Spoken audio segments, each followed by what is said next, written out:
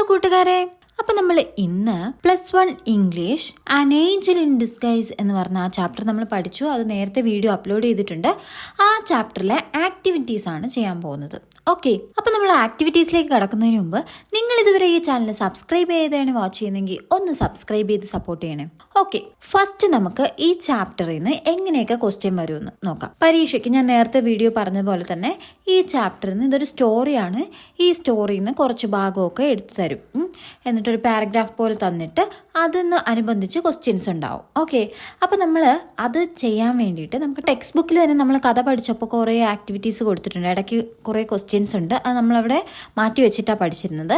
അപ്പോൾ നമുക്ക് ആദ്യം ആ ക്വസ്റ്റ്യനിലൂടെ കടന്നു പോകാം, എന്നിട്ട് നമുക്ക് ബാക്കിയുള്ള ആക്ടിവിറ്റീസ് നോക്കാം. ഓക്കെ, അപ്പോൾ ടെക്സ്റ്റ് ബുക്കിലെ ആ ക്വസ്റ്റ്യൻസും നമ്മൾ പഠിച്ചിരിക്കണം. കാരണം പാഠഭാഗത്തിലെ കുറച്ച് ഭാഗം തന്നിട്ട് അതിന് ക്വസ്റ്റ്യൻ ചോദിക്കും. ചിലപ്പോൾ നമുക്ക് ടെക്സ്റ്റിൽ തന്നിരിക്കുന്ന ഈ ക്വസ്റ്റ്യനിൽ നിന്ന് തന്നെ ഏതെങ്കിലും ഒന്ന് ചോദിച്ചാലായി. അതുകൊണ്ട് നമുക്ക് ടെക്സ്റ്റിൽ തന്നിരിക്കുന്ന ക്വസ്റ്റ്യൻസും പഠിക്കണം. ഓക്കെ, അപ്പം നമുക്ക് ആദ്യം ടെക്സ്റ്റ് ബുക്കിലെ പേജ് നമ്പർ 23 കിടക്കുന്ന ക്വസ്റ്റ്യൻസ് നമുക്ക് നോക്കാം. അതിന്റെ ആൻസർ എങ്ങനെയാണെന്ന് എഴുതുന്നതെന്ന് നോക്കാം. ഓക്കെ, അപ്പോൾ അതിൽ ഒന്നാമത്തെ ക്വസ്റ്റ്യൻ എന്താണ്? The villagers disapproved of the mother when she was alive. അപ്പോൾ ആ അമ്മ നമ്മൾ കഥയിൽ നേരത്തെ പഠിച്ചു. അപ്പോൾ അതിനു മുമ്പേ ഞാൻ ഒരു കാര്യം പറയട്ടെ. നമ്മൾ ഈ ആക്ടിവിറ്റി ചെയ്യുന്നതിന് മുമ്പ് കഥ എന്താണെന്ന് ഡീറ്റെയിൽ ആയിട്ട് അറിഞ്ഞിരിക്കണം, എങ്കിലേ ഇത് ചെയ്യാൻ പറ്റത്തുള്ളൂ. അപ്പോൾ നിങ്ങൾ കഥ കേട്ടിട്ടില്ലാത്തവരാണെങ്കിൽ നിങ്ങൾക്ക് ആ കഥ ഞാൻ വളരെ ഡീറ്റെയിൽ ആയിട്ട് മലയാളത്തിൽ എക്സ്പ്ലെയിൻ ചെയ്യുന്ന വീഡിയോ ഞാൻ മുകളിൽ കൊടുത്തിട്ടുണ്ട്. അപ്പോൾ അത് കാണാത്തവർ അത് കണ്ടിട്ട് വേണം ക്വസ്റ്റ്യൻസ് സോൾവ് ചെയ്യാൻ. ഓക്കെ, അപ്പോൾ the villagers disapproved of the mother when she was alive. അപ്പോൾ ആ ഗ്രാമീണർ, ആ ഗ്രാമത്തിലുള്ളവർ ഡിസപ്രൂവ്ഡ് ഓഫ് ദ മദർ, അതായത് ആ അമ്മയെ ആദ്യം അവർക്ക് ഇഷ്ടമില്ലായിരുന്നു. എപ്പോഴാണ്? When she was alive. അപ്പോൾ ആ അമ്മ ജീവനോടെ ഉണ്ടായിരുന്നപ്പോൾ ഗ്രാമവാസികൾക്ക് ഇഷ്ടമില്ലായിരുന്നു. പക്ഷേ fell pity for her after her death. പക്ഷേ അവളോട് ഒരു ദയ അല്ലെങ്കിൽ അനുകമ്പ, അവളുടെ മരണ വാർത്തയ്ക്ക് ശേഷം അവർക്കൊരു ദയ, അനുകമ്പ ഉണ്ടായി. Why do you think their feelings changed? അപ്പോൾ വൈ ഡു യു തിങ്ക്, നിങ്ങൾ എന്തുകൊണ്ട് കരുതുന്നു, എന്തുകൊണ്ടായിരിക്കും ദെയർ ഫീലിങ്സ്, അപ്പോൾ ആ ഗ്രാമീണരുടെ ആ ഒരു മനോഭാവം ചേഞ്ച്ഡ്, മാറിയത്. അതായത് ജീവനോടെ ഉണ്ടായിരുന്നപ്പോൾ ഇഷ്ടമില്ല, പക്ഷെ മരിച്ചു കഴിഞ്ഞപ്പോൾ ഒരു പാവം തോന്നി, ദയനീയത തോന്നുന്നു. അതെന്തുകൊണ്ടാണ് അങ്ങനെ ഒരു ഫീലിങ്സിൽ മാറ്റം വന്നതെന്നാണ് ക്വസ്റ്റ്യൻ. ഓക്കെ, അപ്പോൾ നമുക്ക് അതിൻ്റെ ആൻസർ എങ്ങനെ എഴുതാം? The mother lead A bad life. അപ്പോൾ ഈ അമ്മ എന്ന് പറഞ്ഞാൽ വളരെ മോശമായിട്ടുള്ള ജീവിതമാണ് നയിച്ചിരുന്നത്. സോ അതുകൊണ്ട് people disliked Har when she was alive. അപ്പോൾ അതുകൊണ്ട് ആൾക്കാർക്ക് അവളെ ഇഷ്ടമില്ലായിരുന്നു. അവൾ ജീവനോടെ ഉണ്ടായിരുന്നു. അപ്പോൾ അവൾ മോശം ജീവിതം ജീവിച്ചത് കൊണ്ട് അവളെ ഇഷ്ടമില്ലായിരുന്നു. Her sudden death made them feel sorry for her helpless children. പക്ഷേ അവൾ പെട്ടെന്ന് ഇങ്ങനെ മരിച്ചത് അതവർക്ക് feel sorry for her helpless children. അവളെ ഓർത്തിട്ടല്ല, ആരുമില്ലാത്ത ആ കുട്ടികളുടെ അവസ്ഥ ഓർത്താണ് അവർക്ക് ദയനീയത അല്ലെങ്കിൽ അനുകമ്പ തോന്നുന്നത്. Death reminded the villagers to be kind and forgiving. അപ്പോൾ ഈ മരണം എന്ന് പറഞ്ഞ ഈ മരണം അവരെ, ആ ഗ്രാമീണരെ ഓർമ്മിപ്പിച്ചു? അതായത് ദയയുള്ളവരും ക്ഷമാശീലരായിരിക്കുവാൻ വേണ്ടിയിട്ടാണ് ഈ ഒരു മരണം അവരെ പഠിപ്പിച്ചത് എന്നാണ്. ഓക്കെ, അപ്പോൾ അതുകൊണ്ടാണ് അവിടെ ചേഞ്ച് വന്നത്. ഓക്കെ, അപ്പോൾ ഞാൻ വളരെ സിമ്പിൾ സെൻറ്റൻസിലാണ് ആൻസർ എഴുതിയിരിക്കുന്നത്, എല്ലാവർക്കും പഠിക്കാൻ വേണ്ടിയിട്ടാണ്. അപ്പം നിങ്ങൾക്ക് കുറച്ചുകൂടെ കയ്യിൽ നിന്നിട്ട് എഴുതണമെങ്കിൽ അത് നല്ല രീതിയിൽ കുറച്ചുകൂടെ വലുതാക്കി എഴുതാം. ഞാനിപ്പോൾ എല്ലാ സ്റ്റുഡൻസിനും ഒരുപോലെ മനസ്സിലാവാൻ വേണ്ടി വളരെ സിമ്പിളായിട്ടാണ് സെൻറ്റൻസ് കൊടുത്തിരിക്കുന്നത്. നിങ്ങൾക്ക് കുറച്ചുകൂടെ എക്സാഗ്രേറ്റ് ചെയ്തൊക്കെ എഴുതാം. ഓക്കെ, അടുത്ത question. Mrs Ellis offers to take Kate out of duty. അപ്പോൾ മിസ്സിസ് എല്ലിസ്, അപ്പോൾ നമ്മുടെ കഥയിലെ കഥാപാത്രമാണ് മിസ്സിസ് എല്ലിസ്. അവർ പറയുന്നുണ്ട് കേറ്റിനെ കേറ്റ് എന്ന് വെച്ചാൽ രണ്ടാമത്തെ മോളെ ഏറ്റെടുക്കാന്ന് പറഞ്ഞു. എന്തുപോലെ? ഔട്ട് ഓഫ് ഡ്യൂട്ടി, അതായത് അവളുടെ ഒരു കർത്തവ്യം അല്ലെങ്കിൽ അവളുടെ കടമ നിറവേറ്റി എന്നുള്ള രീതിയിൽ. ഓക്കെ, അപ്പോൾ അവളുടെ ഒരു ജോലി നിറവേറ്റി, അവളുടെ ഒരു കടമ നിറവേറ്റി എന്ന് പറയുന്ന തക്ക രീതിയിലാണ് കേറ്റിനെ ഏറ്റെടുക്കാന്ന് പറയുന്നത്. Okay, do you think we should help summon out of his sense of duty? അപ്പോൾ നമ്മളോട് ചോദിക്കുകയാണ്, ഡു യു തിങ്ക്, നിങ്ങൾ കരുതുന്നുണ്ടോ വി ഷുഡ് ഹെൽപ്പ് സമ്മൺ, നമ്മളെ ഒരാളെ സഹായിക്കുക out of his sense of duty, അത് നമ്മുടെ കടമ അല്ലെങ്കിൽ കർത്തവ്യം എന്നുള്ള രീതിയിലാണ് നമ്മൾ ഒരാളെ സഹായിക്കേണ്ടത് എന്ന് നിങ്ങൾ കരുതുന്നുണ്ടെങ്കിൽ വൈ, എന്തുകൊണ്ട്? അപ്പോൾ ഉണ്ടെങ്കിൽ ഉണ്ടെന്ന് പറയണം, ഇല്ലെങ്കിൽ ഇല്ലെന്ന് പറയാം. ഓക്കെ, അപ്പോൾ അത് പറയാം. ഓക്കെ, അപ്പം ഞാനിവിടെ ഇതിനോട് നമുക്ക് പലർക്കും ഇപ്പോൾ ഇത് കേൾക്കുന്ന സ്റ്റുഡൻസിന് തന്നെ പല ചിന്താരീതിയായിരിക്കും. അപ്പം നിങ്ങളുടെ അതിനനുസരിച്ച് എഴുതണം. ഇപ്പം എൻ്റെ വേ ഓഫ് തിങ്കിങ് എന്ന് പറഞ്ഞാൽ ഞാൻ എസ് എന്ന് കൊടുക്കുന്നു. എന്നിട്ട് അതെ നമ്മളൊരു കടമ നിറവേറ്റേണ്ടതുണ്ട്. പല കാര്യങ്ങൾ നമ്മളും പലരെ ചില സമയങ്ങളിൽ നമ്മുടെ കടമയായിട്ട് പലരെയും സഹായിക്കേണ്ടതുണ്ട്. യെസ് എന്ന് ഞാൻ പറയുന്നു. Because doing our duty ensures that people in need get help. അപ്പോൾ നമ്മൾ നമ്മുടെ കടമ നിർവഹിക്കുന്നു എന്ന് ഉറപ്പ് വരുത്തുന്നതിലൂടെ ആൾക്കാർക്ക് അവരുടെ സഹായങ്ങൾ കിട്ടും. അതായത് നമ്മൾ നമ്മുടെ കടമ നിർവഹിക്കുന്നതിലൂടെ മറ്റുള്ളവർക്ക് അവകാശപ്പെട്ട ആവശ്യമുള്ള സഹായങ്ങൾ കിട്ടും. അപ്പോൾ ഒരു കടമയെന്ന രീതിയിൽ ചെയ്യുന്നത് നല്ലത് തന്നെയാണ്. ഹൗവർ, എന്നിരുന്നാലും helping with love and care is always better than doing it just as A duty. അപ്പോൾ എന്നിരുന്നാലും എനിക്ക് പറയാനുള്ളതെന്ന് വെച്ചാൽ helping with love and care, അതായത് നമ്മൾ ഒരാളെ സഹായിക്കുമ്പോൾ വെറും കടമ മാത്രമായിട്ടല്ല, ഒരു സ്നേഹവും കെയറും സംരക്ഷണവും ഒക്കെ കൊടുത്ത് നമ്മൾ അവരെ സഹായിക്കുന്നത് always better than doing it just as A duty. ഒരു കർത്തവ്യം എന്ന് പറഞ്ഞ് ചെയ്യുന്നതിനെക്കാട്ടിലും കുറേ കൂടെ മഹത്തായ ഒരു കാര്യമാണ് നമ്മൾ ഒരാളെ സഹായിക്കുമ്പോൾ വളരെ സ്നേഹത്തോടെയും സംരക്ഷണത്തോടെയും ചെയ്യുന്നത് എന്ന് പറഞ്ഞ് ഇലയ്ക്കും മുള്ളിനും കേടില്ലാത്ത രീതിയിൽ ഞാൻ അവിടെ ഉത്തരം പറഞ്ഞിട്ടുണ്ട്. അപ്പം നിങ്ങളുടെ ഒപ്പീനിയൻ നിങ്ങൾക്ക് നിങ്ങളുടേതായ രീതിയിൽ എഴുതാം. ഓക്കെ, അല്ലെങ്കിൽ ഇത് എൻ്റെ ഈ അഭിപ്രായത്തോട് യോജിക്കുന്നവർക്ക് ഇത് എഴുതാം. ഓക്കെ, ഇനി അടുത്ത മൂന്നാമത്തെ ക്വസ്റ്റ്യൻ വീണ്ടും നമ്മളോട് ചോദിക്കുവാണ്, നമ്മളോട് എഴുതാനാണ് കേട്ടോ. A man says the poor house will be a blessed change four Maggie. അപ്പോൾ ഒരു മാൻ പറയുവാണ് ദ പുവർ ഹൗസ് എന്ന് പറഞ്ഞാൽ ഇവിടെ നമ്മൾ അനാഥാലയം. ഓക്കെ, അപ്പോൾ അതെന്ന് പറഞ്ഞാൽ will be a blessed change for മാഗിക്ക് എന്താണ്, ഒരു അനുഗ്രഹീതമായിട്ടുള്ള ഒരു മാറ്റമായിരിക്കും. അതായത് നമ്മൾ ഈ മാഗീനെ ഒന്ന് അനാഥാലയത്തിൽ കൊണ്ടുവിട്ടാൽ അവൾക്കത് വളരെ ബ്ലെസ്ഡ് ആയിരിക്കും, അനുഗ്രഹമായിരിക്കും എന്ന് പറഞ്ഞു. അനുഗ്രഹപരമായിട്ടുള്ള ഒരു മാറ്റമായിരിക്കും അവൾക്ക് കിട്ടാൻ പോകുന്നതെന്നാണ്. ഡു യു എഗ്രി, നിങ്ങൾ ഇതിനോട് യോജിക്കുന്നുണ്ടോ? അപ്പോൾ മാഗിയെ ഓർഫനേജിൽ അല്ലെങ്കിൽ പുവർ ഹൗസിൽ കൊണ്ടുവിടുന്നതിനോട് അങ്ങനെ പറഞ്ഞു. അപ്പോൾ അത് ഒരു അനുഗ്രഹമാണ്, അവൾക്കൊരു അനുഗ്രഹമാണ് എന്ന് പറയുന്നതിനോട് നിങ്ങൾ യോജിക്കുന്നുണ്ടോ? ഉണ്ടെങ്കിലും ഇല്ലെങ്കിലും എഴുതുക. എന്നിട്ട് give reasons for your answer. അപ്പോൾ എന്നിട്ട് പറയാണ് നിങ്ങളുടെ ഉത്തരത്തിന് കാരണം എഴുതാനാണ് പറയുന്നത്. അപ്പോൾ നിങ്ങൾക്ക് യെസ് എന്നും പറയാം, നോ എന്നും പറയാം. അപ്പോൾ ഇവിടെ എസ് എന്നും ഞാനിപ്പോൾ രണ്ടുത്തരം പറഞ്ഞിട്ടുണ്ട്. നിങ്ങൾ രണ്ടുത്തരവും ഒരുമിച്ച് എഴുതരുത്.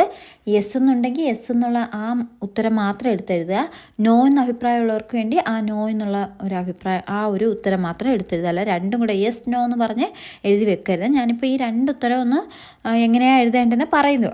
ഓക്കെ, യെസ് ആണെങ്കിൽ നമുക്ക് എങ്ങനെ എഴുതാം? അപ്പോൾ നിങ്ങൾ ഈ സ്റ്റേറ്റ്മെൻറ്റിനോട് യോജിക്കുന്നുണ്ടോ പറയുമ്പോൾ യെസ് എന്ന് പറഞ്ഞു. അതേന്ന് പറയുവാണെങ്കിൽ എന്തെഴുതാം?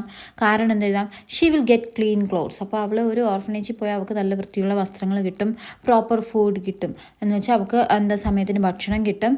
ആൻഡ് മെഡിക്കൽ കെയർ അപ്പോൾ ഈ ഓർഫനേജിലൊക്കെ ഇടയ്ക്കൊക്കെ മെഡിക്കൽ കെയറൊക്കെ കിട്ടും എന്ന് അതൊരു കാര്യമാണ്. അതായത് കാരണം ഇവിടെ ഒറ്റയ്ക്ക് വീട്ടിൽ ആരും ഇല്ലാതിരിക്കുന്നതിനെക്കാട്ടിലും ആരെങ്കിലും ഉള്ളതല്ലേ നല്ലത് എന്നുള്ള അഭിപ്രായമാണെങ്കിൽ അങ്ങനെ എഴുതാം. ഇനി ഈ അഭിപ്രായമല്ല, നോ ഓർഫനേജിൽ പോകുന്ന അവൾക്ക് അനുഗ്രഹം അല്ല എന്നുള്ളതാണെങ്കിൽ എങ്ങനെ എഴുതാം?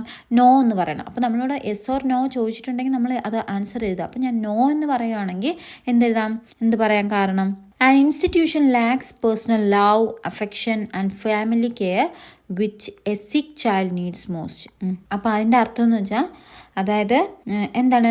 ആൻ ഇൻസ്റ്റിറ്റ്യൂഷൻ ലാക്സ് പേഴ്സണൽ, അതായത് ഒരു സ്ഥാപനം, അതായത് ഈ പുവർ ഹൗസ് പോലെയുള്ള ഒരു സ്ഥാപനത്തിൽ ലാക്സ് കുറവാണ് എന്ന്.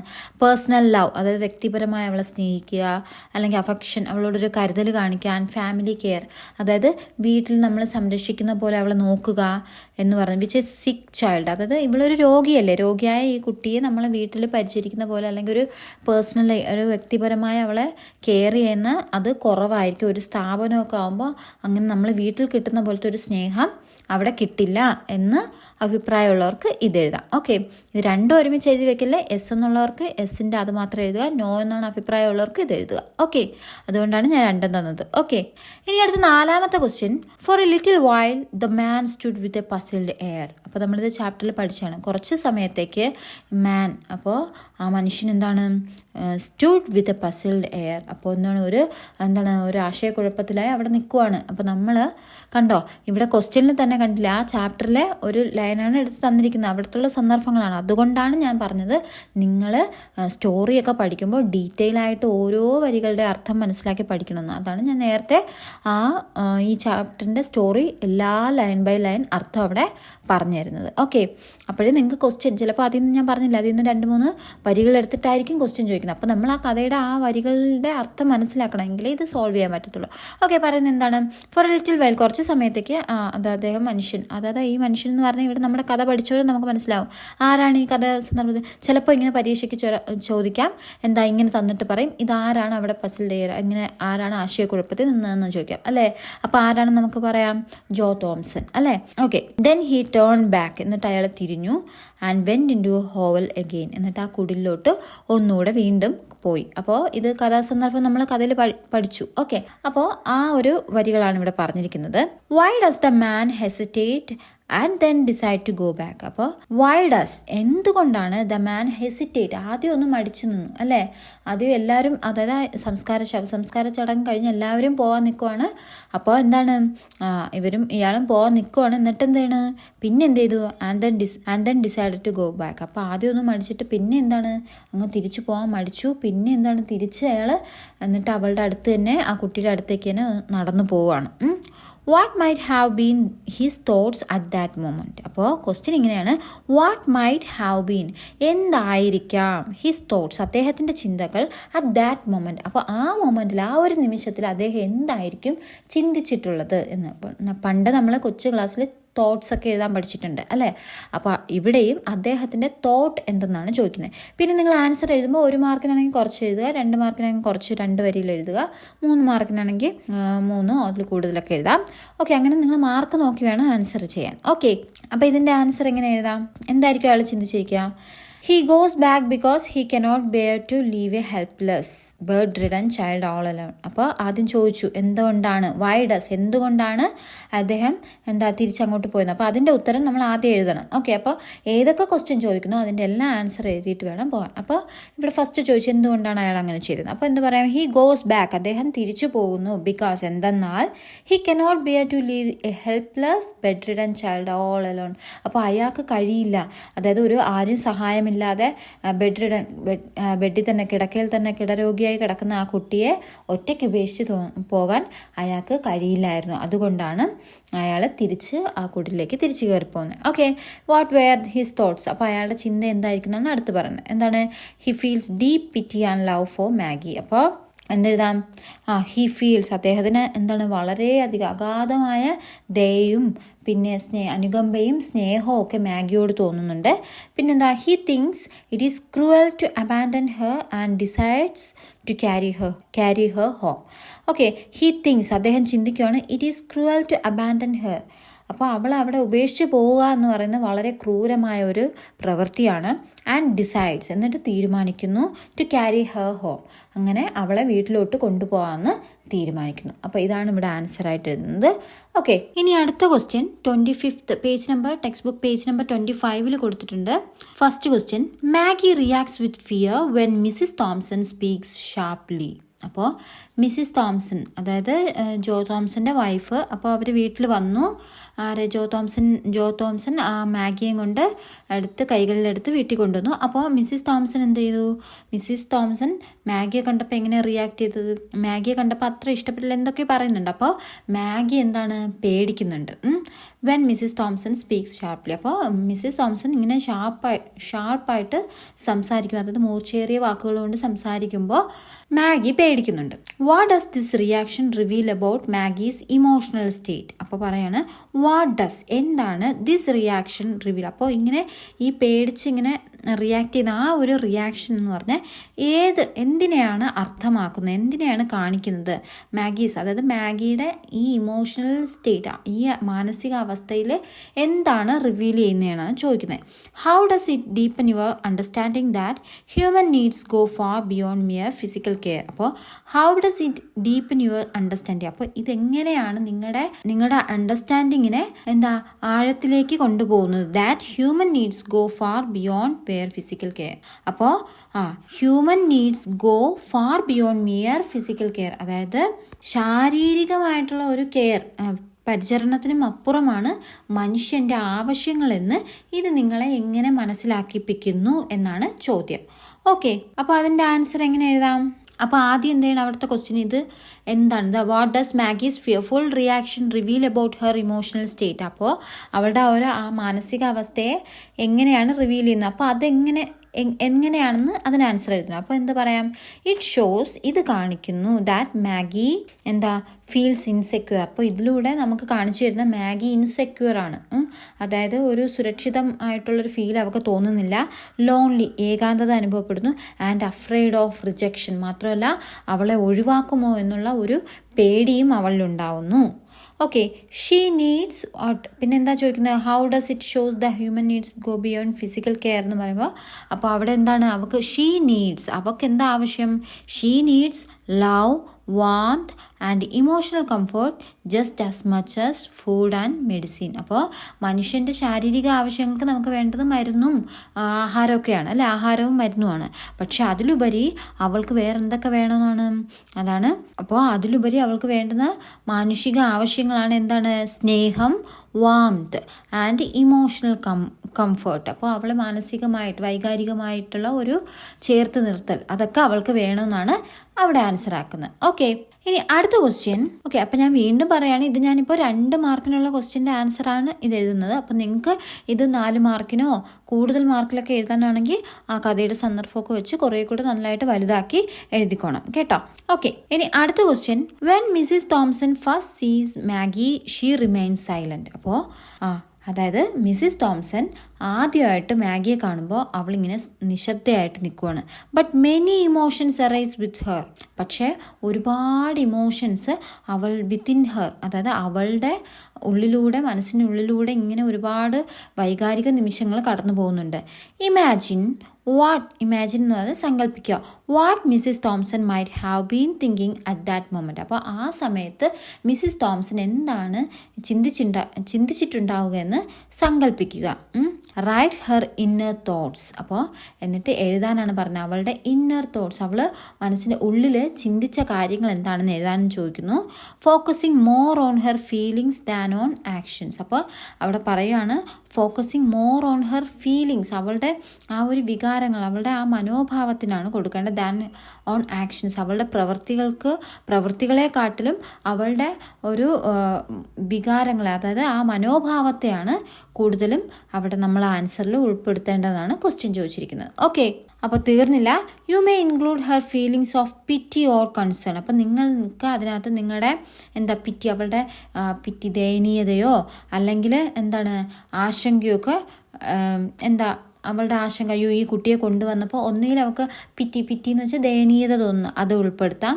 അല്ലെങ്കിൽ കൺസേൺ, ഇനി ഇവളെ കൊണ്ടുവന്നാൽ ഞാൻ എന്ത് ചെയ്യും, എനിക്കിനി കുറേ ഉത്തരവാദിത്വം ഏറ്റെടുക്കേണ്ടി വരുമല്ലോ എന്നുള്ള ഒരു കൺസേൺ, ആശങ്കയാണോ എന്നൊക്കെ നമ്മൾ എഴുതണം. The question in her mind, പിന്നെ എന്തൊക്കെ എഴുതണം, അവളുടെ മനസ്സിൽ കൂടെ പോകുന്ന ചോദ്യങ്ങൾ എഴുതണം. ഹെർ ഡൗട്ട്സ് ഓർ ഫിയേഴ്സ്, അവളുടെ സംശയങ്ങളും പേടിയും എഴുതണം. And the thoughts that gradually lead toward A decision. പിന്നെ ആ ഒരു ചിന്ത, ആ ഒരു ചിന്തയിലൂടെ അവസാനം അവളൊരു തീരുമാനത്തിലെത്തണം എന്നുള്ള രീതിയിൽ വേണം ആൻസർ എഴുതാനെന്നാണ് പറഞ്ഞത്. അപ്പോൾ ആൻസർ എഴുതാണ്ട ഹിൻ്റാണ് അവിടെ കൊടുത്തിരിക്കുന്നത്. ഓക്കെ, അപ്പോൾ എന്തൊക്കെയാണ്, അവൾക്ക് പിറ്റി, അവളുടെ ദയനീയത തോന്നിയിരിക്കണം, കൺസേൺ, അവളുടെ ആശങ്ക പ്രകടിപ്പിക്കണം, ക്വസ്റ്റ്യൻസ് ഉണ്ടായിരിക്കണം, ഡൗട്ട്, പേടി, ഇതെല്ലാം ചിന്തകളിൽ ഉൾപ്പെടുത്തണം. ഓക്കെ, അപ്പോൾ നമുക്ക് എങ്ങനെ ആൻസർ എഴുതാം? അപ്പോൾ അവൾ എന്തായിരിക്കും മനസ്സിൽ ചിന്തിച്ചിരിക്കുക? അപ്പോൾ ഇതെല്ലാം ഉൾക്കൊള്ളിച്ച് അവൾക്ക് ചോദ്യം ചോദിക്കണം അല്ലേ നമ്മൾ. അപ്പോൾ അവൾ കണ്ടപ്പോൾ ഉടനെ എന്തായിരിക്കും ചോദിച്ചിട്ടുണ്ടോ, why did my husband bring this sick child here എന്ന് ചിന്തിച്ചു കാണും അല്ലേ.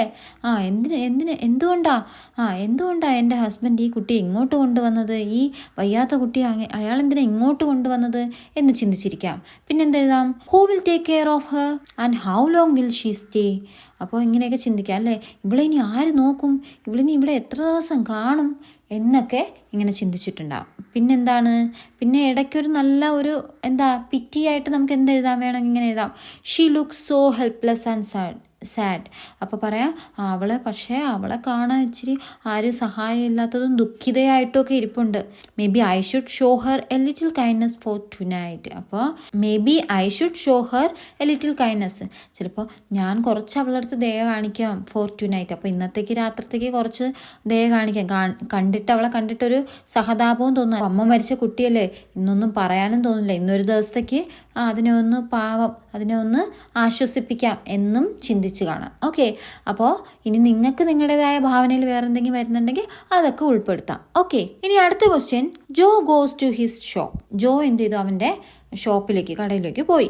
Living Maggie alone with Mrs Thomson. എങ്ങനെയാണ് ആ മാഗിയെ മിസ്സിസ് തോംസനുമായിട്ട് ഒറ്റയ്ക്ക് വിട്ടിട്ടാണ് അയാൾ പോയത്. Do you think Joe deliberately leave space for Mrs Thomson to reflect? അപ്പോൾ നമ്മളോട് ചോദിക്കുകയാണ്, ഡു യു തിങ്ക്, നിങ്ങൾ കരുതുന്നുണ്ടോ, ജോ ഡെലിബറേറ്റ്ലി ലീവ്സ്, അപ്പോൾ മനഃപൂർവ്വം അവിടെ നിന്ന് ആ സ്ഥലം വിട്ട് പോവുകയാണെന്ന്. Leave space for Mrs Thomson to reflect, അതായത് മിസ്സിസ് തോംസൺ കുറച്ച് സമയമെടുത്ത് ഒന്ന് ചിന്തിച്ച് റിഫ്ലക്റ്റ് ചെയ്യാൻ വേണ്ടി, അവളൊന്ന് ചിന്തിച്ചൊരു ഉത്തരം കണ്ടെത്തുന്നതിന് വേണ്ടിയിട്ട് കുറച്ച് സമയം അവളെ ഒറ്റയ്ക്ക് വിട്ടിട്ട് പോകുന്നതാണോ എന്ന് അങ്ങനെ ചെയ്യുന്നതാണെന്ന് നിങ്ങൾ കരുതുന്നുണ്ടോ എന്നാണ് ക്വസ്റ്റ്യൻ. പിന്നെ how can such moments of silence help us reconsider our perspective? How can, എങ്ങനെ കഴിയും, സച്ച് മൊമെൻറ്റ്സ്, ഇതുപോലുള്ള ഈ നിമിഷങ്ങൾ, ഓഫ് സൈലൻസ്, അതായത് ഈ നിശബ്ദത. ചില സമയത്ത് നമ്മൾ കുറച്ച് മൗനം പാലിക്കുന്നത് അല്ലെങ്കിൽ കുറച്ച് സമയം കൊടുക്കുന്നത്, നിശബ്ദമായിട്ടിരിക്കുന്നത്, help us reconsider our perspective, നമ്മുടെ വീക്ഷണങ്ങളെ, നമ്മുടെ ആ ഒരു വ്യൂവിനെ, കാഴ്ചപ്പാടിനെ ഒന്നുകൂടെ പരിഗണിക്കാൻ അല്ലെങ്കിൽ ഒന്നുകൂടെ ഒന്ന് ചിന്തിച്ചൊരു നിഗമനത്തിലെത്താൻ ഇത്തരത്തിലുള്ള നിശബ്ദതകൾ എങ്ങനെ സഹായിക്കുന്നുണ്ട് എന്നാണ് ചോദ്യം. ഓക്കെ, അപ്പോൾ നമുക്ക് ആദ്യം എന്ത് എഴുതണം? അവിടെ ചോദിച്ചതിന് ഉത്തരം എഴുതണം. പർപ്പസ്ഫുള്ളി, അയാൾ മനഃപൂർവ്വമാണോ അവിടെ ഉപേക്ഷിച്ച് പോകുന്നതെന്ന് നിങ്ങൾക്ക് തോന്നുന്നുണ്ടോ എന്ന് ചോദിച്ചു. അപ്പോൾ എനിക്ക് അങ്ങനെയാണ് തോന്നിയത്. അപ്പോൾ അതുകൊണ്ട് എന്തെഴുതാം? യെസ് എന്ന് എഴുതാം. ഇനി അങ്ങനെ അല്ലാന്ന് തോന്നുന്നുള്ളവർക്ക് നോ എഴുതാം, എങ്കിൽ അതിൻ്റെ കാരണം എഴുതാം. ഓക്കെ, അപ്പോൾ ഞാനിവിടെ എസ് കൊടുത്തു.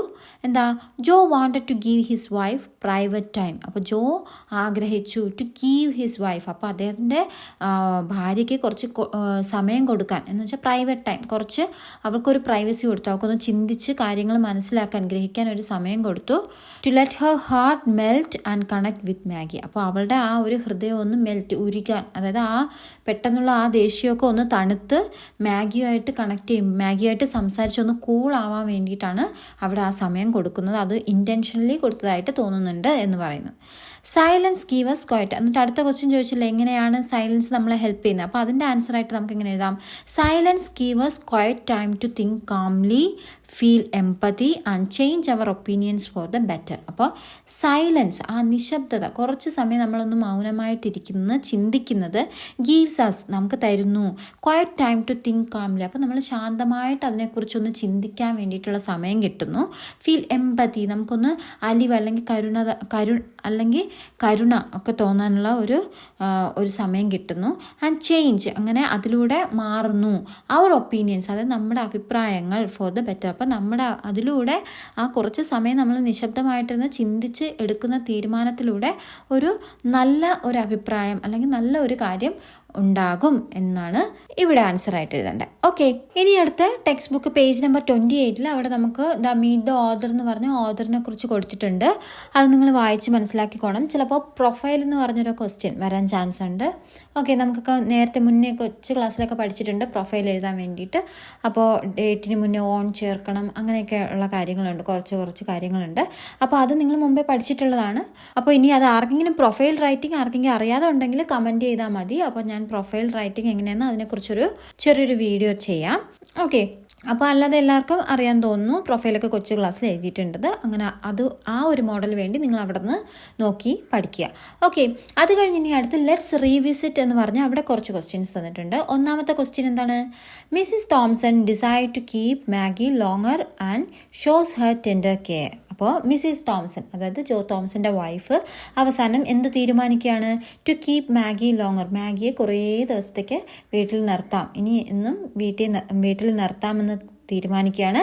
And shows her tender care, എന്നിട്ട് അവൾക്ക് നല്ല സംരക്ഷണമൊക്കെ കൊടുക്കുന്നുണ്ട്. Okay, how does spending time with Maggie help Mrs Thomson understand her better? അപ്പോൾ ഹൗ ഡസ്, എങ്ങനെയാണ് സ്പെൻഡിങ് ടൈം വിത്ത് മാഗിയായിട്ട് ആ സമയം ചിലവഴിച്ച, അപ്പോൾ ആ അത്രയും സമയം എങ്ങനെയാണ് Mrs Thomson understand her better, അവളെ കൂടുതലായിട്ട് അറിയാം. അതായത് നമ്മളെ ജോ തോംസൺ അവർ രണ്ടുപേരെ ഒറ്റയ്ക്ക് വിടുന്നില്ലേ, അപ്പോൾ അവർക്ക് കുറച്ച് സമയം കൊടുത്തു അവർക്ക് മനസ്സിലാവാൻ വേണ്ടി. അപ്പോൾ ഈ ഇത്തരത്തിൽ കുറച്ച് സമയം കിട്ടിയപ്പോൾ അവർക്ക് തമ്മിൽ പരസ്പരം മനസ്സിലാക്കാൻ പറ്റുന്നുണ്ട്. അപ്പോൾ എങ്ങനെയാണ് മിസ്സിസ് തോംസൺ ആ സമയം ചിലവഴിച്ചതിലൂടെ മിസ്സിസ് തോംസൺ എങ്ങനെ മാഗിയെക്കുറിച്ച് മനസ്സിലാക്കുന്നു?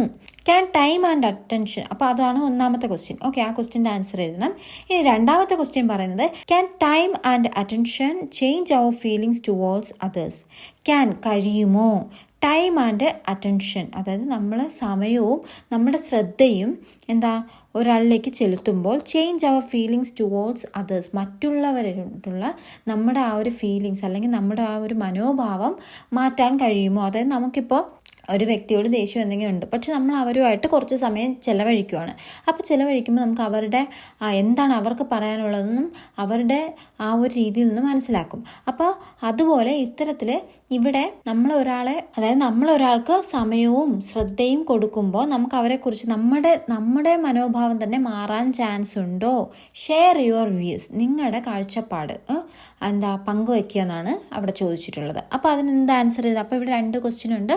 അപ്പോൾ ഒന്നാമത്തെ ക്വസ്റ്റ്യൻ്റെ ആൻസർ എന്താ ചോദിച്ചിരിക്കുന്നത്, എങ്ങനെയാണ് സമയം ചെലവഴിച്ചപ്പോൾ എങ്ങനെ മാറ്റം വന്നു? അപ്പോൾ അതിൻ്റെ ആൻസർ നമുക്ക് എങ്ങനെ എഴുതാം? Spending time together allows Mrs Thomson to see Maggie's sweet patient and grateful nature. അപ്പോൾ സ്പെൻഡിങ് ടൈം ടുഗദർ, അപ്പോൾ ഒരുമിച്ച് ആ സമയം ചെലവഴിച്ചത് അലോസ് അനുവദിക്കുന്നു മിസ്സിസ് തോംസനെ ടു സീ കാണാൻ മാഗീസ്, അപ്പോൾ മാഗിയുടെ സ്വീറ്റ് വളരെ മാധുര്യമേറിയതും പേഷ്യൻറ്റ് എന്ന് വെച്ചാൽ ക്ഷമയുള്ളതും ആൻഡ് ഗ്രേറ്റ്ഫുൾ നേച്ചർ നന്ദിയുള്ളതുമായുള്ള അവളുടെ ആ പ്രകൃതം ഒന്ന് മനസ്സിലാക്കാൻ ഈ സമയം അവർക്ക് അത്രയും സമയം ചെലവഴിച്ചത് അവർക്ക് മനസ്സിലാകുന്നു. അപ്പോൾ അത്രയും സമയം ചെലവഴിച്ചത് കൊണ്ടാണ്, അവർ ഒരുമിച്ച് സമയം ചെലവഴിച്ചത് കൊണ്ടാണ് മാഗിയുടെ സ്നേഹവും ക്ഷമാ സ്വഭാവവും നന്ദിയുള്ളവളാണെന്നൊക്കെ മനസ്സിലാക്കാൻ മിസ്സിസ് തോംസന് കഴിഞ്ഞത്.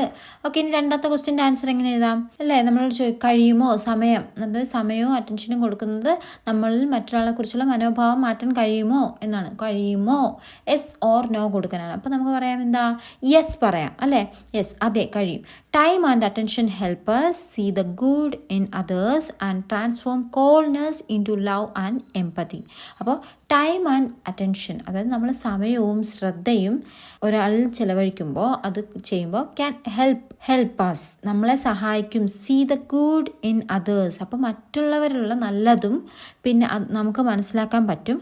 ആൻഡ് ട്രാൻസ്ഫോം കോൾനെസ് ഇൻറ്റു, അതായത് നമുക്കുള്ള ഒരു തണുപ്പൻ മട്ട് അത് മാറി നമ്മളെ സ്നേഹവും ദയവും ഉള്ളവരാക്കി മാറ്റുമെന്നാണ് ഇവിടെ ഉത്തരം കൊടുത്തിരിക്കുന്നത്. ഞാനിത് സിമ്പിളായിട്ടാണ് കൊടുത്തുള്ളത്. 2 മാർക്സ് എങ്ങനെ ആണെങ്കിൽ ഇനി നിങ്ങൾക്ക് നിങ്ങൾ എപ്പോഴും ആൻസർ ചെയ്യുമ്പോൾ മാർക്ക് നോക്കി വേണം എഴുതാൻ. ഒരു 4 മാർക്ക് ക്വസ്റ്റ്യന് 5 മാർക്ക് ക്വസ്റ്റ്യനൊക്കെ ആണെങ്കിൽ കുറേ കൂടെ എഴുതാനുണ്ട്. ഓക്കെ, അത്തരത്തിൽ എഴുതി പരിശീലിക്കണം. ഓക്കെ, ഇനി അടുത്ത രണ്ടാമത്തെ ക്വസ്റ്റ്യൻ.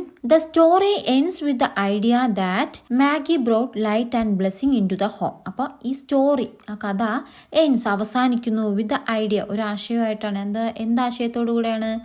മാഗി ആ കുടുംബത്തിൽ കൊണ്ടുവന്നു ലൈറ്റ് ആൻഡ് ബ്ലെസ്സിങ്, ആ കുടുംബത്തിലൊരു പ്രകാശവും അനുഗ്രഹവും കൊണ്ടുവന്നു, ആ വീട്ടിലോട്ട് പ്രകാശവും അനുഗ്രഹവും കൊണ്ടുവന്നതായിട്ടാണ് കഥ അവസാനിക്കുന്നത്. What positive changes do you notice in the Thompson household because of Maggi?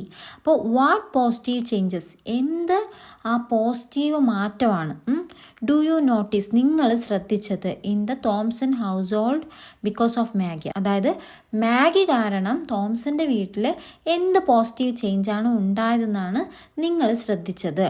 അതൊന്നാമത്തെ question. അടുത്ത രണ്ടാമത്തെ question, what message does the story convey? അപ്പോൾ ഈ കഥ നമ്മളോട് അറിയിക്കുന്ന അല്ലെങ്കിൽ നമ്മളോട് റിവീൽ ചെയ്യുന്ന, നമ്മളോട് പറഞ്ഞു തരുന്ന മെസ്സേജ്, സന്ദേശം എന്താണ് എന്നാണ് അടുത്ത ക്വസ്റ്റ്യൻ. ഓക്കെ, അപ്പോൾ അതിൻ്റെ ആൻസർ എങ്ങനെ എഴുതാം? അപ്പോൾ ആദ്യം എന്ത് മാറ്റം കൊണ്ടുവന്നു? അപ്പോൾ അതെങ്ങനെ എഴുതാം?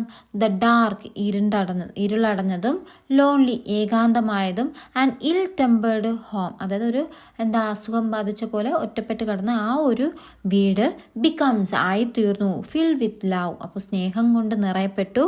വാംത്, ആ ഊഷ്മളത, ആൻഡ് ഹാപ്പിനെസ്, സന്തോഷമൊക്കെ കൊണ്ട് നിറയപ്പെട്ടു. ഓക്കെ, അപ്പോൾ അത് നമുക്ക് ഒന്നാമത്തെ ക്വസ്റ്റ്യൻ്റെ ആൻസർ ആയിട്ട് എഴുതാം. പിന്നെ മെസ്സേജ് ആണ് അടുത്ത രണ്ടാമത് ചോദിച്ചത്, അതും കൂടെ എങ്ങനെ എഴുതാം?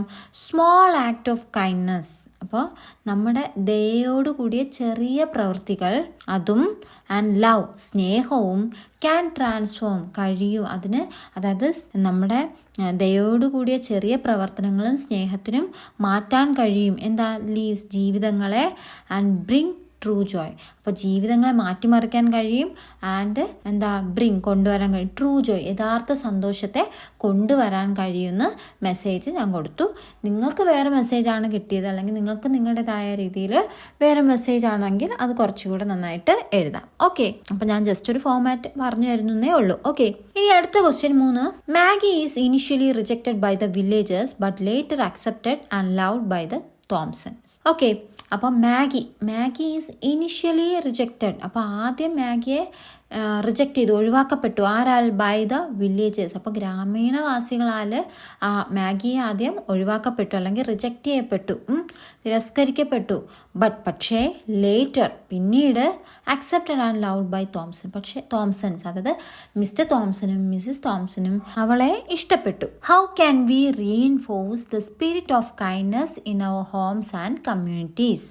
അപ്പോൾ നമ്മുടെ വീടുകളിലും നമ്മുടെ സമുദായങ്ങളിലും അല്ലെങ്കിൽ നമ്മുടെ സമൂഹത്തിലും എങ്ങനെ ദയാമനോഭാവം വളർത്തിയെടുക്കാമെന്നാണ് അവിടെ അടുത്ത ചോദ്യം. ഓക്കെ, അപ്പോൾ നമുക്ക് എങ്ങനെ എഴുതാം? അപ്പം നമുക്കെങ്ങനെ നമ്മുടെ വീട്ടിലും സമൂഹത്തിലും അല്ലെങ്കിൽ ദയാമനോഭാവം എങ്ങനെ ഉണ്ടാക്കിയെടുക്കാമെന്നാണ് ചോദ്യം. അപ്പോൾ അതിൻ്റെ ആൻസർ നമുക്ക് എങ്ങനെ എഴുതാം? We can help those in need. അപ്പോൾ നമുക്ക് സഹായിക്കാം. ദോസ് ഇൻ നീഡ്, ആവശ്യം, അതായത് എന്തെങ്കിലും ആവശ്യങ്ങളാൽ അല്ലെങ്കിൽ സഹായം ആവശ്യമുള്ളവരെ നമുക്ക് സഹായിക്കാം.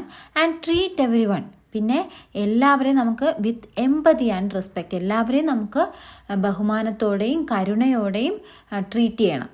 അത് നമുക്ക് ചെയ്യാൻ പറ്റുന്ന കാര്യമാണ്. പിന്നെ വേറെന്ത് ചെയ്യാം? Showing care in daily actions inspires others to be kind too. അപ്പോൾ അത് മാത്രമല്ല, നമ്മൾ സഹായിക്കുന്നതിനുള്ള മാത്രമല്ല, showing care in daily actions, അതായത് നമ്മുടെ നിത്യവും ചെയ്യുന്ന ഈ പ്രവർത്തനങ്ങളിൽ നമ്മൾ കെയർ കാണിക്കുന്നു, അല്ലെങ്കിൽ നമ്മൾ ബാക്കിയുള്ളവരെ കെയർ ചെയ്യുക, ബാക്കിയുള്ളവരെ ദയയോടെ ട്രീറ്റ് ചെയ്യുക, ഇങ്ങനെയൊക്കെ ചെയ്യുന്നത് കാണുന്നതിലൂടെ ഇൻസ്പയർസ് അതേഴ്സ്. അത് നമ്മൾ ഒരാൾക്ക് ചെയ്യുന്ന കാണുമ്പോൾ അത് ചിലപ്പോൾ 10 പേരെ ഇൻസ്പയർ ചെയ്യുമായിരിക്കും. അപ്പോൾ ബാക്കിയുള്ളവർക്ക് ഒരു പ്രചോദനമാവും ടു ബി കൈൻഡ് ടു. അപ്പോൾ അവരും എന്ത് ചെയ്യും? ഇത് ഇൻസ്പയർഡ് ആയിട്ട് അവരും ദയുള്ളവരായിട്ട് മാറും. അപ്പോൾ അങ്ങനെ ഇൻസ്പയർഡ് ആവണം നമ്മുടെ പെരുമാറ്റം കണ്ട് എന്നാണ് ഇവിടെ ഉത്തരത്തിൽ നമ്മൾ പറയേണ്ടത്. ഓക്കെ, ഇനി അടുത്ത 4ാമത്തെ question. In An angel in disguise, a simple human choice leads to a life-changing moment. Okay, അപ്പം നമ്മുടെ കഥയുടെ പേരാണ് ആൻ ഏഞ്ചൽ ഇൻ ഡിസ്ഗൈസ്. അതായത് വേഷം മാറി വന്ന മാലാഖ എന്ന് പറയുന്ന ഈ കഥയിൽ എ സിമ്പിൾ ഹ്യൂമൻ ചോയ്സ്, അതായത് ഒരു മനുഷ്യൻ്റെ ഒരു ലളിതമായ ഒരു ചോയ്സ്, അതായത് ഒരു ചെറിയൊരു പ്രവൃത്തി. അദ്ദേഹം ഇപ്പോൾ തോംസൺ ആ കുട്ടി ഒറ്റയ്ക്ക് വിട്ടു പോകാതെ എടുത്തുകൊണ്ട് പോകുന്നു അല്ലേ. അപ്പോൾ ആ ഒരു ചെറിയ പ്രവൃത്തി leads to a life changing moment. അത് നയിക്കുകയാണ് ഒരു ലൈഫ് ചേഞ്ചിങ് മൊമെന്റ്. ജീവിതത്തിൽ തന്നെ ഒരു വഴിത്തിരിവായി മാറുന്ന ഒരു മൊമെന്റാണ്. അതിപ്പോൾ ജോ തോംസന്റെ കേസ് എടുക്കുകയാണെങ്കിൽ ജോ തോംസന്റെ വീട്ടിൽ പ്രകാശം പരക്കുന്ന നല്ല അനുഗ്രഹമായിട്ട് വരുന്നു. ഇപ്പോൾ മാഗിയുടെ കാര്യം എടുക്കുകയാണെങ്കിൽ മാഗിക്ക് നേരത്തെ നിന്നും നല്ലൊരു ലൈഫ് കിട്ടുന്നു. ഓക്കെ, അപ്പോൾ അതൊരു ലൈഫ് ചേഞ്ചിങ് മൊമെന്റ് ആണ്. Write a few sentences. അപ്പോൾ കുറച്ച് വാക്യങ്ങൾ എഴുതാനാണ്. On how such small acts, എങ്ങനെയാണ് ഇത്തരത്തിലുള്ള ചെറിയ പ്രവൃത്തികൾ ഓഫ് കൈൻഡ്നസ്, അപ്പോൾ ദയുള്ള ഇത്തരത്തിലുള്ള ചെറിയ പ്രവർത്തനങ്ങൾ bring meaningful change in our lives. Okay, അപ്പോൾ നമ്മുടെ ജീവിതത്തിൽ ലൈഫ്സിൽ അർത്ഥവത്തായ മാറ്റം കൊണ്ടുവരുന്ന ഇത്തരത്തിലുള്ള ദയുള്ള പ്രവർത്തനങ്ങൾ എങ്ങനെയാണ് നമ്മുടെ ജീവിതത്തിൽ മാറ്റങ്ങൾ കൊണ്ടുവരുന്നതെന്ന് എഴുതാനാണ് അവിടെ ക്വസ്റ്റ്യൻ ചോദിച്ചിരിക്കുന്നത്. ഓക്കെ, അപ്പോൾ അതിൻ്റെ നമുക്ക് ആൻസർ എങ്ങനെ എഴുതാം? Small acts of kindness bring hope to those who are hurting. അപ്പോൾ നമുക്ക് എങ്ങനെ എഴുതാം? സ്മോൾ ആക്ട് ഓഫ് കൈൻഡ്നസ്, അപ്പോൾ നമ്മൾ ദയയുടെ ചെയ്യുന്ന ആ ചെറിയ പ്രവർത്തനങ്ങൾ കൊണ്ടുവരുന്നു ഹോപ്പ്, മറ്റുള്ളവരിലൊരു പ്രതീക്ഷ അല്ലെങ്കിൽ പ്രത്യാശ, to those who are hurting, അതായത് വേദനയിലായിരിക്കുന്നവർക്ക് നമ്മുടെ ചെറിയ ദയയോടുള്ള പ്രവൃത്തി എന്ന് പറയുന്നത് അവർക്കൊരു പ്രതീക്ഷ നൽകുന്നതാണ് അല്ലെങ്കിൽ ഒരു പ്രത്യാശ നൽകുന്നതാണ്. They melt hard hearts and fill our own lives with peace and satisfaction. അപ്പോൾ ഇതെന്ന് പറഞ്ഞാൽ നമ്മുടെ ഈ ദയയോടുള്ള പ്രവൃത്തി എന്ന് വെച്ചാൽ മെൽറ്റ് ഹാർഡ് ഹാർട്ട്, അതായത് എത്ര ക്രൂരമായ ഹൃദയങ്ങളെയും അലിയിക്കുന്നതാണ്. ഇവിടെ ഇപ്പോൾ നമ്മൾ വന്നപ്പോൾ നമ്മൾ പഠിച്ചു ആരാണ് നമ്മുടെ മിസ്സിസ് തോംസൺ. അവളുടെ ആ ദയയോടുള്ള സംസാരമൊക്കെ കണ്ടപ്പോൾ അവരുടെ മനസ്സലിഞ്ഞു. അതുപോലെ വലിയ എത്ര ക്രൂര മനസ്സാണെങ്കിലും നമ്മൾ ദയയോടെ ചെയ്യുമ്പോൾ ദയ കാണിക്കുമ്പോൾ അതങ്ങ് അത് അലിയും, അത് നല്ല മനസ്സായി തീരും. And fill our own lives, അതിലൂടെ നമ്മുടെ തന്നെ ജീവിതം എന്താണ് സന്തോഷപൂർണ്ണമാവും. വിത്ത് എങ്ങനെയാണ് പീസ് ആൻഡ് സാറ്റിസ്ഫാക്ഷൻ, അതായത് ക്ഷമയും പിന്നെ ഒരു തൃപ്തികരമായ ഒരു ജീവിതം നമുക്ക് നയിക്കാൻ പറ്റും. ഓക്കെ, അപ്പോൾ ഇത് നമുക്ക് ആൻസറായിട്ട് എഴുതാം. ഇനി നമുക്ക് കുറച്ച് കൂടുതൽ പോയിന്റ്സ് ഒക്കെ ഉൾപ്പെടുത്താനുണ്ടെങ്കിൽ അതൊക്കെ എഴുതി വെക്കാം. ഓക്കെ, ഇനി അടുത്ത് നമ്മൾ ആക്ടിവിറ്റി സോണിലോട്ട് പോവാണ്. ഓക്കെ, അവിടെ നോക്കിക്കേ, ദ പോസ് എന്ന് പറഞ്ഞ് എന്താണ് ഒരു ടേബിളിനകത്ത് കുറച്ച് തന്നിട്ടുണ്ട്. എന്താ നോക്കിക്കേ, ദ ഡോർ ക്ലോസ്ഡ്, വാതിലടഞ്ഞു. ഓക്കെ, അപ്പോൾ ആ ആക്ടിവിറ്റി ചെയ്യുന്നതിന് മുമ്പ് നിങ്ങൾ മനസ്സിലാക്കിക്കോണം, ഇതെന്ന് പറഞ്ഞാൽ ഫ്ലാഷ് ഫിക്ഷൻ എന്ന് പറഞ്ഞ ഒരു ആക്ടിവിറ്റിയാണ് കേട്ടോ. അപ്പോൾ നമുക്ക് പരീക്ഷയ്ക്ക് ചിലപ്പോൾ ഫ്ലാഷ് ഫിക്ഷൻ എഴുതാൻ തരും, ഒരു ക്വസ്റ്റ്യൻ, ഒരു സെൻറ്റൻസ് തന്നിട്ട്. അപ്പോൾ അതിനെക്കുറിച്ചാണ് നമ്മൾ ആ ഒരു ആക്ടിവിറ്റിയാണ് പഠിക്കാൻ പോകുന്നത്. അപ്പോൾ എന്താണെന്ന് ഡീറ്റെയിൽ ആയിട്ട് നമുക്ക് നോക്കാം. അപ്പോൾ ഇവിടെ തന്നെ നോക്കിക്കുക, ഒരു ടേബിളിനകത്ത് എന്താ തന്നതെന്ന് നമുക്ക് വായിച്ചു നോക്കാം. ഇത് വായിച്ചാൽ നിങ്ങൾക്ക് താഴത്തോട്ട് പറയുമ്പോൾ മനസ്സിലാവും. ഓക്കെ, നോക്കിക്കേ, ദ ഡോർ ക്ലോസ്ഡ്, വാതിലടഞ്ഞു. Not loudly just enough to sound final. അപ്പോൾ okay, not loudly just enough to sound final. അപ്പോൾ എന്താണ്, വലിയ ശബ്ദത്തോടെയൊന്നും അല്ല, പക്ഷെ അതൊരു അവസാനം എന്ന പോലെ വാതിലടഞ്ഞു. Maggie watch the dust settle where feet had been. Okay, അപ്പോൾ മാഗി ഇങ്ങനെ ശ്രദ്ധിച്ചു എന്ന് വെച്ചാൽ അവിടെ എല്ലാം സെറ്റിലായി എന്ന് വെച്ചാൽ എല്ലാവരും പോയി, അവിടെ ഡസ്റ്റ് പൊടി മാത്രം അവശേഷിച്ചു, എല്ലാവരും പോയി എന്നുള്ളൊരർത്ഥമാണ് അവിടെ. Okay, the room fell larger emptier colder. അപ്പോൾ ആ റൂം, അപ്പോൾ എല്ലാവരും പോയി കഴിഞ്ഞു, അപ്പോഴത്തേക്ക് എന്താണ് റൂം എന്തുപോലെ തോന്നി, വലുതും എംറ്റി ശൂന്യവും തണുപ്പുള്ളതുമായിട്ട് തോന്നി. She try to call out. അപ്പോൾ അവൾ എന്ത് ചെയ്തു, ശ്രമിച്ചു, ഉറക്കെ വിളിക്കാൻ ഇങ്ങനെ ശ്രമിക്കുക, പുറത്തോട്ട് നോക്കി വിളിക്കാൻ വേണ്ടി ശ്രമിക്കുകയാണ്. But fear pressed her voice flat. പക്ഷേ പേടി അവളെ എന്താണ്, പ്രസ് ഹെർ വോയിസ് ഫ്ലാറ്റ്, പതിയെ എന്ന് വെച്ചാൽ പേടി കാരണം എന്താണ് ശബ്ദം പുറത്ത് വന്നില്ല. നമ്മൾ ഫ്ലാറ്റായിട്ട് കേൾക്കില്ല, ഫ്ലാറ്റായി എന്നൊക്കെ പറയില്ല, അതായത് എന്താണ് പേടി കാരണം ശബ്ദം പുറത്തോട്ട് വരുന്നില്ല, ആ ഒരവസ്ഥ. പിന്നീട് ഫുഡ് സ്റ്റെപ്സ്, എന്താണ് ഈ നടക്കുന്ന ശബ്ദം, ഫുഡ് സ്റ്റെപ്സ്. ഓക്കെ, കാൽപ്പാടുകളുടെ ശബ്ദം. ദേ സ്റ്റോപ്ഡ്, അവ നിന്നു. വെയിറ്റഡ്, എന്താണ് കാത്തുനിന്നു. Joe Thomson stood at the threshold, his hand still on the latch. അപ്പോൾ Joe Thomson stood at the threshold, അപ്പോൾ ജോ തോംസൺ അവിടെ ഉമ്മറപ്പടിയിൽ നിൽക്കുവാണ്. His hand still on the latch. Latch എന്ന് വെച്ചാൽ ആ കൊളുത്തിൽ ഇങ്ങനെ അദ്ദേഹത്തിൻ്റെ കൈ ഇപ്പോഴും അങ്ങനെ നിൽക്കുവാണ്, എന്ന് വെച്ചാൽ തുറക്കണോ അടയ്ക്കണോ എന്നുള്ളൊരു ഇതിൽ നിൽക്കുക. ഇത് കഥയിലെ സന്ദർഭമാണ് ഇവിടെ പറഞ്ഞത്, നമ്മൾ കഴിഞ്ഞ വീഡിയോയിൽ വായിച്ച് പറഞ്ഞത്. Okay, he did not know why he had turn back. അദ്ദേഹത്തിന് അറിയില്ല എന്തുകൊണ്ടാണ് അദ്ദേഹം തിരിഞ്ഞു നടന്നതെന്ന്. Okay, Maggie's eyes found him. മാഗിയുടെ കണ്ണുകൾ അദ്ദേഹത്തെ കണ്ടെത്തി. വൈഡ് ആൻഡ് പ്ലീഡിങ്, അപ്പോൾ എന്താണ് ഒന്ന് വികസിച്ച് അവയുടെ കണ്ണുകളൊന്ന് വിടർന്നു. ആൻഡ് പ്ലീഡിങ് എന്ന് വെച്ചാൽ ദയ പോലെ അപേക്ഷിക്കുകയാണ്. അപ്പോൾ അപേക്ഷിക്കുകയാണ്, എന്തോ അപേക്ഷിക്കുന്നത്, ഡോണ്ട് ലീവ് മീ, എന്നെ വിട്ടിട്ട് പോകല്ലേ. ഷീ വിസ്പേർഡ്, അവൾ ഇങ്ങനെ മന്ത്രിച്ചു, അവൾ പറഞ്ഞു ഡോണ്ട് ലീവ് മീ, എന്നെ ഇവിടെ തനിച്ചാക്കി പോവല്ലേ എന്ന്. ഹി സ്റ്റെപ്ഡ് ഇൻസൈഡ്, അദ്ദേഹം അകത്തേക്ക് വന്നു. And the room breathe again, അങ്ങനെ റൂം വീണ്ടും എന്താണ് ശ്വസിക്കാൻ തുടങ്ങി, അതായത് ബ്രീത്ത് അഗെയിൻ എന്ന് വെച്ചാൽ ഒരു ശ്വാസം കിട്ടിയ പോലെ ആയി എന്നാണ്. ഓക്കെ, അപ്പോൾ ഇത് തന്നുള്ള ഇത് കഥയിലെ ഒരു ഭാഗമാണ് തന്നിട്ടുള്ളത്. ഇനി ഇത് വായിച്ചിട്ട് നമുക്ക് അടുത്ത പേജ് നോക്കിയേ. The literary piece you have just read is A flash fiction. അപ്പോൾ നമ്മളിപ്പോൾ ഒരു ചെറിയൊരു ഭാഗം വായിച്ചില്ലേ, ഇതിനെയാണ് നമ്മൾ ഫ്ലാഷ് ഫിക്ഷൻ എന്ന് പറയുന്നത്. Based on A significant moment from an angel in disguise. അപ്പോൾ ഏഞ്ചൽ ഇൻ ഡിസ്ഗൈസ് എന്ന് പറയുന്ന ഒരു സന്ദർഭത്തിനെ അടിസ്ഥാനമാക്കി എഴുതിയിരിക്കുന്ന ഇപ്പോൾ വായിച്ച് ഇതിനെ പറയുന്ന പേരാണ് ഫ്ലാഷ് ഫിക്ഷൻ എന്നാണ് പറയുന്നത്. Okay, notice how a brief incident from the story is reshaped into a compact narrative that conveys emotion and meaning in just a few words. അപ്പോൾ ഈ ഫ്ലാഷ് ഫിക്ഷൻ എന്ന് വെച്ചാൽ നോട്ടീസ്, അത് നമ്മൾ ശ്രദ്ധിച്ചാണ്. How a brief incident, ഒരു സംഭവത്തെ, അവിടെ ഉണ്ടായ ഒരു സംഭവത്തിനെ ഫ്രം ദ ആ കഥയിലെ ഒരു സംഭവത്തിനെ ഈസ് റീഷേപ്ഡ്, ഒന്നുകൂടെ ഷേപ്പ് ചെയ്തെടുത്തിരിക്കുകയാണ്. എന്താണ്, into a compact narrative that conveys emotion. അപ്പോൾ എന്ന് വെച്ചാൽ അതിനെ ഒരു ചെറിയ രീതിയിലാണ് എഴുതിയിരിക്കുന്നത്, പക്ഷെ അത് എല്ലാ വികാരങ്ങളെയും, അവിടെ നടക്കുന്ന ആ കഥയിലെ എല്ലാ വികാരങ്ങളെയും കാണിക്കുന്നുണ്ട്. ആൻഡ് മീനിങ്ങിൻ, അതിൻ്റെ ആ കഥയിലെ ആ സന്ദർഭത്തിൻ്റെ അർത്ഥതലങ്ങളും നമുക്ക് കാണിച്ചു തരുന്നുണ്ട്. Just in A few words, അത് കുറച്ച് വാക്കുകളിലൂടെ ആ മൊത്തം കഥയുടെ ഒരു ആശയവും ആ ഒരു സന്ദർഭത്തിൻ്റെ എല്ലാ വിവരണങ്ങളും ആ ഒരു ഫീലിങ്സും എല്ലാം കിട്ടുന്ന രീതിയിൽ രീതിയിൽ കുറച്ച് വാക്കുകൾ കൊണ്ട് എഴുതിയിരിക്കുന്നതാണ്. ഓക്കെ, അപ്പോൾ അതാണ് നമ്മുടെ ഫ്ലാഷ് ഫിക്ഷൻ. എന്താണ് ഈ ഫ്ലാഷ് ഫിക്ഷൻ? എന്താ ഇപ്പുറത്തൊരു വലിയ കോളത്തിൽ കൊടുത്തിട്ടുണ്ട്, നോക്കിക്കേ, വായിച്ചോക്കെ. Flash fiction represents an effort to create and define a relatively new gender of literature. അപ്പോൾ ഈ ഫ്ലാഷ് ഫിക്ഷൻ എന്ന് പറഞ്ഞാൽ ഒരു താരതമ്യേന ഒരു പുതിയൊരു സാഹിത്യ വിഭാഗമാണ്. അതായത് പുതിയൊരു സാഹിത്യ വിഭാഗത്തെ സൃഷ്ടിക്കാനും അതിനെ ഡിഫൈൻ ചെയ്യാനുള്ള ഒരു ശ്രമത്തെയാണ് പ്രതിനിധീകരിക്കുന്നത് ഈ ഫ്ലാഷ് ഫിക്ഷൻ എന്ന് പറയുന്നത്. അപ്പോൾ it is A form of story telling. അപ്പോൾ ഇതൊരു കഥ പറയുന്ന രീതിയാണ് കേട്ടോ.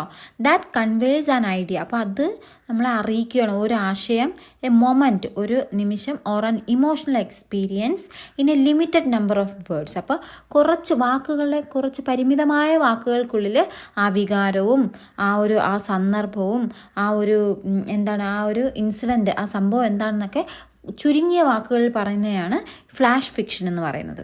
It is also referred to as micro fiction. Okay, അപ്പോൾ ഇതിനെ മൈക്രോ ഫിക്ഷൻ എന്നും പറയാറുണ്ട്. മൈക്രോ എന്ന് പറഞ്ഞ വാക്കിൻ്റെ അർത്ഥം ചെറുത് എന്നുള്ള, ചെറിയ. അപ്പോൾ മൈക്രോ ഫിക്ഷൻ എന്നും പറയാറുണ്ട്. Micro fiction, blasters or nano fiction to name just a few. Okay, അപ്പോൾ ഇതിനെ ബ്ലാസ്റ്റേഴ്സ് അല്ലെങ്കിൽ നാനോ ഫിക്ഷൻ എന്നൊക്കെ വിളിക്കാറുണ്ട്. ഓക്കെ, അപ്പോൾ അതാണ് flash fiction.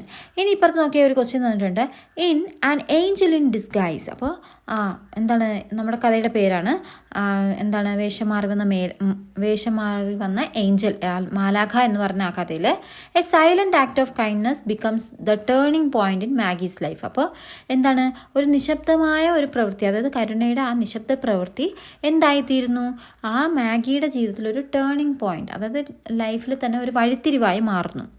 And also in the life of the Thompson. അത് മാത്രം മാഗിയുടെ മാത്രമല്ല, തോംസന്റെ ലൈഫിലും ഇതുപോലെ ഒരു ടേണിംഗ് പോയിന്റ് ആയി മാറുവാണ്. Okay, choose a moment from the story. അപ്പോൾ നമ്മൾ ആ കഥയിലെ ഒരു മൊമെൻ്റ് എടുക്കുക, ഒരു നിമിഷം എടുക്കുക, and rewrite it in manner of flash fiction. അപ്പോൾ ഫ്ലാഷ് ഫിക്ഷനായിട്ട് അതിൽ നിന്നുള്ള ഒരു സന്ദർഭം, ആ കഥയിൽ നിന്നുള്ള ഒരു സന്ദർഭം എടുത്തിട്ട് അതിനെ ഫ്ലാഷ് ഫിക്ഷനാക്കി എഴുതാനാണ് പറയുന്നത്. പിന്നെ നമുക്ക് ബ്രാക്കറ്റിൽ തന്നിട്ടുണ്ട് 80 to 100 വേർഡ്സ്. മിനിമം എത്ര വേണം, 80 മുതൽ 100 വാക്കിനുള്ളിലായിരിക്കണം. അതിൽ കൂടാനും പാടില്ല, കുറയാനും പാടില്ല. അതാണ് ഫ്ലാഷ് ഫിക്ഷൻ. ഓക്കെ, അപ്പോൾ അതിനിവിടെ 2 സന്ദർഭങ്ങൾ പറഞ്ഞിട്ടുണ്ട്. അപ്പോൾ കൂടുതൽ സന്ദർഭങ്ങൾ കണ്ടെത്തി എഴുതാനാണ് പറയുന്നത്. അപ്പോൾ ഞാൻ ഈ 2 സന്ദർഭങ്ങളും എന്താണെന്ന് അതിൻ്റെ ഒരു ഫ്ലാഷ് ഫിക്ഷൻ നിങ്ങൾക്ക് എഴുതരാം. നിങ്ങളിതുപോലെ വീട്ടിലിരുന്ന് കൂടുതൽ സന്ദർഭങ്ങൾ എഴുതി ഫ്ലാഷ് ഫിക്ഷൻ എഴുതി നോക്കണം. ചിലപ്പോൾ പരീക്ഷയ്ക്ക് വരാനുള്ള ചാൻസ് ഉണ്ട്. ഓക്കെ, അപ്പോൾ ഒന്നാമത്തെ ഇൻസിഡൻറ്റ് എന്താണ്, the instant Maggie realises that everyone has left. അപ്പോൾ ആ സന്ദർഭം, മാഗി തിരിച്ചറിയാണ് that everyone has left, എല്ലാവരും പോയി എന്ന് മാഗി തിരിച്ചറിഞ്ഞ ആ നിമിഷത്തെക്കുറിച്ചുള്ള ഒരു ഫ്ലാഷ് ഫിക്ഷൻ എഴുതാനാണ് പറയുന്നത്. അപ്പോൾ അത് നമുക്ക് എങ്ങനെ എഴുതാം? അപ്പോൾ ഈ ഒന്നാമത്തെ ഓപ്ഷൻ നമുക്ക് ടെക്സ്റ്റിൽ തന്നിരിക്കുന്നത് അത് തന്നെ എഴുതാം, അല്ലേ? അതുപോലെ എഴുതാം. ഒന്നുകിൽ അത് എഴുതാം, അല്ലെങ്കിൽ നമുക്ക് എങ്ങനെ എഴുതാം, അതിൻ്റെ ആൻസർ ഇങ്ങനെ എഴുതാം. എന്താ, the door close with a call finality. Okay, അപ്പോൾ എന്താ, അതായത് ആ വാതിൽ വലിയ ബഹളമില്ലാതെ അടഞ്ഞു. നമുക്ക് ആ നേരത്തെ തന്നിട്ടുള്ള, പരീക്ഷയ്ക്ക് ചോദിക്കുകയാണെങ്കിൽ അത് എഴുതിയാലും കുഴപ്പമില്ല, നേരത്തെ തന്നിട്ടുള്ള ആ ഒരു, അതായത് എല്ലാവരും പോയി തിരിച്ചറിഞ്ഞ നിമിഷം, പിന്നെ അവസാനത്തെ കുറച്ചൊന്ന് മാറ്റിയാൽ മതി. അല്ലെങ്കിൽ നമുക്ക് ഇങ്ങനെ എഴുതാം, എന്താണ്, നേരത്തെ പറഞ്ഞതുപോലെ, എന്താ, the door close with a call finality എന്ന് വെച്ചാൽ എന്താണ്, വലിയ ബഹളമൊന്നും ഇല്ലാതെ ഡോർ അടഞ്ഞു. ഔട്ട്സൈഡ്, പുറത്ത്, the voices faded into silence. അപ്പോൾ ആ പുറത്തുള്ള ആ ശബ്ദങ്ങൾ നിശബ്ദമായി എന്ന് വെച്ചാൽ എല്ലാവരും പോയി.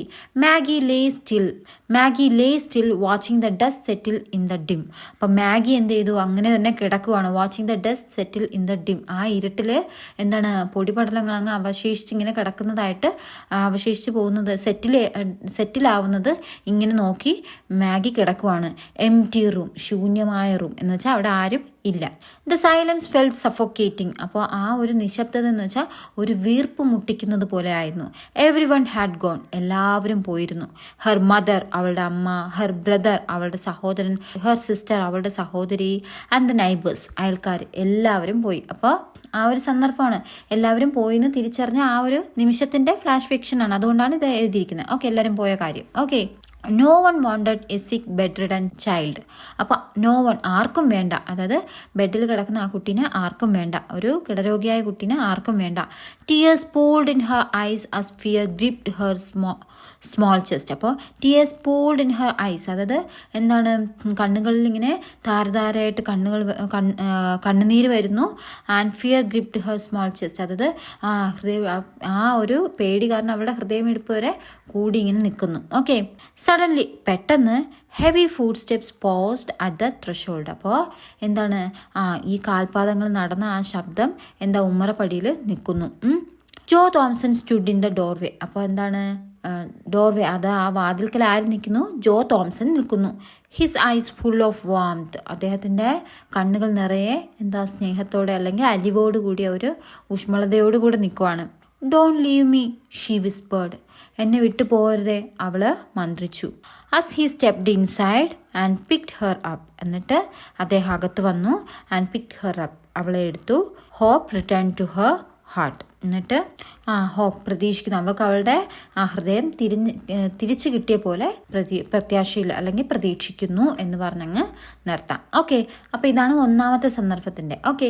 ഇനി രണ്ടാമത് എന്താ ഒരു സന്ദർഭം തന്നിരിക്കുന്നത്, when Joe returns home with Maggie. അപ്പോൾ ജോ വീട്ടിൽ പോവാണ്, മാഗിയായിട്ട് വീട്ടിൽ പോവാണ്. അപ്പോൾ ആ ഒരു സന്ദർഭത്തിനെ കുറിച്ചുള്ള ഒരു ഫ്ലാഷ് ഫിക്ഷൻ എഴുതാനാണ് പറയുന്നത്. അപ്പോൾ അതെങ്ങനെ എഴുതാം, അപ്പോൾ അതിൻ്റെ ഫ്ലാഷ് ഫിക്ഷൻ എങ്ങനെ എഴുതാം, അപ്പോൾ ഞാനൊരു മോഡൽ തരാം, ഇതുപോലെ എഴുതാം, അല്ലെങ്കിൽ നിങ്ങൾക്ക് നിങ്ങളുടേതായ രീതിയിൽ എഴുതാം. Okay. Joe Thompson carried the frail bedridden girl gently in his arms. അപ്പോൾ ജോ തോംസൺ ഇങ്ങനെ എന്താണ്, അവളെ കൈകളിൽ വഹിച്ചുകൊണ്ട് പോവുകയാണ്.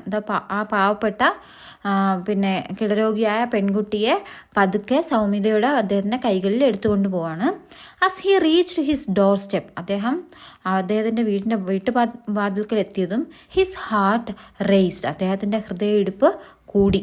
He knew his wife Jane would be furious. He knew, അദ്ദേഹത്തിന് അറിയായിരുന്നു, ഹിസ് വൈഫ്, അദ്ദേഹത്തിൻ്റെ ഭാര്യ ജെയിൻ എന്താ വളരെ കലിലുള്ളി നിൽക്കുമെന്ന് അദ്ദേഹത്തിന് അറിയായിരുന്നു. Opening the door Jane's sharp gaze instantly locked onto the child.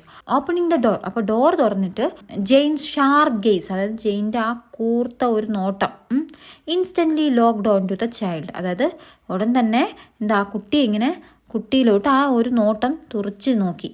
Why did you bring here here, എന്നിട്ട് ചോദിക്കുകയാണ്, നിങ്ങൾ എന്തിനാ ഇവളെ ഇവിടെ കൊണ്ടുവന്നത്. ഷീ ഡിമാൻഡഡ്, അവളിങ്ങനെ ഡിമാൻഡ് ചെയ്തു, എന്തിനാ നിങ്ങൾ ഇവിടെ കൊണ്ടുവന്നത് എന്ന് പറഞ്ഞു. Her voice cold and impatient. അപ്പോൾ അവളുടെ വോയിസ് എന്ന് വെച്ചാൽ ഒരു തണുപ്പൻ മട്ടും, പിന്നെന്താണ് ഇംപേഷ്യൻറ്റ് എന്ന് വെച്ചാൽ ക്ഷമയില്ലാത്തതുമായിരുന്നു. Joe set Maggie down gently on the small bed. അപ്പോൾ ജോ എന്ത് ചെയ്തു, അവളെ ചെറിയ ആ ബെഡിൽ കൊണ്ട് കിടത്തി, പതുക്കെ സൗമ്യമായി കിടത്തി. Look at her kindly Jane, എന്നിട്ട് പറയാണ്, ജെയിൻ നീ അവളെ ദയോടെ ഒന്ന് നോക്കൂ. ഹീ സെഡ് സോഫ്റ്റ്ലി, അദ്ദേഹം മൃദുവായി പറഞ്ഞു. ജെയിൻ ഗ്ലേഡ്, ജെയിൻ ഇങ്ങനെ എന്ത് ചെയ്തു, അവളിങ്ങനെ നോക്കുവാണ്. But as Maggie's large pleading eyes met hers. അപ്പോൾ അവളിങ്ങനെ നോക്കിയപ്പോഴത്തേക്കും പക്ഷേ മാഗിയുടെ ആ ലാർജ് വലിയ പ്ലീഡിങ് ഐസ് എന്ന് വെച്ചാൽ എന്താണ്, ആ ദയയോടെ അപേക്ഷിക്കുന്ന പോലത്തെ ഉള്ള ഭാഗത്തിലുള്ള ആ കണ്ണുകൾ മെറ്റ് ഹേഴ്സ്, അവളുടെ കണ്ണുകളെ മീറ്റ് ചെയ്തപ്പോൾ, അതായത് കണ്ടുമുട്ടിയപ്പോഴത്തേക്കും the coldness in Jane's heart began to melt. അപ്പോൾ അവളുടെ ആ ഹൃദയത്തിലുള്ള ആ ഒരു ദേശീയ സ്വഭാവം അല്ലെങ്കിൽ അതെന്താ ചെയ്തു, അത് അലിയാൻ തുടങ്ങി. ഇൻറ്റു സൈലന്റ് കമ്പാഷൻ, പിന്നെ അതൊരു നിശബ്ദമായ ദയാരൂപത്തിലോട്ടായി മാറി. ഓക്കെ. അപ്പോൾ ഇത് ഞാനൊരു ഫോമാറ്റ് തന്നതാണ്, നിങ്ങൾക്കിത് പഠിക്കാം അല്ലെങ്കിൽ നിങ്ങളുടേതായ രീതിയിൽ പഠിക്കാം. ഓക്കെ. അപ്പോൾ ഇനി അതുപോലെ ബാക്കി 2 ഡോട്ട് തന്നിട്ടുണ്ട്, നിങ്ങൾക്ക് ഇതുപോലെ വേറെ ഇൻസ്റ്റൻറ്റ് എഴുതി എന്താണ് ഫ്ലാഷ് ഫിക്ഷൻ എഴുതാനാണ്. അപ്പോൾ അത് ചിലപ്പോഴല്ല പരീക്ഷയ്ക്ക് വരാം. അപ്പോൾ നിങ്ങൾ അത് ജസ്റ്റ് ഒന്ന് എന്താണ് ഫ്ലാഷ് ഫിക്ഷൻ, എങ്ങനെ എഴുതണമെന്നൊക്കെ ഒന്ന് മനസ്സിലാക്കി വെക്കുക. ഓക്കെ. പിന്നെ എനിക്ക് പറയാനുള്ളത്, നിങ്ങളെല്ലാം മഗ്ഗപ്പ് ചെയ്ത് എല്ലാം ലാംഗ്വേജ് പേപ്പർ എല്ലാം അതുപോലെ കാണാൻ പഠിക്കേണ്ട, നിങ്ങൾ ആ കാര്യം എന്താണെന്ന് അറിഞ്ഞിട്ട് നിങ്ങൾ സ്വന്തമായിട്ട് ലാംഗ്വേജ് ഇമ്പ്രൂവ് ചെയ്ത് പഠിക്കുക. ഓക്കെ. നോക്കി സ്വന്തമായിട്ട് എഴുതി നോക്കുക. ഓക്കെ. പക്ഷേ നമ്മുടെ ക്വസ്റ്റ്യനിൽ ചോദിക്കുന്ന ഉത്തരം അവിടെ ഉണ്ടാവണം, ആ ഒരു ആശയം കിട്ടണം. ഓക്കെ. ഇനി അടുത്ത രണ്ടാമത്തെ question, read the following paragraph and observe how sentences are logically and meaningfully connected. അപ്പോൾ ഇനി അടുത്ത് നമ്മൾ paragraph writing very very important ആണ്, പരീക്ഷയ്ക്ക് വരും. പാരഗ്രാഫിൽ write the answer in a paragraph. അപ്പോൾ പാരഗ്രാഫ് റൈറ്റിംഗ് എന്ന് പറഞ്ഞ് വരും, പരീക്ഷയ്ക്ക് വരുന്നതാണ്. +2 ചോദിക്കും, ഇപ്പോഴും +1 ചോദിക്കാൻ ചാൻസ് ഉണ്ട്. ഓക്കെ. അപ്പോൾ എങ്ങനെയാണ് ഒരു പാരഗ്രാഫ് എഴുതുന്നത് എന്നുള്ളതാണ് അടുത്ത് പഠിക്കാൻ പോകുന്നത്. അപ്പോൾ അതിന് വേണ്ടി താഴെ ഒരു പാരഗ്രാഫ് തന്നിട്ടുണ്ട്, അത് വായിക്കാനാണ് പറയുന്നത്. എന്നിട്ട് അതിനകത്ത് എങ്ങനെയാണ് ഓരോ സെൻറ്റൻസും അവതരിപ്പിച്ചിരിക്കുന്നത്, ലോജിക്കലി ആൻഡ് മീനിങ് ഫുള്ളി, അർത്ഥവത്തായിട്ടും യുക്തിപരമായിട്ടും ഓരോ സെൻറ്റൻസും എഴുതിയിരിക്കുന്നത് എങ്ങനെയാണെന്ന് വായിച്ച് മനസ്സിലാക്കാനാണ് എന്നാണ് പറയുന്നത്, ബന്ധപ്പെടുത്തി എഴുതിയിരിക്കുന്നത്. അപ്പോൾ എന്താ ഇവിടെ തന്നിരിക്കുന്ന പാരഗ്രാഫ്? ഇതാ നോക്ക്, the power of the present. അപ്പോൾ the power of the present എന്ന് പറഞ്ഞാൽ വർത്തമാനകാലത്തിന്റെ ശക്തി. അതായത് നമ്മുടെ പ്രസന്റ് എന്ന് പറഞ്ഞാൽ ഇപ്പോൾ നടക്കുന്ന വർത്തമാനകാലം അല്ലേ. അപ്പം ഇപ്പോഴത്തെ അതിന്റെ പ്രസക്തി എന്താണ്, ഈ കാലത്തിന്റെ പ്രസക്തി, പ്രസന്റിന്റെ പ്രസക്തി എന്തെന്നാണ്, അതായത് ഈ നിമിഷം. അപ്പൊ എന്താ അവിടെ കൊടുത്തിരിക്കുന്നത്? അതിനു മുമ്പ് നിങ്ങൾ ഈ പാരഗ്രാഫ് വായിച്ചു തരുന്നതിന് മുമ്പേ ദാ ഇവിടെ നോക്കിക്കേ, പാരഗ്രാഫ് റൈറ്റിംഗ് അറ്റ് എ ഗ്ലൈൻസ്. അപ്പോൾ എന്താണ്, ഒരു പാരഗ്രാഫ് എഴുതുമ്പോൾ എന്തൊക്കെ കാര്യങ്ങൾ ശ്രദ്ധിക്കണമെന്നാണ് ഇപ്പുറത്ത് പറഞ്ഞിട്ടുള്ളത്. അപ്പം നിങ്ങൾ നോക്കിക്കോ, ഇത് വേണം, ഇത്രയും കാര്യങ്ങൾ അറിഞ്ഞിരിക്കണം, ഇത്രയും കാര്യങ്ങൾ വെച്ച് വേണം ഒരു പാരഗ്രാഫ് എഴുതാൻ. അപ്പോൾ ഈ പറഞ്ഞിരിക്കുന്ന കാര്യങ്ങൾ അപ്പുറത്തെ പാരഗ്രാഫിൽ ഉണ്ടോ എന്ന് നോക്കണം. ഒന്നെന്താ ചെയ്യേണ്ട, ഒരു പാരഗ്രാഫ് എഴുതുമ്പോൾ നമ്മൾ ശ്രദ്ധിക്കേണ്ട ആദ്യത്തെ കാര്യം, focus on one main idea. എന്താണ്, ഒരു പ്രധാന ആശയത്തിൽ ശ്രദ്ധ കേന്ദ്രീകരിച്ച് വേണം അത് എഴുതാൻ. ഓക്കെ, അപ്പോൾ ഒരു മെയിൻ ഐഡിയ ഉണ്ടായിരിക്കണം. പിന്നെന്താണ്, usually begins with a topic sentence. അപ്പോൾ തുടങ്ങുന്നത് നമ്മുടെ ടോപ്പിക്കിന്റെ ആ ഒരു സെന്റൻസ്, അതായത് ടോപ്പിക്കിന്റെ ആ സെന്റൻസോട് കൂടെ വേണം നമ്മൾ തുടങ്ങാൻ. എന്താണ് ടോപ്പിക്, അതിനെക്കുറിച്ച് പറഞ്ഞു വേണം തുടങ്ങാൻ. പിന്നെ എന്താണ്, മെയിൻറ്റെയിൻസ് ക്ലാരിറ്റി, വ്യക്തത ഉണ്ടായിരിക്കണം. കോഹിറൻസ് ആൻഡ് യൂണിറ്റി എന്ന് വെച്ചാൽ വ്യക്തതയും നമ്മൾ ആശയങ്ങൾ പരസ്പരം യോജിക്കുന്നതാണ്, എല്ലാം കൂടെ ഒരുമിച്ച് യോജിപ്പുള്ളത്, ഒരു ഒത്തൊരുമയുള്ളതായിരിക്കണം. പിന്നെ ലോജിക്കൽ ഫ്ലോ ബിറ്റ്വീൻ സെന്റൻസ്. അപ്പോൾ ഒരു വാചകത്തിൽ നിന്ന് മറ്റൊരു വാചകത്തിലോട്ട് പോകുമ്പോൾ അതിൻ്റെ ഒരു ഫ്ലോ വേണം. അത് കറക്റ്റ്, അല്ലെങ്കിൽ ആദ്യം ചക്കയെന്ന് എഴുതിയിട്ട് പിന്നെ ചുക്കെന്ന് എഴുതുന്ന അങ്ങനത്തെ ഒരു ഫോമല്ല, കണ്ടിന്യൂഷൻ, ആ ഒരു ഫ്ലോയിൽ, ആ ഒരു ഒഴുക്കിൽ വേണം നിങ്ങൾ എഴുതാൻ. ഓക്കെ, പിന്നെ എന്താണ് അടുത്തത്, ensures that every sentence is relevant to the main idea. ഇനി നമ്മൾ ചുമ്മാ വലിച്ചു വാരി എഴുതാതെ ആ മെയിൻ ഐഡിയയ്ക്ക് അർത്ഥവത്തായിട്ടുള്ള, ആ മെയിൻ ഐഡിയ ആയിട്ട് അനുയോജ്യമായിട്ടുള്ള വാക്കുകളാണ് ഓരോ സെന്റൻസും എന്ന് നമ്മൾ ഉറപ്പുവരുത്തണം. പിന്നെ അവസാനം എന്താണ്, എൻഡ്സ് വിത്ത് കൺക്ലൂഡിങ് സ്റ്റേറ്റ്മെന്റ്. അവസാനിക്കുമ്പോൾ നമ്മളൊരു കൺക്ലൂഷൻ, അതായത് ഒരു നിഗമനം, നമ്മൾ ഇങ്ങനെ ഒരു ഇതിൽ അവസാനം എത്തിച്ചേരാം എന്ന് പറഞ്ഞ ഒരു കൺക്ലൂഷനോട് കൂടെ വേണം നമ്മൾ അവസാനിപ്പിക്കാൻ. ഓക്കെ, അപ്പോൾ ഇത്രയാണ് ഒരു പാരഗ്രാഫ് എഴുതുമ്പോൾ ശ്രദ്ധിക്കേണ്ടത്. ഓക്കെ, അപ്പോൾ ഇത് വെച്ചിട്ട് ഇതുണ്ടോയെന്ന് നോക്കണം. ഓക്കെ, ആദ്യം നമ്മുടെ ഇവിടുത്തെ പാരഗ്രാഫ് നോക്കിക്കേ, കാലത്തിൻ്റെ പ്രസക്തി എന്നുള്ളത് ശക്തിയെക്കുറിച്ചാണ് പറയുന്നത്. അപ്പോൾ ആദ്യമേ നമ്മൾ അതിൻ്റെ ആ മെയിൻ ഐഡിയയിൽ തുടങ്ങണമെന്നാണ് ഫസ്റ്റ് പറഞ്ഞത് അല്ലേ. അപ്പോൾ അവിടെ നോക്കിക്കേ, it is essential to focus on the present moment in order to leave a meaningful life. അപ്പോൾ കണ്ടോ, ആ പ്രസന്റ് മൊമെന്റ്, അതായത് നമ്മുടെ മെയിൻ ആശയത്തെ അവിടെ കൊടുത്തിട്ടുണ്ട്. അപ്പോൾ it is essential to focus എന്ന് വെച്ചാൽ അർത്ഥവത്തായ ഒരു ജീവിതം നയിക്കാൻ നമുക്ക് പ്രസന്റ് മൊമെന്റിനെ നമ്മൾ ഫോക്കസ് ചെയ്യേണ്ടതുണ്ട്. അതായത് നമ്മളൊരു ഫ്യൂച്ചർ നല്ലതാക്കാൻ വേണ്ടി നമ്മൾ ഈ ഒരു പ്രസന്റ് മൊമെന്റ് നന്നായിട്ട് അർത്ഥവത്തായിട്ട് നമ്മൾ ഉപയോഗപ്പെടുത്തണം എന്നാണ്. പിന്നെന്താണ്, many people waste time worrying about the future or regretting the past, forgetting what they can actually do today. അപ്പോൾ കണ്ടോ, ആ ഒരു ഒഴുക്കിൽ വരുവാണ്, അതിനെക്കുറിച്ച് പറയണം. മെനി പീപ്പിൾ വേസ്റ്റ് ടൈം, അപ്പോൾ ഒരുപാട് ആൾക്കാർ ടൈം വേസ്റ്റ് ചെയ്യുകയാണ്. വറിയിങ് അബൌട്ട് ദ ഫ്യൂച്ചർ, അതായത് ഭാവിയെക്കുറിച്ച് ഓർത്ത് സമയം വേസ്റ്റ് ചെയ്യണം. അല്ലെങ്കിൽ റിഗ്രറ്റിംഗ് ദ പാസ്റ്റ്, നേരത്തെ കഴിഞ്ഞ കാലത്തെക്കുറിച്ച് ഓർത്ത് സങ്കടപ്പെടുകയാണ്. Forgetting what they can actually do today, ഇന്ന് അവർക്ക് എന്ത് ചെയ്യാം എന്നുള്ള കാര്യത്തെക്കുറിച്ച് അവർ മറക്കുവാണ്. The present is the only time in which we can truly act and people around us are the ones who need our care the most. Okay, അപ്പോൾ അവിടെ ക്ലാരിറ്റിയും അതുമൊക്കെ കൊടുക്കുന്നതാണ്. അപ്പോൾ the present is the only time, അതായത് അവിടെ വ്യക്തത വരുത്തുകയാണ്. നമ്മുടെ ഈ പ്രസന്റ്, ഇന്നത്തെ കാലം, ഇപ്പം നമ്മൾ എങ്ങനെ ഇപ്പം ആയിരിക്കുന്നോ അതാണ് only time in which we can truly act. നമുക്കിപ്പോൾ ട്രൂ ആയിട്ട് സത്യസന്ധമായി പ്രവർത്തിക്കാൻ പറ്റുന്ന ആ സമയം എന്ന് പറഞ്ഞാൽ ഇപ്പോഴത്തെ സമയം, ഈ സമയമാണ്. And the people around us are all the ones who need our care the most. അപ്പോൾ കൂടാതെ നമ്മുടെ ചുറ്റുമുള്ള ആൾക്കാർക്കാണ് നമ്മുടെ പരിചരണം ഏറ്റവും കൂടുതൽ അത്യാവശ്യമുള്ളവരെന്നാണ് പറയുന്നത്.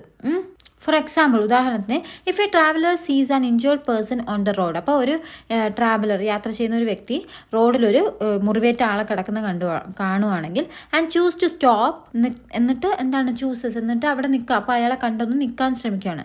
And help instead of walking away, എന്നിട്ട് അയാളെ നമ്മളെ സഹായിക്കണം. അപ്പോൾ ആ അപകടം പറ്റി കിടക്കുന്ന ആളെ സഹായിക്കുകയാണ്. ഇൻസ്റ്റെഡ് ഓഫ്, പകരം, വാക്കിംഗ് എവേ, അയാളെ കണ്ടിട്ട് കാണാത്ത പോലെ പോകുന്നതിനെക്കാട്ടിലും നമ്മൾ അയാളെ സഹായിക്കാൻ നിൽക്കുകയാണെങ്കിൽ that immediate act of kindness could save A life. പക്ഷേ ആ ഒരു ആ കരുണയുള്ള ആ ദയുള്ള പ്രവൃത്തി മറ്റൊരാളുടെ ജീവനെ രക്ഷിക്കാൻ കഴിയും എന്നാണ്. And build trust between strangers, അങ്ങനെ ആ അപരിചിതർക്കിടയിൽ ഒരു വിശ്വാസം ഉണ്ടാക്കിയെടുക്കുകയാണ് എന്നാണ്. ദിസ് ഷോസ് ദാറ്റ്, ഇത് കാണിക്കുന്നു that doing the right thing at the right time, അതായത് നമ്മൾ ശരിയായ സമയത്ത് ശരിയായ പ്രവൃത്തി ചെയ്യുന്നത് can solve urgent problems and strengthen human connection.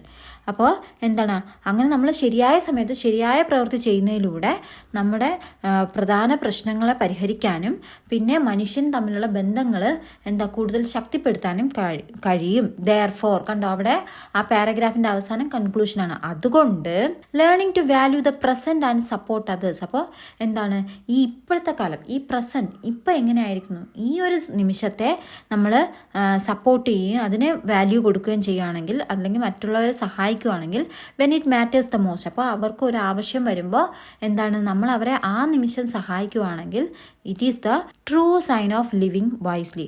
അതാണ് നമ്മൾ യഥാർത്ഥമായി വിവേകത്തോടെ ജീവിക്കുന്നതിൻ്റെ ലക്ഷണം എന്നാണ് ഇവിടെ പറയുന്നത്. അപ്പോൾ ഇതൊരു പാരഗ്രാഫ് കണ്ടോ, ഈ പാരഗ്രാഫ് പ്രസൻറ്റിനെ കുറിച്ച് ചോദിച്ചിട്ട് അതിൻ്റെ എഴുതാനാണ് പ്രസൻറ്റ്, പവർ ഓഫ് പ്രസൻറ്റ് എന്ന് പറഞ്ഞാൽ. അപ്പോൾ അതിനെക്കുറിച്ച് തന്നെ, അപ്പോൾ എല്ലാത്തിലും ഒരു കണ്ടിന്യൂഷൻ ഉണ്ട് നമ്മുടെ ഇപ്പം ചെയ്യേണ്ട കാര്യത്തെക്കുറിച്ച്. ഓക്കെ, അപ്പോൾ ഇത്തരത്തിൽ നമ്മൾ പാരഗ്രാഫ് എഴുതുമ്പോൾ പാരഗ്രാഫ് റൈറ്റിംഗ് എന്ന് പറഞ്ഞ് വരും. ഇമ്പോർട്ടൻറ്റ് ക്വസ്റ്റ്യൻ ആണ്, നിങ്ങൾ പഠിച്ചോണം എങ്ങനെയാണ് പാരഗ്രാഫ് എഴുതേണ്ടതെന്ന്. ഓക്കെ, ഇനി അടുത്ത പേജിൽ നമ്മൾ പേജ് നമ്പർ 30 നോക്കുകയാണെങ്കിൽ അവിടെ എ എന്ന് പറഞ്ഞിട്ട് now place the sentences in the power of the present in the given table suitably. Okay, അപ്പോൾ നേരത്തെ തീർന്നിട്ടില്ല, അതിൻ്റെ കണ്ടിന്യൂഷനാണ്. നമുക്കിപ്പുറത്ത് തന്നിട്ട് ആ പാരഗ്രാഫ് പഠിച്ചില്ലേ, ഇവിടെ പാരഗ്രാഫിൻ്റെ കണ്ടിന്യൂഷനാണ്. അടുത്ത് പറയുവാണ് place the sentences the power of the present എന്ന് പറഞ്ഞ് നമ്മൾ ആ പാരഗ്രാഫിലെ ആ സെൻറ്റൻസസ് സ്യൂട്ടബിളായിട്ട് അനുയോജ്യമായിട്ട് എടുത്തെഴുതാനാണ്. അപ്പോൾ ഒന്നാമതെന്ന് പറഞ്ഞാൽ കാറ്റഗറി എന്തൊക്കെ അത് നമ്മൾ നേരത്തെ പഠിച്ച ഒരു പാരഗ്രാഫിൽ എന്തൊക്കെ വിഭാഗങ്ങളുണ്ടെന്ന് അതുമായിട്ട് അനുയോജ്യപ്പെട്ട് അതിന് സ്യൂട്ടബിൾ ആയിട്ടുള്ള സെൻറ്റൻസ് ആണ് നടുക്ക് എഴുതേണ്ടത്. പിന്നെ അവസാനം പർപ്പസ് എഴുതിയിട്ടുണ്ടാവും, അങ്ങ് അവസാനം പർപ്പസ് എഴുതിയിട്ടുണ്ട്. ഓക്കെ, അപ്പോൾ അതിൻ്റെ ആവശ്യകത എന്താണ്? അപ്പോൾ നോക്കിക്കേ, 1 ടോപ്പിക് സെൻറ്റൻസ്. അപ്പോൾ ടോപ്പിക് സെൻറ്റൻസ് വരുന്ന സെൻറ്റൻസ് ഏതായിരുന്നു നമ്മുടെ ടോപ്പിക് സെൻറ്റൻസ് വരുന്ന സെൻറ്റൻസ്? ഫസ്റ്റ് കിടക്കുന്നത് അല്ലേ, ഏത്? It is essential to focus തൊട്ട് ഏത് വരെ മീനിങ് അത് ഫസ്റ്റ് സെൻറ്റൻസ് ആണ് അവിടുത്തെ ടോപ്പിക് സെൻറ്റൻസിൽ വരുന്നത്. ഓക്കെ, അപ്പോൾ അതിൻ്റെ പർപ്പസ് എന്താണ്?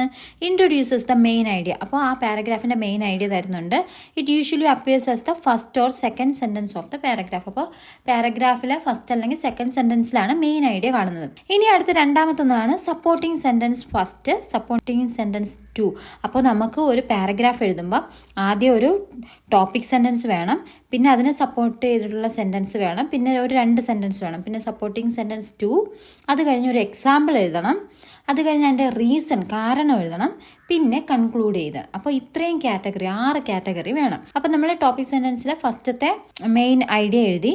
അടുത്ത രണ്ടാമത്തെ സപ്പോർട്ടിങ് സെൻറ്റൻസ് ഫസ്റ്റിൽ നമുക്ക് ഏത് തൊട്ട് എഴുതും? മെനി പീപ്പിൾ തൊട്ട്. അടുത്ത രണ്ടാമത്തെ സെൻറ്റൻസ് ആണ് അവിടെ എഴുതുന്നത്. ഓക്കെ, അപ്പോൾ മെനി പീപ്പിൾ തൊട്ട് ടുഡേ വരെ. ഇനി അടുത്ത മൂന്നാമത്തെ സപ്പോർട്ടിങ് സെൻറ്റൻസ് 2 ആണ്. The present is the only time in which we can truly act and എന്ന് പറഞ്ഞിട്ടുള്ള ആ മൂന്നാമത് പറഞ്ഞത് സപ്പോർട്ടിങ് സെൻറ്റൻസ്, നമ്മുടെ മെയിൻ ഐഡിയ സപ്പോർട്ട് ചെയ്യുന്ന രണ്ടാമത്തെ സെൻറ്റൻസ് ആണ്. ഓക്കെ, ഇനി മൂന്നാമത് എക്സാമ്പിൾ. അപ്പോൾ നമ്മൾ അവിടെ ഫോർ എക്സാമ്പിൾ എന്ന് പറഞ്ഞ് കൊടുത്തില്ലേ, നമ്മൾ നേരത്തെ വായിച്ചു പറഞ്ഞു ഫോർ എക്സാമ്പിൾ വഴിയരികി പോയ ഒരാൾ. അപ്പോൾ ആ ഫോർ എക്സാമ്പിൾ എന്ന് പറഞ്ഞ ആ സെൻറ്റൻസ് ആണ് നമ്മൾ അടുത്ത് 4ാമത്തെ കാറ്റഗറിയിൽ ആ സെൻറ്റൻസ് എഴുതുക. ഇനി 5ാമത്തത് റീസൺ ആണ്. റീസണിൻ്റെ അവിടെ ഏതോട്ട് എഴുതും? തൊട്ടടുത്ത സെൻറ്റൻസ് ദിസ് ഷോസ് ദാറ്റ്, അത് തൊട്ട് അവിടെയാണ് കാരണം കാണിക്കുക. അപ്പോൾ ദിസ് ഷോസ് ദാറ്റ് എന്ന് പറഞ്ഞാൽ അത് മുതലുള്ള സെൻറ്റൻസ് നമ്മൾ 5ാമത് റീസണിനകത്ത് എഴുതും. അവസാനം കൺക്ലൂഷൻ വേണം. അപ്പോൾ ആ കൺക്ലൂഷൻ വരുന്ന, അതായത് ദെയർഫോർ, അതുകൊണ്ട് എന്ന് പറഞ്ഞ് ആ അവസാനം നിഗമനം, ആ ഒരു കൺക്ലൂഡ് ചെയ്യുന്ന സെൻറ്റൻസ് ആണ് നടുക്ക് എഴുതേണ്ടത്. ഓക്കെ, അപ്പോൾ അതിൻ്റെ ആവശ്യകത എന്തെന്ന് വെച്ചാൽ summarises and reinforces the main idea. അപ്പോൾ മെയിൻ ഐഡിയ സമ്മറൈസ് ചെയ്യുന്നുണ്ട്. ഇനി അവിടെ വിട്ടുപോയി സപ്പോർട്ടിങ് സെൻറ്റൻസ് 1ന്റെ പർപ്പസ് എന്താണ്? സപ്പോർട്ട് ദ ആർഗ്യുമെന്റ്, നമ്മുടെ ആ വാദത്തെ സപ്പോർട്ട് ചെയ്യുന്നു, ആ ടോപ്പിക് സെൻറ്റൻസിനെ സപ്പോർട്ട് ചെയ്യുന്നു. സപ്പോർട്ടിങ് സെൻറ്റൻസ് 2 എന്താണ്? കൂടുതൽ information, add information to make the point clear. അപ്പോൾ ആ പോയിന്റ് ക്ലിയർ വ്യക്തമാക്കാൻ വേണ്ടി കുറച്ചുകൂടെ ഒരു അഡീഷണൽ പോയിന്റ് ആഡ് ചെയ്യണം. അടുത്ത എക്സാമ്പിൾ എന്ന് പറയുമ്പോൾ അവിടെ നമ്മൾ ഒരു എവിഡൻസ്, അതായത് ഒരു തെളിവ്, നമ്മുടെ ആ ഒരു ആർഗ്യുമെൻറ്റിനെ സപ്പോർട്ട് ചെയ്യുന്ന തരത്തിലുള്ള എവിഡൻസ് കൊടുക്കുകയാണ്. അടുത്ത റീസണിനകത്ത് ഈ എക്സാമ്പിൾ അല്ലെങ്കിൽ ആശയം എന്തുകൊണ്ടാണ് ഇമ്പോർട്ടൻ്റ് ആയത് എന്നുള്ളത് കാരണമാണ് അവിടെ കൊടുക്കുന്നത്. ഓക്കെ, ബാക്കി സമ്മറൈസ് ചെയ്യുന്നു. ഓക്കെ, ഇനി അടുത്ത് B, the sentences below are taken from a single paragraph but are jumbled up. അപ്പോൾ അടുത്ത് ഒരു ആക്ടിവിറ്റി പറഞ്ഞിരിക്കുന്നത് നമുക്കൊരു പാരഗ്രാഫ് എടുത്തിട്ടുണ്ട്. ആ പാരഗ്രാഫ് എന്താണ്, പിന്നെ ഒരു സിംഗിൾ പാരഗ്രാഫാണ്, പക്ഷെ അത് ജംബിൾഡ് അപ്പ് എന്ന് വെച്ചാൽ അങ്ങോട്ടും ഇങ്ങോട്ടും ഓർഡറിലൊന്നും അല്ലാതെ അങ്ങോട്ടും ഇങ്ങോട്ടും കുഴഞ്ഞു മറിഞ്ഞ് കിടക്കുവാണ്. Number the sentences from 1 to 7 to mark the order. അപ്പോൾ ആ ഓർഡറിലാക്കാനാണ്. അപ്പോൾ 1 മുതൽ 7 വരെ, അപ്പോൾ 7 സെന്റൻസ് ഉണ്ട്. അപ്പോൾ അതിൽ ഒന്നാമത് ഏത് വരുന്നു, രണ്ടാമത് ഏത് വരുന്നു, ആ നമ്പർ കൊടുക്കാനാണ് പറയുന്നത്. In which they should appear. അപ്പോൾ അത് കറക്റ്റ് ഓർഡറിൽ വരുന്ന തരത്തിൽ ആ പാരഗ്രാഫിന് എന്താണ് 1 to 7 കൊടുക്കണം. ഓക്കെ, റാങ്ക് ചെയ്യണം. ഓക്കെ, നമ്പർ കൊടുക്കണം. ഓക്കെ, അപ്പോൾ ഒന്നാമത് ഏത് വരും, നമ്മൾ ഒന്നാമത് എപ്പോഴും നോക്കേണ്ട മെയിൻ ഐഡിയ തരുന്നതാണ്, ആശയം. അപ്പോൾ ആ പ്രധാന ആശയം എന്താണ്, ഇവിടെ നമ്മൾ വായിച്ചു നോക്കുമ്പോൾ എന്താ ദസ്, അങ്ങനെ പിന്നീട് അത് വരത്തില്ല. ഓക്കെ, പിന്നെ നമ്മളിത് ഫുൾ വായിച്ചു നോക്കുക. അപ്പോൾ അവിടെ നമുക്ക് നെക്സ്റ്റ് പേജിൽ എന്താ, an angel in disguise by TS Author points out the transformative power of small acts of compassion. Okay, അപ്പോൾ ആ പാരഗ്രാഫ് എന്ന് പറയുന്നത് നമ്മുടെ കഥയെക്കുറിച്ചാണ്. ഓക്കെ, അപ്പോൾ നമ്മൾ കഥയുടെ പേരും ഓതറും ഒക്കെ അല്ലേ ആദ്യം എഴുതത്തുള്ളൂ. അപ്പോൾ ഫസ്റ്റ് വരുന്നത് ആൻ ഏഞ്ചൽ, ആ കോളത്തിൽ അവിടെയാണ് ഫസ്റ്റ് കൊടുക്കേണ്ടത്. An angel in disguise by TS Author points out, ചൂണ്ടിക്കാണിക്കുന്നു, പോയിന്റ് ചെയ്യുന്നു, the transformative power of small acts of compassion. കമ്പാഷൻ്റെ എന്താണ്, കമ്പാഷൻ്റെ കരുണപൂർവ്വമുള്ള ചെറിയ പ്രവൃത്തികളുടെ അത് എങ്ങനെ ട്രാൻസ്ഫോം ചെയ്യുന്നു, അതിന്റെ ശക്തിയെക്കുറിച്ച് പറയുന്നു എന്നുള്ളത്. അപ്പോൾ ഒന്നാമത് വരുന്നത് അതാ, ആ കോളത്തിലാണ് നമ്മൾ ഒന്ന് എഴുതേണ്ടത്. ഇനി രണ്ടാമതെന്ന് പറയുന്നത് നമ്മൾ നോക്കാം. അപ്പോൾ ഇവിടെ നമുക്ക് അടുത്ത് ഈ സ്റ്റോറിയെ കുറിച്ച് പറയണം, അതിനെ സപ്പോർട്ട് ചെയ്യുന്നതാണ്. അപ്പോൾ ഇവിടെ രണ്ട് തരത്തിലുള്ള രണ്ട് സപ്പോർട്ടിങ് സെന്റൻസ്, 1, 2, മൂന്നാമത് ദ സ്റ്റോറി ഓൾസോ സജസ്റ്റ് എന്നാണ്. അപ്പോൾ അത് ഈ സ്റ്റോറി ഇതും കൂടി പറയുന്നു. അപ്പോൾ ഇത് നമ്മൾ അവിടെ മാറ്റി നിർത്തുക. ഇപ്പോഴല്ല, ആദ്യം എന്തോ കാര്യം തൊട്ടടുത്തുള്ള സപ്പോർട്ടിങ് സെന്റൻസ് അല്ലാതെ. അപ്പോൾ തൊട്ടടുത്ത് സപ്പോർട്ട് ചെയ്യുന്നത് ഏതാണ്, ആ സ്റ്റോറിയെ കുറിച്ച് പറഞ്ഞത്. അപ്പോൾ the story is set against a background. അപ്പോൾ അതിന്റെ ബാക്ക്ഗ്രൗണ്ടാണ് പറയുന്നത്, അപ്പോൾ ആ കഥയുടെ. അപ്പോൾ അതാണ് സപ്പോർട്ട് ചെയ്യുന്നത്. അപ്പോൾ the story is set against a background of poverty and social apathy where indifference overrides sympathy എന്ന് പറഞ്ഞു. അപ്പോൾ എന്ന് വെച്ചാൽ അതായത് സഹതാപത്തെക്കാൾ ഉപരി എന്താണ് എന്ന് വെച്ചാൽ ഒരു വേർതിരിവൊക്കെ നിറഞ്ഞു നിൽക്കുന്ന ഒരു ദാരിദ്ര്യത്തിന്റെയും സാമൂഹിക അനാസ്ഥയുടെയൊക്കെ ഒരു പശ്ചാത്തലത്തിലാണ് ഈ കഥ ചിട്ടപ്പെടുത്തിയിരിക്കുന്നത്. അപ്പോൾ അതൊരു സപ്പോർട്ടിംഗ് സെന്റൻസ് ആണ്. ഓക്കെ, അപ്പോൾ അതാണ് രണ്ടാമത് വരുന്നത്. ഓക്കെ, അപ്പോൾ സപ്പോർട്ടിംഗ് സെന്റൻസ് ആയി. ഇനി അടുത്തെന്താണ് നമുക്ക് വേണ്ടത്, എക്സാമ്പിൾ വേണം അല്ലെ. അപ്പോൾ നമുക്ക് നോക്കാം എന്താ എക്സാമ്പിൾ പറയും. ഇതാ നോക്കിക്കേ, Joe's decision to take Maggie into his home is a clear example of how empathy can bring about life changing consequences. അപ്പോൾ എന്താണ്, അതാണ് മൂന്നാമത് വരുന്നത് എക്സാമ്പിൾ ആയിട്ട്. അതായത് മാഗിയെ സ്വന്തം വീട്ടിലേക്ക് കൂട്ടിക്കൊണ്ടുപോകാനുള്ള ജോയുടെ തീരുമാനം സഹാനുഭൂതിക്ക് എത്രത്തോളം ജീവിതത്തെ മാറ്റിമറിക്കാൻ കഴിയുന്നുള്ളതിൻ്റെ വ്യക്തമായ ഉദാഹരണമാണ്. അപ്പോൾ ഉദാഹരണം പറഞ്ഞു, എന്നിട്ട് അതിൻ്റെ റീസൺ പറയണം. അപ്പോൾ അതിന് നമുക്ക് എടുക്കാവുന്നതാണ് ഏതാണ് ആൻസർ. അപ്പോൾ അതിൻ്റെ ആ എക്സാമ്പിളായി ഇനി അതിനെ എന്താണ് ആ എക്സാമ്പിളിൻ്റെ റീസൺ പറയണം അല്ലേ. ഓക്കെ, അപ്പോൾ അതെങ്ങനെ പറയാം, ദിസ് ആക്ട്, ഈ പ്രവൃത്തി സിഗ്നിഫിക്കൻറ്റ് ബിക്കോസ്, ഇത് ശ്രദ്ധേയമാണ്, because it challenges convention and underscores the power of conscience over public opinion. അപ്പോൾ അതിൻ്റെ അർത്ഥം എന്ന് പറഞ്ഞാൽ അതായത് നമ്മുടെ ഈ പരമ്പരാഗത രീതികളെ ചോദ്യം ചെയ്യുകയും പൊതുജനങ്ങളുടെ അഭിപ്രായത്തെക്കാൾ മനസാക്ഷിയുടെ ശക്തിക്ക് പ്രാധാന്യം നൽകുകയും ചെയ്യുന്നു എന്നതുകൊണ്ട് ഈ പ്രവൃത്തി വളരെ ശ്രദ്ധേയമാണ്. അപ്പോൾ അതിൻ്റെ കാരണവും പറഞ്ഞു. ഓക്കെ, ഇനി എന്താണ്, ഇനി അടുത്ത് നോക്കിക്കേ, ദസ് വരത്തിൽ, ദസ് ഏറ്റവും അവസാനമായിരിക്കും, അങ്ങനെ എന്ന് പറഞ്ഞൊരു കൺക്ലൂഷനാണത്. ഓക്കെ, അപ്പോൾ ജോസ് ഡിസിഷൻ കഴിഞ്ഞു, ദ സ്റ്റോറി ഓൾസോ സജസ്റ്റ്, അതെന്ന് വെച്ചാൽ എന്താ ആ കൺക്ലൂഷന് തൊട്ട് മുകളിലാണ് എഴുതേണ്ടത്. അപ്പോൾ ഇനി ഏതാ വിട്ടുപോയി കിടക്കുന്നത് അവിടെ. അപ്പോൾ അടുത്ത് വരുന്നത് through the character of Joe Thompson the writer shows how social responsibility. അപ്പോൾ ത്രൂ ദ ക്യാരക്ടർ അതാണ് അവിടെ വരേണ്ടത്. അടുത്തത് through the character of Joe Thompson. Joe Thompson എന്ന് പറയുന്ന ആ കഥാപാത്രത്തിലൂടെ ദ റൈറ്റർ ഷോസ്, റൈറ്റർ കാണിക്കുന്നു how special responsibility can emerge quietly through thoughtful action rather than emotional speeches. എന്ന് വെച്ചാൽ നമ്മുടെ ഈ വൈകാരികമായിട്ടുള്ള പ്രസംഗങ്ങളിലൂടെ മാത്രമല്ല, പക്ഷേ നമ്മൾ ചിന്തിച്ച് ചെയ്യുന്ന നമ്മുടെ പ്രവൃത്തികളിലൂടെയാണ് സാമൂഹിക പ്രതിബദ്ധത നിശബ്ദമായി ഉയർന്നു വരുന്നതെന്നാണ് ഈ കഥാപാത്രത്തിലൂടെ ജോ തോംസൺ എന്ന് പറഞ്ഞ കഥാപാത്രത്തിലൂടെ എഴുത്തുകാരൻ കാണിച്ചു തരുന്നു എന്ന് പറയുന്നത്. ഓക്കെ, ഇനി അവസാനമാണ് നമുക്ക് കൺക്ലൂഡ് ചെയ്യാൻ പോകണം. അപ്പോൾ കൺക്ലൂഡ് ചെയ്യുന്നതിന് മുമ്പ് എന്താ നമ്മൾ നേരത്തെ പറയാം, ദിസ് സ്റ്റോറി ഓൾസോ സജസ്റ്റ് എന്ന് പറയാം അല്ലേ. This story also suggest that true humanity lies in recognising suffering and responding with care even when it demands personal sacrifice എന്ന് പറഞ്ഞാൽ എന്താ, വ്യക്തിപരമായ ത്യാഗങ്ങൾ ആവശ്യമായി വരുമ്പോൾ പോലും മറ്റുള്ളവരുടെ സങ്കടങ്ങൾ തിരിച്ചറിയുകയും അതിന് സ്നേഹത്തോടെ പ്രതികരിക്കുകയും ചെയ്യുന്നതിനാലാണ് യഥാർത്ഥ മനുഷ്യത്വം കുടികൊള്ളുന്നത് എന്ന് ഈ കഥ നമ്മളെ സൂചിപ്പിക്കുന്നു എന്ന് പറയും. അപ്പോൾ ഒരു കൺക്ലൂഷൻ്റെ ആ ഭാഗമായിട്ട് തൊട്ടുമുകളിൽ വരുന്നത്. ഇത് 6ാമത്തെ. ഇനി അവസാനമാണ് ദസ് എന്ന് പറഞ്ഞാൽ അങ്ങനെ an angel in disguise effectively conveys. കണ്ടോ, അപ്പോൾ അത് നമ്മുടെ അവസാന നിഗമനം conclusion എഴുതുവാണ്. effectively conveys the idea that human choices guided by kindness and moral awareness can shape lives in meaningful ways. അങ്ങനെ ദയോടും ധാർമ്മിക ബോധത്തോടും കൂടിയുള്ള മനുഷ്യന്റെ തീരുമാനങ്ങൾക്ക് ജീവിതങ്ങളെ അർത്ഥവത്തായ രീതിയിൽ രൂപപ്പെടുത്താൻ കഴിയുമെന്ന ആശയമാണ് ഈ കഥ. അതായത് നമ്മുടെ ആൻ ഏഞ്ചൽ ഇൻ ഡിസ്ഗൈസ് എന്ന് പറയുന്ന ആ കഥ പറഞ്ഞു തരുന്നു എന്ന് പറയുന്നു. അപ്പോൾ അത് 7 വരും. ഓക്കെ, അപ്പോൾ 1 ആൻ ഏഞ്ചൽ ഇൻ ഡിസ്ഗൈസ്, പിന്നെ 2 എന്ന് പറഞ്ഞത് സ്റ്റോറി സെറ്റ് അഗെയിൻസ്റ്റ് എന്ന് പറഞ്ഞിട്ട്, 3ാമത്തത് ആ ജോസ് ഡിസിഷൻ, 4ാമത്തത് the act is significant because എന്ന് പറഞ്ഞിട്ട്, അടുത്ത 5 through the character of Joe Thompson എന്ന് പറഞ്ഞ് തുടങ്ങുന്നത്, 6ാമത്തത് the story also suggest that എന്ന് പറഞ്ഞിട്ടുള്ളത്, 7 അവസാനത്തത് ദസ് അങ്ങനെ ഈ കഥ ഇങ്ങനെ പറഞ്ഞു തരുന്നു എന്ന് പറഞ്ഞിട്ട്, അതാണ് 7 എന്ന് പറഞ്ഞത്. ഇനി അടുത്ത് തന്നെ question, C question. Now write a paragraph. അപ്പോൾ ഇവിടെ നമ്മൾ ഫസ്റ്റ് നമ്പർ കൊടുത്തു. ഓക്കെ, 1 മുതൽ 7 വരെയുള്ള. ഇനി നൗ റൈറ്റ് എ പാരഗ്രാഫ്, ഒരു പാരഗ്രാഫ് എഴുതാനാണ് പറഞ്ഞത് using the re arranged sentences. അപ്പോൾ ഈ നമ്മൾ റീ അറേഞ്ച് ചെയ്തുള്ള ആ സെന്റൻസ് ഉപയോഗിച്ച് ഇൻ ദ സ്പേസ് പ്രൊവൈഡർ, അപ്പോൾ താഴെ ഒരു സ്പേസ് തന്നിട്ട് അതിനകത്ത് ഒരു പാരഗ്രാഫ് എഴുതാനാണ് പറയുന്നത്. Replace the highlighted words. Okay, അപ്പോൾ അവിടെ നോക്കിക്കേ, ആ പാരഗ്രാഫ് നമുക്ക് മുകളിൽ തന്ന ആ കോളത്തിനകത്ത് അല്ലെ, ആ കോളത്തിനകത്ത് എഴുതേണ്ട ആ ക്വസ്റ്റിനകത്ത് കുറച്ച് വാക്കുകൾ ദസ് അങ്ങനെ എന്നുള്ള ആ വാക്കുകൾ ഹൈലൈറ്റ് ചെയ്തിട്ടുണ്ട്, കുറച്ച് വാക്കുകൾ. അടുത്തത് എന്താണ്, 2ാമത്തെ സെൻറ്റൻസിൽ ഓഫ് ഹൗ എന്ന് പറഞ്ഞിട്ടുള്ളത്. 3ാമത്തെ ഈവൻ വെൻ എന്നുള്ളത് ഹൈലൈറ്റ് ചെയ്തിട്ടുണ്ട്, എന്താ കുറച്ച് ബോൾഡിൽ എഴുതിയിട്ടുണ്ട്.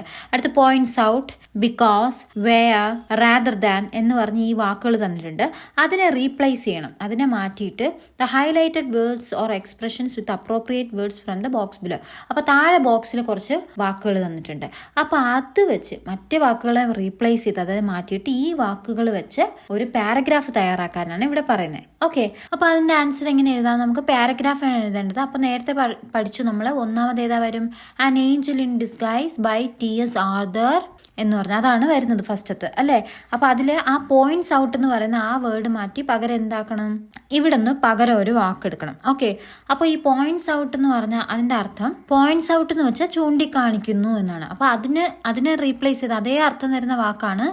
അതുപോലെ ഹൈലൈറ്റ്സ് എന്ന് പറഞ്ഞാൽ ഓക്കെ, വ്യക്തമാക്കുന്നു അല്ലെങ്കിൽ ഹൈലൈറ്റ് ചെയ്യുന്നു എന്ന് പറയാം. അപ്പം നമ്മളവിടെ ആ 1ാമത്തെ ആ വരി എഴുതിയിട്ട് അതിനകത്തുള്ള പോയിന്റ്സ് ഔട്ടിന് പകരം T.S. Arthur highlights the transformative power, അപ്പോൾ വ്യക്തമാക്കുന്നു എന്നുള്ള, അപ്പോൾ അത് എഴുതുക, എന്നിട്ട് ആ സെൻറ്റൻസ് എഴുതുക.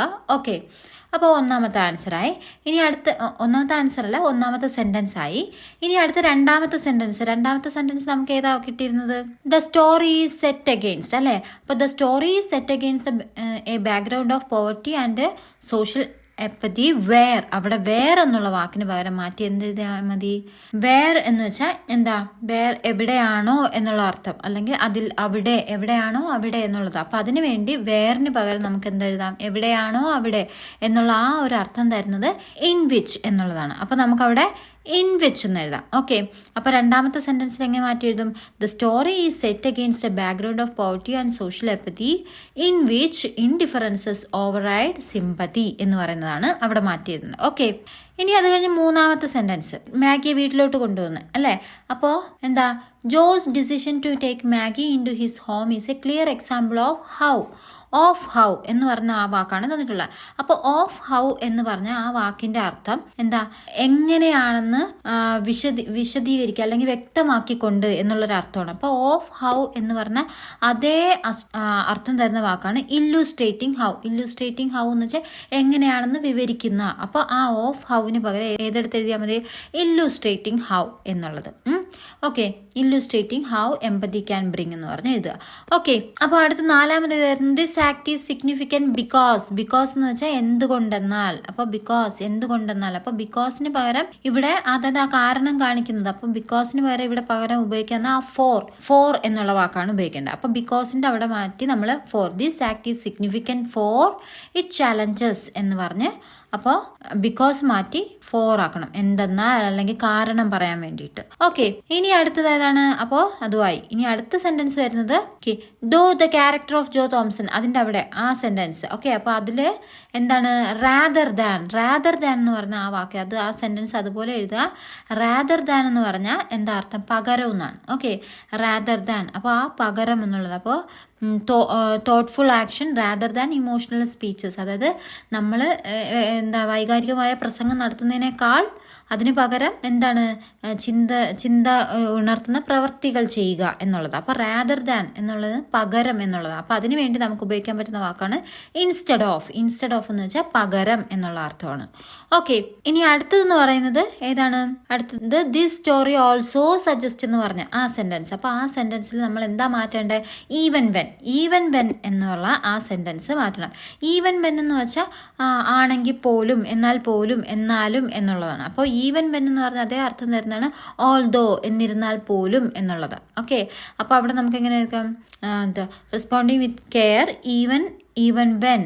ഓക്കെ, ഈവൻ വെൻ എന്നുള്ളതിന് പകരം എന്താണ്? Although it demands personal sacrifice. അപ്പോൾ അവിടെ ഈവൻ വെൻ എന്നുള്ള മാറ്റി ഓൾദോ എന്നാക്കണം. ഓക്കെ, ഇനി അവസാനത്തെ സെന്റൻസിൽ ദസ് ആണ് ബോൾഡ് ചെയ്തിരിക്കുന്നത്. അപ്പോൾ ദസ്, അങ്ങനെ എന്നുള്ളതിന് ദസ്സിന് വേറെ പറയാം ദെയർഫോർ, അതുകൊണ്ട്, അങ്ങനെ എന്നുള്ള, അതിനാൽ എന്നൊക്കെ വരും. അപ്പോൾ ദസ് എന്നുള്ള മാറ്റി ചെയ്തെടുക്കണം ദെയർഫോർ, അതുകൊണ്ട്, അങ്ങനെ, ആൻ ഏഞ്ചൽ ഇൻ ഡിസ്ഗൈസ് എന്ന് പറഞ്ഞിട്ട്. അപ്പോൾ ബാക്കി ആ വരി അങ്ങ് എഴുതി വെക്കുക. അതിൻ്റെ ആ അർത്ഥം ഞാൻ നേരത്തെ വായിച്ചു പറഞ്ഞു തന്നു, അതുകൊണ്ടാണ് ഇപ്പോഴും വീണ്ടും ഒന്നുകൂടെ പറയാത്തത്. ഓക്കെ, അപ്പോൾ ഇത്രയും ഇതെല്ലാം ഒരു മാറ്റി റീപ്ലേസ് ചെയ്ത് ഇത്രയും ഈ സെൻറ്റൻസ് എഴുതിയാൽ ഒരു പാരഗ്രാഫായി. അത് ആ ബ്ലാങ്ക് സ്പേസിൽ എഴുതിയാൽ മതി. ഓക്കെ, ഇനി അടുത്ത ക്വസ്റ്റ്യൻ, അടുത്ത പേജ് നമ്പറിൽ read the following passage and answer the questions by darkening the appropriate bubbles. Okay, അപ്പോൾ ഇവിടെ ഒരു പാരഗ്രാഫ് തന്നിട്ട് അവിടെ എന്താ കുറച്ച് ബബിൾസ് തന്നിട്ടുണ്ട്. കറക്റ്റ് ആയിട്ടുള്ള ഉത്തരമുള്ള bubble option A B C. Okay, അത് ബബിൾ ചെയ്യാനാണ്. പക്ഷെ നമുക്ക് പരീക്ഷയ്ക്ക് എങ്ങനെ വരും? ഇതുപോലെ പാരഗ്രാഫ് വന്നിട്ട് ക്വസ്റ്റ്യൻ ചോദിക്കും, നമ്മളോട് എഴുതാനായിരിക്കും. ചിലപ്പോൾ ഓപ്ഷൻ തരും, ഓപ്ഷനിൽ നിന്ന് എടുത്ത് എഴുതാനായിരിക്കും, അല്ലെങ്കിൽ നമ്മൾ സ്വന്തമായിട്ട് എഴുതണം. അപ്പോൾ അതുകൊണ്ട് ഈ തരത്തിലുള്ള ക്വസ്റ്റ്യൻസ് നിങ്ങൾ അർത്ഥം മനസ്സിലാക്കി വായിച്ച് അതിൻ്റെ ഉത്തരം മനസ്സിലാക്കി വച്ചിരിക്കണം. ഓക്കെ, അപ്പോൾ നമുക്ക് പാരഗ്രാഫിലോട്ട് കിടക്കാം. എന്താ പറയുന്നത്? Joe Thompson the wheelwright took Maggie up in his arms and carried her home. അപ്പോൾ ഈ തച്ചനായ ജോ തോംസൺ അദ്ദേഹത്തിൻ്റെ കൈകളിൽ എന്താണ് മാഗി എടുത്ത് അവൻ്റെ വീട്ടിൽ കൊണ്ടുവന്നു. The villagers wondered Y he had chosen Maggi. അപ്പോൾ ഗ്രാമത്തിലുള്ളവരൊക്കെ ഇങ്ങനെ അതിശയിച്ചു, ഇയാൾ എന്തിനാ മാഗിയെ തന്നെ ചൂസ് ചെയ്തതെന്ന്. Who was crippled and helpless instead of one of her siblings who could walk on work. അപ്പോൾ അതായത് അവൾക്ക് എന്താ ഹെൽപ്ലെസ്, ആരെയും സഹായിക്കാനോ ഒന്നും പറ്റത്തില്ല, അവളെ ആരെങ്കിലും സഹായിക്കണം. പക്ഷെ അതേസമയം അവളുടെ സഹോദരങ്ങളെന്ന് വെച്ചാൽ ബാക്കിയുള്ളവർക്ക് എന്തെങ്കിലും സഹായമെങ്കിലും ആവും എന്ന്. അപ്പോൾ ആൾക്കാർ പറയാണ് അവർ എന്തെങ്കിലും സഹായമെങ്കിലും ആകും ബാക്കിയുള്ളവരെ എടുക്കുന്നത്, പക്ഷെ ഇവളെ എടുക്കുന്നതുകൊണ്ട് ഒരു ഉപയോഗവും ഇല്ല, പിന്നെ എന്തിനാണ് ഇവളെ സ്വീകരിച്ചത് എന്നുള്ള രീതിയിൽ ആൾക്കാർ പറയുവാണ്. Okay, their reaction reflected the practical approach that measured value by utility. അപ്പോൾ their reaction, അവരുടെ പ്രതികരണം എങ്ങനെയാണ് പ്രതിഫലിച്ചത്? പ്രാക്ടിക്കൽ അപ്രോച്ച്, അവർ പ്രാക്ടിക്കലായിട്ട് ചിന്തിച്ചത്. And that measured value by utility, അവരെങ്ങനെയാണ് യൂട്ടിലിറ്റി വെച്ചിട്ട്. അപ്പോൾ അതായത് ഓരോരുത്തർക്ക് ചെയ്യാൻ പറ്റുന്ന കാര്യങ്ങൾ അനുസരിച്ചിട്ടാണ് അവർ ഓരോ മൂല്യം കൊടുക്കുന്നത്. Joe however remained unaffected by public opinion. അപ്പോൾ ജോ എന്തായാലും പക്ഷേ ആൾക്കാരുടെ അഭിപ്രായത്തിനൊന്നും നിന്നില്ല. And follow the quiet voice of conscience. അപ്പോൾ അയാളുടെ ബോധത്തിനനുസരിച്ച് അയാൾ മുന്നോട്ട് പോവാണ്. His action was guided by empathy rather than by social expectation or his own profit. അപ്പോൾ അദ്ദേഹത്തിൻ്റെ ആ പ്രവൃത്തി എന്ന് വെച്ചാൽ അദ്ദേഹത്തിൻ്റെ ഒരു ദയ, എംപതി, കാരുണ്യത്തെയാണ് കാണിച്ചത്. Rather than by social expectation, അതായത് സാമൂഹിക പ്രതീക്ഷകൾക്കൊന്നുമല്ല, അയാളുടെ എംപതിക്കനുസരിച്ചാണ്. ഓർ ഹിസ് ഓൺ പ്രോഫിറ്റ്, അദ്ദേഹത്തിൻ്റെ ലാഭത്തിന് വേണ്ടിയൊന്നുമല്ല അയാൾ ആ ഒരു പുണ്യപ്രവൃത്തി ചെയ്യുന്നത്. Joe felt a sense of responsibility for the child. ജോക്ക് എന്താ തോന്നിയത്? ആ കുട്ടിയെ രക്ഷിക്കണം എന്നുള്ള ഒരു ഉത്തരവാദിത്വം ഏറ്റെടുക്കണം എന്നുള്ളതാണ്, ഫീലാണ് ഉണ്ടായത്. And his wife also accepted her. അപ്പോൾ അത് മാത്രമല്ല അദ്ദേഹത്തിൻ്റെ ഭാര്യയും ആ കുട്ടിയെ ഏറ്റെടുത്തു. With kindness and care. അപ്പോൾ വളരെ ദയയോടെയും സംരക്ഷണം ഏറ്റെടുത്തു. Okay, this compassion changed മാഗീസ് life. അപ്പോൾ ഈ ഒരു കരുണയുള്ള പ്രവൃത്തി എന്ന് പറഞ്ഞാൽ മാഗിയുടെ ജീവിതത്തെ മാറ്റിമറിച്ചു. And brought warmth into Thompson's household. അതുമാത്രമല്ല ആ തോംസന്റെ വീട്ടിലും ഒരു ഊഷ്മളത കൊണ്ടുവന്നു, അല്ലെങ്കിൽ ഒരു വെളിച്ചം പകർന്നു വന്നു. ഓക്കെ, ഇതാണ് നമുക്ക് തന്നിട്ടുള്ള പാരഗ്രാഫ്. ഇനി ക്വസ്റ്റ്യൻസ് വായിക്കുക. Questions 1 and 2 choose the most appropriate option. അപ്പോൾ ഒന്നാമത്തെ ക്വസ്റ്റ്യൻ രണ്ടാമത്തതും ഏറ്റവും അനുയോജ്യമായതാണ് എടുക്കേണ്ടത്. അപ്പോൾ ഒന്നാമത്തെ ക്വസ്റ്റ്യൻ എന്താ? Y does the villagers choice reveal about their understanding of human worth. അപ്പോൾ ക്വസ്റ്റ്യൻ എന്ന് വെച്ചാൽ ഈ മനുഷ്യന്റെ മൂല്യത്തെക്കുറിച്ചുള്ള നാട്ടുകാരുടെ കാഴ്ചപ്പാട് എന്താണെന്നാണ് അവിടെ പറയേണ്ടത്. ഓക്കെ, അപ്പൊ നമുക്ക് എന്താണ്? What does the villagers choice. അപ്പോൾ നാട്ടുകാരുടെ ചോയ്സ് എന്താണ്? Reveal about their understanding of human worth. അപ്പോൾ മാനുഷിക മൂല്യം അല്ലെങ്കിൽ മനുഷ്യന്റെ മൂല്യത്തെക്കുറിച്ചുള്ള നാട്ടുകാരുടെ കാഴ്ചപ്പാട് എന്തെന്നാണ് ചോദ്യം. ഓക്കെ, അപ്പോൾ അതിന്റെ ആൻസർ ഏതായിരിക്കും? It is shaped by mainly by emotional അറ്റാച്ച്മെന്റിലാണെന്നാണോ ആൾക്കാർ പറഞ്ഞത്? ഇല്ല, അപ്പോൾ അത് തെറ്റാണ്. It is decided by the values one upholds. അപ്പോൾ ഒരാൾ ഉയർത്തിക്കൊണ്ടുവരുന്ന മൂല്യങ്ങൾക്കനുസരിച്ചാണ് തിരഞ്ഞെടുക്കേണ്ടത്. അങ്ങനെയാണോ? ആ നാട്ടുകാരുടെ രീതിയിൽ അങ്ങനെയായിരുന്നോ? അല്ല. നാട്ടുകാരെങ്ങനെയാണ് ഒരു മനുഷ്യന്റെ മൂല്യത്തെ തിരിച്ചറിഞ്ഞത്? അടുത്ത ഓപ്ഷൻ നോക്കി. C, it is based on physical ability and material gain. അപ്പോൾ എങ്ങനെയാണ് നാട്ടുകാരെ കരുതിയിരുന്നത്? ശാരീരിക ശേഷിയും സാമ്പത്തിക ലാഭത്തെ അടിസ്ഥാനമാക്കിയുള്ളതാണ് നാട്ടുകാരുടെ മാനുഷിക മൂല്യം, അല്ലേ? അപ്പോൾ ആൻസർ അവിടെ സി എന്ന് പറയുന്നതാണ് ബബിൾ കറുപ്പിക്കേണ്ടത്.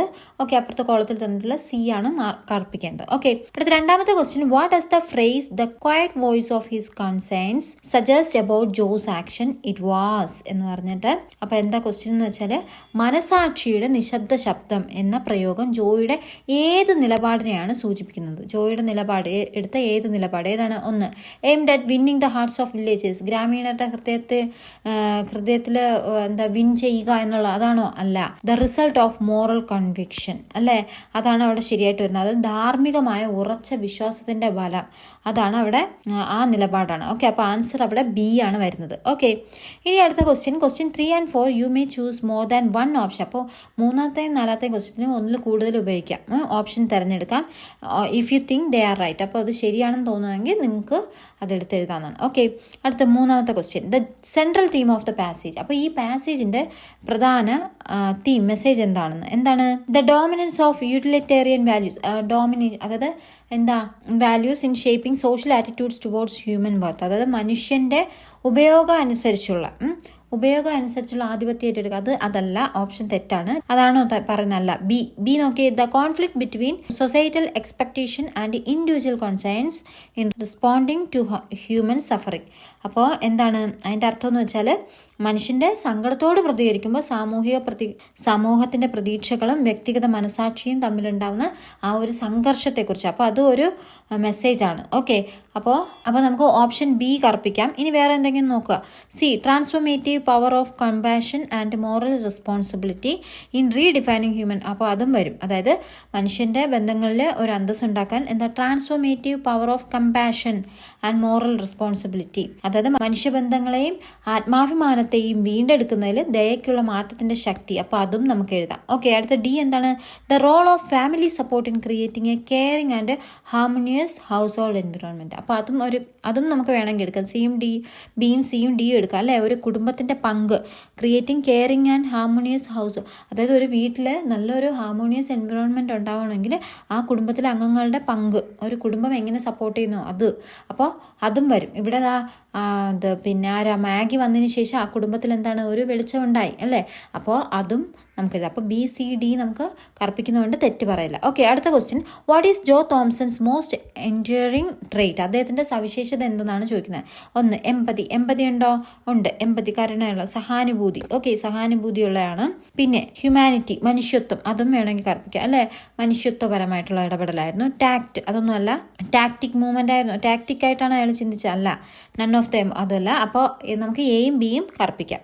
ഓക്കെ, ഇനി അടുത്ത questions 5 to 6 choose the appropriate option to complete the sentence. അപ്പോൾ അപ്രോപ്രിയേറ്റ് ഓപ്ഷൻ ആണ് എടുക്കേണ്ടത്, മറ്റതുപോലെയല്ല. ഏതെങ്കിലും ഒന്ന് എഴുതിയാൽ മതി. ഓക്കെ, ഒന്നാമത്തെ ക്വസ്റ്റ്യൻ എന്താ? Taking Maggie into his home brings warmth and purpose to Joe's household because. അപ്പോൾ മാഗിയെ ജോയുടെ വീട്ടിലോട്ട് കൊണ്ടുപോകുന്ന അവരുടെ വീട്ടിൽ മാഗിയെ അവരുടെ വീട്ടിലേക്ക് സ്വീകരിക്കുന്ന ജോയുടെ കുടുംബത്തിന് ഒരു സ്നേഹവും മീനിങ് അർത്ഥമൊക്കെ നൽകുന്നു എന്ന്. അതിന് കാരണം എന്തെന്നാണ് ചോദിച്ചിരിക്കുന്നത്. അപ്പോൾ എന്താണ്, it earns and the admiration of the villagers admire ചെയ്യാൻ വേണ്ടിയിട്ടാണോ? അല്ല, തെറ്റ്. It serves as an example of false kindness ആണോ? അല്ല, അതുമല്ല, തെറ്റ്.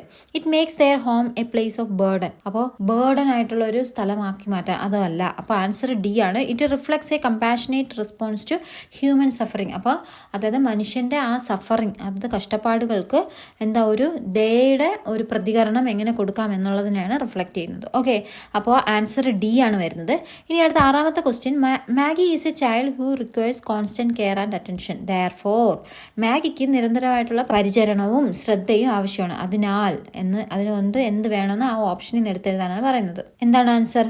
She should be shielded from all discomfort and house hold course. അപ്പോൾ അവളെ വീട്ടു ജോലിയിൽ നിന്നും ബാക്കിയുള്ള എല്ലാ ഡിസ്കംഫേർട്ടിൽ നിന്നും അവൾക്കൊരു മറ ഉണ്ടായിരിക്കണം എന്നുള്ളത്. അപ്പോൾ ആൻസർ അവിടെ എ ആണ് അവിടെ ശരിയായിട്ട് വരുന്നത്. ബാക്കി വായിക്കുന്നില്ല. ഓക്കെ, അപ്പോൾ എ ആണ് അപ്രോപ്രിയേറ്റ്. ഏതെങ്കിലും ഒരു ഓപ്ഷൻ എടുക്കുക. അപ്പോൾ എ ഫസ്റ്റത്തെയാണ് ശരിയാണ്. അപ്പോൾ നമുക്കിനി ബാക്കി നോക്കണ്ട, എ ആണ് അവിടെ ശരിയായിട്ടുള്ള ഉത്തരം. ഓക്കെ, അപ്പോൾ ഇനി നമുക്ക് അസേർഷൻ റീസൺ ക്വസ്റ്റ്യൻസ് ആണ് സോൾവ് ചെയ്യാൻ പോകുന്നത്. ഓക്കെ, അപ്പോൾ ഇങ്ങനത്തുള്ള ഈ ടൈപ്പ് ക്വസ്റ്റ്യൻസ് നമുക്ക് പ്രതീക്ഷിക്കാം. അതായത് അസേർഷൻ എ എന്നും പറഞ്ഞിട്ട് ആർ എന്നും പറഞ്ഞിട്ട് തരും, 2 സ്റ്റേറ്റ്മെൻറ്റ് തരും അല്ലേ. അപ്പോൾ എ എന്ന് പറഞ്ഞിട്ട് അസേർഷൻ ഒരു പ്രസ്താവന തരും, എന്നിട്ട് ആർ എന്ന് പറഞ്ഞിട്ട് റീസൺ അതിൻ്റെ കാരണം പറയും, എന്നിട്ട് നമുക്ക് കുറേ ഓപ്ഷൻ തരും. നമ്മളിത് 10th സ്റ്റാൻഡേർഡിലൊക്കെ പഠിച്ചിട്ടുള്ളതാണ് അല്ലേ. അതായത് എന്താ ഒരു പ്രസ്താവന തന്നിട്ട് അതിൻ്റെ കറക്റ്റായിട്ടുള്ള റീസൺ ആണോ തന്നിരിക്കുന്നത് എന്നിട്ട് നമുക്ക് വേണമെങ്കിൽ പറയാം 2 പ്രസ്താവനയും. ഓപ്ഷൻ എന്ത് പറയാം, 2 പ്രസ്താവനയും ശരിയാണ്, അല്ലെങ്കിൽ അസേർഷൻ ശരിയാണ് പക്ഷേ റീസൺ അതിൻ്റെ കറക്റ്റ് റീസൺ അല്ല, അല്ലെങ്കിൽ 2 സ്റ്റേറ്റ്മെൻറ്റും തെറ്റാണ് എന്നൊക്കെ പറഞ്ഞുള്ള ക്വസ്റ്റ്യൻസ് വന്നിട്ടില്ലേ. അപ്പോൾ അതാണ് ഇവിടെ പറയുന്നത്. Okay, assertion reason questions are objective questions, അതായത് ഒബ്ജക്റ്റീവ് ടൈപ്പ് ക്വസ്റ്റ്യൻ ആണ്. Okay, option A B C D എന്ന് പറഞ്ഞിട്ട് ഓപ്ഷൻ തരുന്ന question. Okay, to test conceptual understanding, അതായത് നമുക്ക് ആ കോൺസെപ്റ്റ് കിട്ടിയോ, അതായത് ആ ആശയം നമുക്ക് മനസ്സിലായോ എന്ന് അറിയാൻ വേണ്ടി സെലക്ട് ചെയ്യുന്ന ക്വസ്റ്റ്യൻസ് ആണ്. ആൻഡ് ലോജിക്കൽ തിങ്കിങ്, എന്നിട്ട് നമ്മളെ യുക്തിപരമായിട്ട് ചിന്തിക്കാൻ പ്രേരിപ്പിക്കുന്ന ക്വസ്റ്റ്യൻസ് ആണിത്.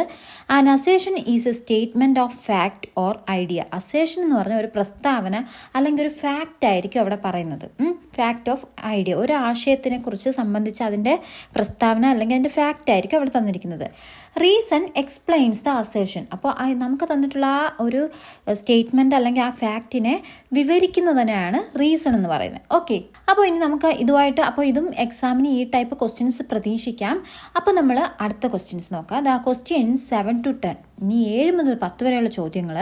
Evaluate both the assertion and reason. അപ്പോൾ അസേർഷനും റീസണും തന്നിട്ടുണ്ട്. എ എന്ന് പറഞ്ഞ അസേർഷൻ, ആർ എന്ന് പറഞ്ഞ ബ്രാക്കറ്റിൽ തന്നിട്ടുള്ള റീസൺ ആണ്. Okay, and choose the option the best explains how they are related. എന്നിട്ട് നമുക്കിവിടെ കുറച്ച് ഓപ്ഷൻ തന്നിട്ടുണ്ട്, അത് താഴെ തന്നിട്ടുണ്ട്. എ ബി സി ഡി എന്ന് പറഞ്ഞ് 4 ഓപ്ഷൻ തന്നിട്ടുണ്ട്. അപ്പോൾ അതിൽ അപ്രോപ്രിയേറ്റ് ആയിട്ടുള്ള ഒരു ഓപ്ഷൻ നമ്മളെടുത്ത് സെലക്ട് ചെയ്യാനാണ്. എന്തൊക്കെയാണ് ആ ഓപ്ഷൻ തന്നിരിക്കുന്നത്? ഒന്നെന്താ പറഞ്ഞ എ എന്ന് പറഞ്ഞാൽ both assertion and reason are true, അതായത് ആ പ്രസ്താവന അല്ലെങ്കിൽ ആ ഫാക്റ്റും നമുക്ക് അതിൻ്റെ കാരണവും ശരിയാണ്. ആൻഡ് റീസൺ എക്സ്പ്ലെയിൻസ് അസേർഷൻ, എന്നിട്ട് ആ തന്നിരിക്കുന്ന റീസൺ നമ്മൾക്ക് തന്നിട്ടുള്ള അസേർഷനെ കറക്റ്റായിട്ട് വിവരിക്കുന്ന ഒന്നാണ് എന്നാണ് ഒന്നാമത്തെ ഓപ്ഷൻ. ഓക്കെ, അടുത്ത ബി ഓപ്ഷൻ പറയുന്നത് both assertion and reason are true. അപ്പോൾ അസേർഷനും ആ സ്റ്റേറ്റ്മെൻറ്റും അല്ലെങ്കിൽ ഫാക്റ്റും ആ റീസണും ശരിയാണ്, രണ്ടും ശരിയാണ്. പക്ഷേ reason does not explain the assertion. അപ്പോൾ രണ്ടും വെവ്വേറെ ശരിയാണ്, പക്ഷേ എന്താണ് ആ കാരണം ആ അസേർഷന്, അതായത് ആ റീസൺ അവിടെ തന്നിരിക്കുന്ന റീസൺ അസേർഷനുമായിട്ടൊരു ബന്ധമില്ല, അത് ആ പ്രസ്താവനയ്ക്ക് ഉള്ള കാരണമല്ല എന്ന് അതിനെ വിവരിക്കുന്നില്ല എന്നുള്ളതാണ് രണ്ടാമത്തെ ഓപ്ഷൻ. ഓക്കെ, ഇനി സി എന്ന് പറഞ്ഞാൽ assertion is true but reason is false. അപ്പോൾ അസേർഷനിൽ എ എന്ന് പറഞ്ഞിരിക്കുന്ന ആ സ്റ്റേറ്റ്മെൻറ്റ് ശരിയാണ്, ആർ എന്ന് പറയുന്നത് തെറ്റ്. അങ്ങനെ വരുവാണെങ്കിൽ സി ഓപ്ഷൻ എടുക്കണം. അടുത്ത ഡി എന്ന് പറയുന്ന assertion is false but reason is true. Assertion തെറ്റാണ് പക്ഷേ കാരണം ശരിയാണ്. അങ്ങനെയുള്ള ഒരു ഓപ്ഷൻ, അങ്ങനെയുള്ള സെൻറ്റൻസ് നമുക്ക് താഴെ കിട്ടുവാണെങ്കിൽ, അങ്ങനെയുള്ള ആൻസർ വരുവാണെങ്കിൽ ഡി എന്ന ഓപ്ഷൻ തിരഞ്ഞെടുക്കുക. ഓക്കെ, അപ്പോൾ നമുക്ക് ഇവിടെ നോക്കിക്കുക. എന്നിട്ട് എന്താണ് 1 has been done for you. അപ്പോൾ ഒരു എക്സാമ്പിൾ അവർ തന്നിട്ടുണ്ട്, അതുപോലെ ബാക്കി ക്വസ്റ്റ്യൻസ് ചെയ്യാനാണ് പറയുന്നത്. ഒന്നെന്താ ഇവിടെ പറയുന്നത് നോക്കിക്കേ. The villagers' reaction reflects a narrow understanding of human worth. എന്ന് പറഞ്ഞാൽ എന്താ, നാട്ടുകാരുടെ പ്രതികരണം മനുഷ്യന്റെ മൂല്യത്തെക്കുറിച്ചുള്ള അവരുടെ ഇടുങ്ങിയ ധാരണയെ പ്രതിഫലിപ്പിക്കുന്നു എന്ന്. അപ്പൊ അതിന്റെ റീസൺ ആയിട്ട് കാരണം തന്നിട്ടുള്ളത് എന്താ പറയുന്നത്, they judge Maggie's value mainly by her physical ability to വാക്ക്.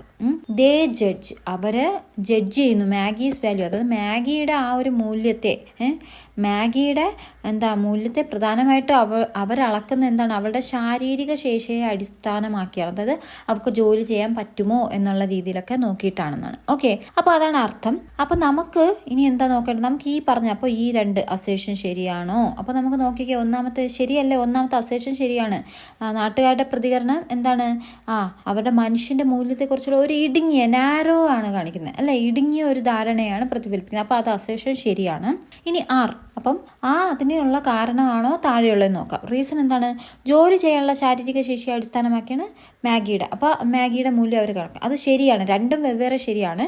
ഇനി ഇത് എന്താണ്, മുകളിലത്തെ അസേഷനുമായിട്ട് ബന്ധമുണ്ടോ, അതിനെ വിവരിക്കുന്നുണ്ടോ എന്ന്, വിവരിക്കുന്നില്ലേ, ആണ്. അവരങ്ങനെ ആ ഇടുങ്ങിയ ചിന്താശേഷി അല്ലെങ്കിൽ അവരുടെ ഇടുങ്ങിയ ധാരണയാണ് അവിടെ പ്രതിഫലിക്കുന്നത്. അതിനൊരു കറക്റ്റ് എക്സാമ്പിളാണ്, അതിനെ എക്സ്പ്ലെയിൻ ചെയ്യുന്നതാണ് എന്താണ് അവർ നോക്കുന്നത്, അവരുടെ ആ ഒരു ഇടുങ്ങിയ ചിന്താഗതിയാണെന്ന് കാണിക്കാൻ വേണ്ടിയിട്ടാണ് അവരെന്താണ് ആ മാഗിയുടെ കഴിവിനെ, മാഗിയുടെ മൂല്യത്തെ അവരുടെ ശാരീരിക ശേഷി വെച്ചിട്ടാണ് അളക്കുന്നത് അല്ലേ.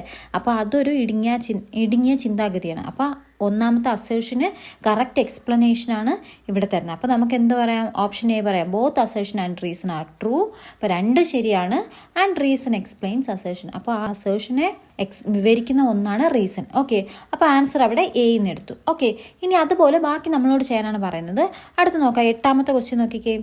ജോ Thompson's action leads to positive change in his household. ശരിയല്ലേ, ജോ തോംസന്റെ പ്രവൃത്തികൾ ആ വീട്ടിലൊരു പോസിറ്റീവ് ചേഞ്ച്, ഒരു പോസിറ്റീവായിട്ടുള്ളൊരു മാറ്റം കൊണ്ടുവരുന്നു, അത് ശരിയാണ്. ഓക്കെ, ഇനി ആർ എന്താണ്, അപ്പോൾ എങ്ങനെ എഴുതാം, അടുത്ത റീസൺ പറയുന്നത് the villagers openly admire Joe's action and praise his moral conviction.